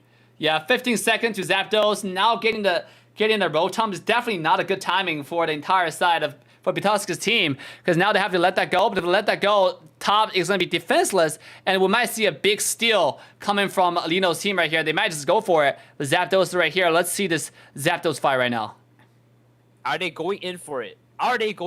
This is the fight. Oh, big engage! If Goof takes it, that is it. But here we go. All the Unite moves are coming out. You know what? Everyone's just like, all right, spam your R, just go for it. And this is the fight they're looking for. Their HPs are going all over the place. But of course, we get our first pick down with the Zero. Blastoise is going very low on HP here. Can Pika at least make a save here and help them out? Because it looks like each of them is going down one at a time. Rene is pulling them out. This is a quad KO here. Are they going in for the Zapdos? No, they're just going to go for the point. Look at that Blastoise at the top right there. Going for 100 points here. Very, very good play here. Understanding situation. He's going to push. Rene is now trying to fight Patowski. Understanding he cannot fight this. Patowski is going to just let it go. Let Rene run back. And of course, regroup his team. And this is going to be the next Zapdos fight. Now the score points are even. Where are they going to start the next fight from here on out?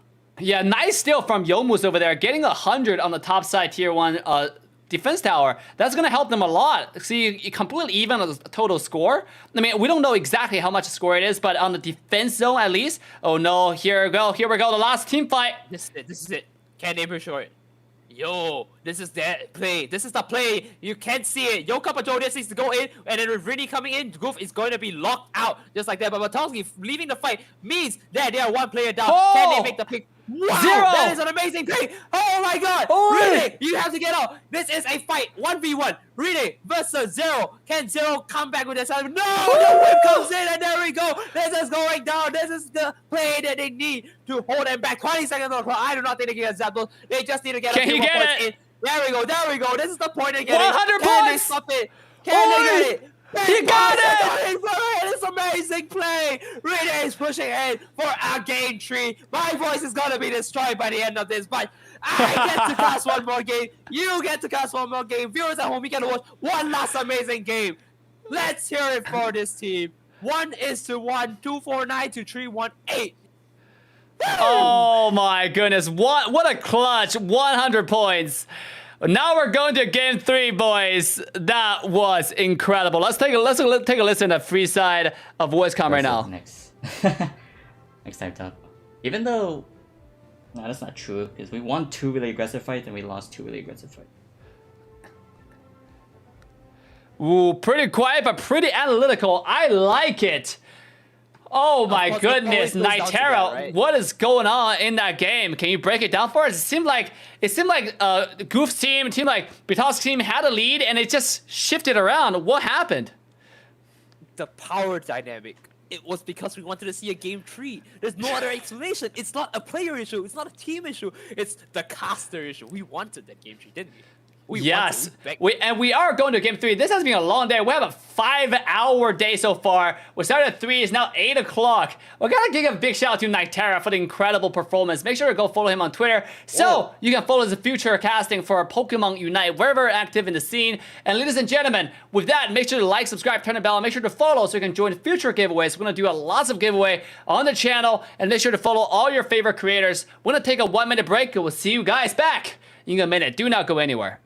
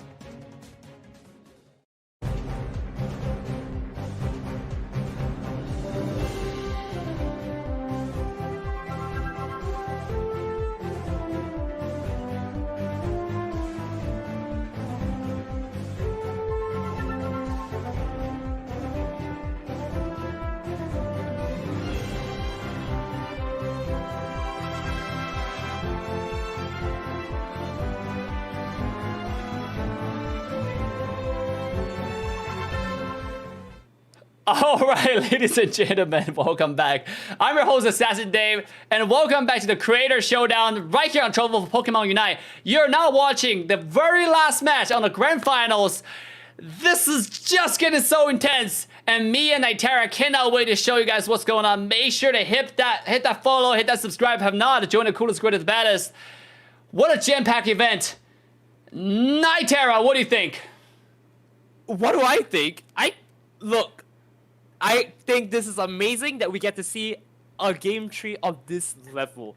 And I would have been disappointed to some degree, right? Like if we had ended at game 2, but now that we're at game 3, right? The stakes are as high as before, right? But when you're at game 3, It's anyone's game. It's a Yep. coin flip. I Yep. can't believe this, right? Yep. It might not even come down to Zapdos because of how good the teams are. They might just be holding their ground and not allowing each of them to just get Zapdos, and they're just gonna play like, oh, you have like two points down, I have 2 points down. Let's just roll the dice and see who actually scored more points, right?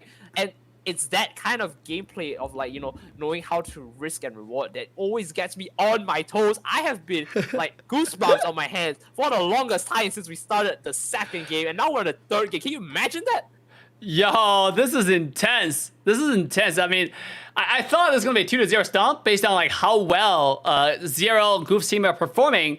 But now Rini team is really showing who is the boss here. They really show they have the capacity to win as well. But I gotta say, both team has playing out of their butts. They're just out of their mind right now. They're crazy. All team fights are just back and forth. You win one, I win one. What the hell is going on? I'm excited to see the final game. Right? Oh no, missing that. Never mind. Really, just, you know, calm down, man. But of course, as we were talking about that, like, can you imagine a situation? Yeah, I mean, like, I think that's the funny thing, right? This match is actually a match of, is it mobile players that are better or Switch players that are better? You see the competition, like, there are more Switch players on one side than the other. I'm just saying, but it's anyone's game, right? I've converted to like the mobile side, but you're welcome to like reconvert me back in any case if the Switch players win. Yeah, absolutely. Now we're looking at a Novo Zito's perspective. Make sure to give him a follow on Trovo as well. If you like to watch some Spanish content, Novo Zito have been streaming quite actively on Trovo Live and doing quite well. One of the popular creators on Trovo. Looks like they want to score here. 3 versus 2. And it seemed like 0-0 doing a good defense, and they got a kill, Hui. Looks like they're able to now start the Bs here, and maybe hopefully Novosito with 1B can level up here, but doesn't look like they're gonna get. They got the pick, and of course Novosito showing him the aggressive support here, getting the last hit off on the Aurora. Nicely done. Rini too good, man. He just showed like the power of this incredible Pokemon. Oh, Zero making sure that Rini doesn't go home, but this might be too aggressive. That's a free pick, right? Like, that's a free pick. You just don't want to be in that situation, even if you're backing. I mean, like, 3v1. Ooh, this top side has been quite chaotic. The 3 versus 2 for the longest time. Let's take a look at Goof and see what is he doing on the map right now. He's rotating to the top side. Seems like he want to go help out a little bit. Oh, actually just rotate back to the jungle and farm, because the second rotation is up. 1 more minute to the Dreadnought, and every team, remember, it's very, very important for Pokemon like Venusaur to get level 7, because then you have your Petal Dance. And this is going to give you the power spike, the invincibility, not invincibility, but really give you the incredible power spike, unkillableness, the tankiness in a team fight. So the power. Yeah, just the power. So now Goof is getting ready to go bottom level 7, but we're already seeing a fight on the bottom lane, seems like. Yeah, of course, and that's exactly it, right? Because you want the bot lane dominance. You want to be in position better than the other team so they can make better picks. And of course, as we see here, this doesn't mean that you can't do anything about it. Take the top, or deny them of what resource they can take if they're positioning, right? So this is the point they're looking for. Goof is level 8. Can they go in for it? Novosito looking very low, and of course, look at that right there. They're gonna get your Joe calmly just walking out of there, knowing that if I go down, I go down. But hey, that's it. Now there are 3 of them in half HP. I don't think they can really start. Rini's level 9 though. Rini's level 9. He can jump it. Can he use his Unite move to clear it out? This is the pick. This is the pick. Goof going down here. This is big for them. They can go and start Dreadnought here, and of course secure a nice big chunk of XP. It doesn't look like Goof team might win here, which is a shocking big surprise. Mind you, that they were dominant in this entire tournament up to now. What is going to happen here? Yeah, they got this. Actually, a secure from Rini on the Dreadnought. The rotations, the mirroring, right, of the map and shit. Oh my god, we're actually forgetting like who is who. Yeah. It's been a long tournament, man. We're getting to it. Oh my god, but what a play on the bottom side though. Rini leading the team like a storm. They took the bottom tier 1 score zone. They got the Dreadnought. Now they're leading this game by a huge lead. And look at Goof. He just turned level 9. He's not even having his Unite move yet. He's about to turn level 9. Let's go back and watch Rini's right now. Rini is probably level 10, level 11. This guy's popping off at this point. I don't know what to tell you, because he's in so many different places at once that, at this point, it's really hard to tell, like, where is Rini exactly? He's so fast with that Petal Dance. He's able to rotate faster than most players I've seen in a game, even myself included. right? Yeah. And I play Lucario, so like I know how fast you need to rotate. Oh, but really those- showing the prominence here. Let's go. Never slow to a fight, never slow to a KO. Lino, man, knocking 2 people up with his incredible tornado and surf combo. Shaping the landscape of that team fight. Once again, securing the Rotom. Definitely continue to solidify their control of the game. What a great play in that Rotom fight. Exactly. Now let's see how they're gonna, capitalize on this even more, because, if they get the Dreadnought here, they eventually will equalize the game, but how this is gonna play out is really up to them. If they allow the Dreadnought to be taken, that's on them. If they lose this game, look, that Dreadnought might have snowballed it, but you want to be cautious in this kind of situation. Look at the bot lane. They're holding everyone back. They don't want them to come in, but top lane is just steadily pushing back. And now they're just gonna all go to bot, and the fight is gonna ensue once again. Whew. Oh my Alright, goodness, here we go. look at Rini is farming really fast. Let's take a look at Goof's perspective and see what the hell is happening on the bottom side, because he's already using his Unite move. All right, use his Unite move. Here we Going go. in. What's the play here? Another Unite move from Cameron. Let's see if we can pick any more damage here to help the team. Of course, we do see Body Yomus barrier? here going down. Is this it?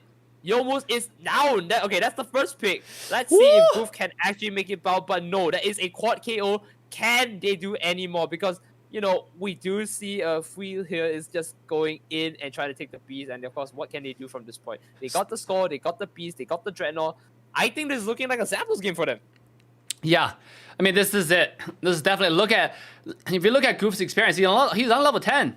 Remember, Rini is at level 13 right now. There's a huge experience gap on both sides. Let's take a look at Zero, the shining star, right? I mean, when their team is behind they look for the shining star Zero to carry the game right here. I mean, Zero has given us quite a bit of surprises throughout this entire tournament.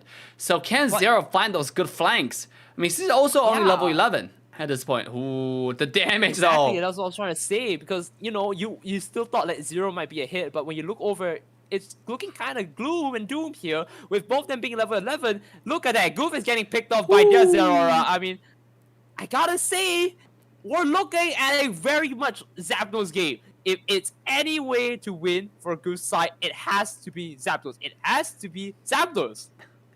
Oh, look at the steal. Look at what Zero's doing. He's going for the 100. He wants it. He needs it. He wants the money. He's going to go for it. There we go. 40 points going in. Okay, is it enough? No! He got it. Oh, he got it.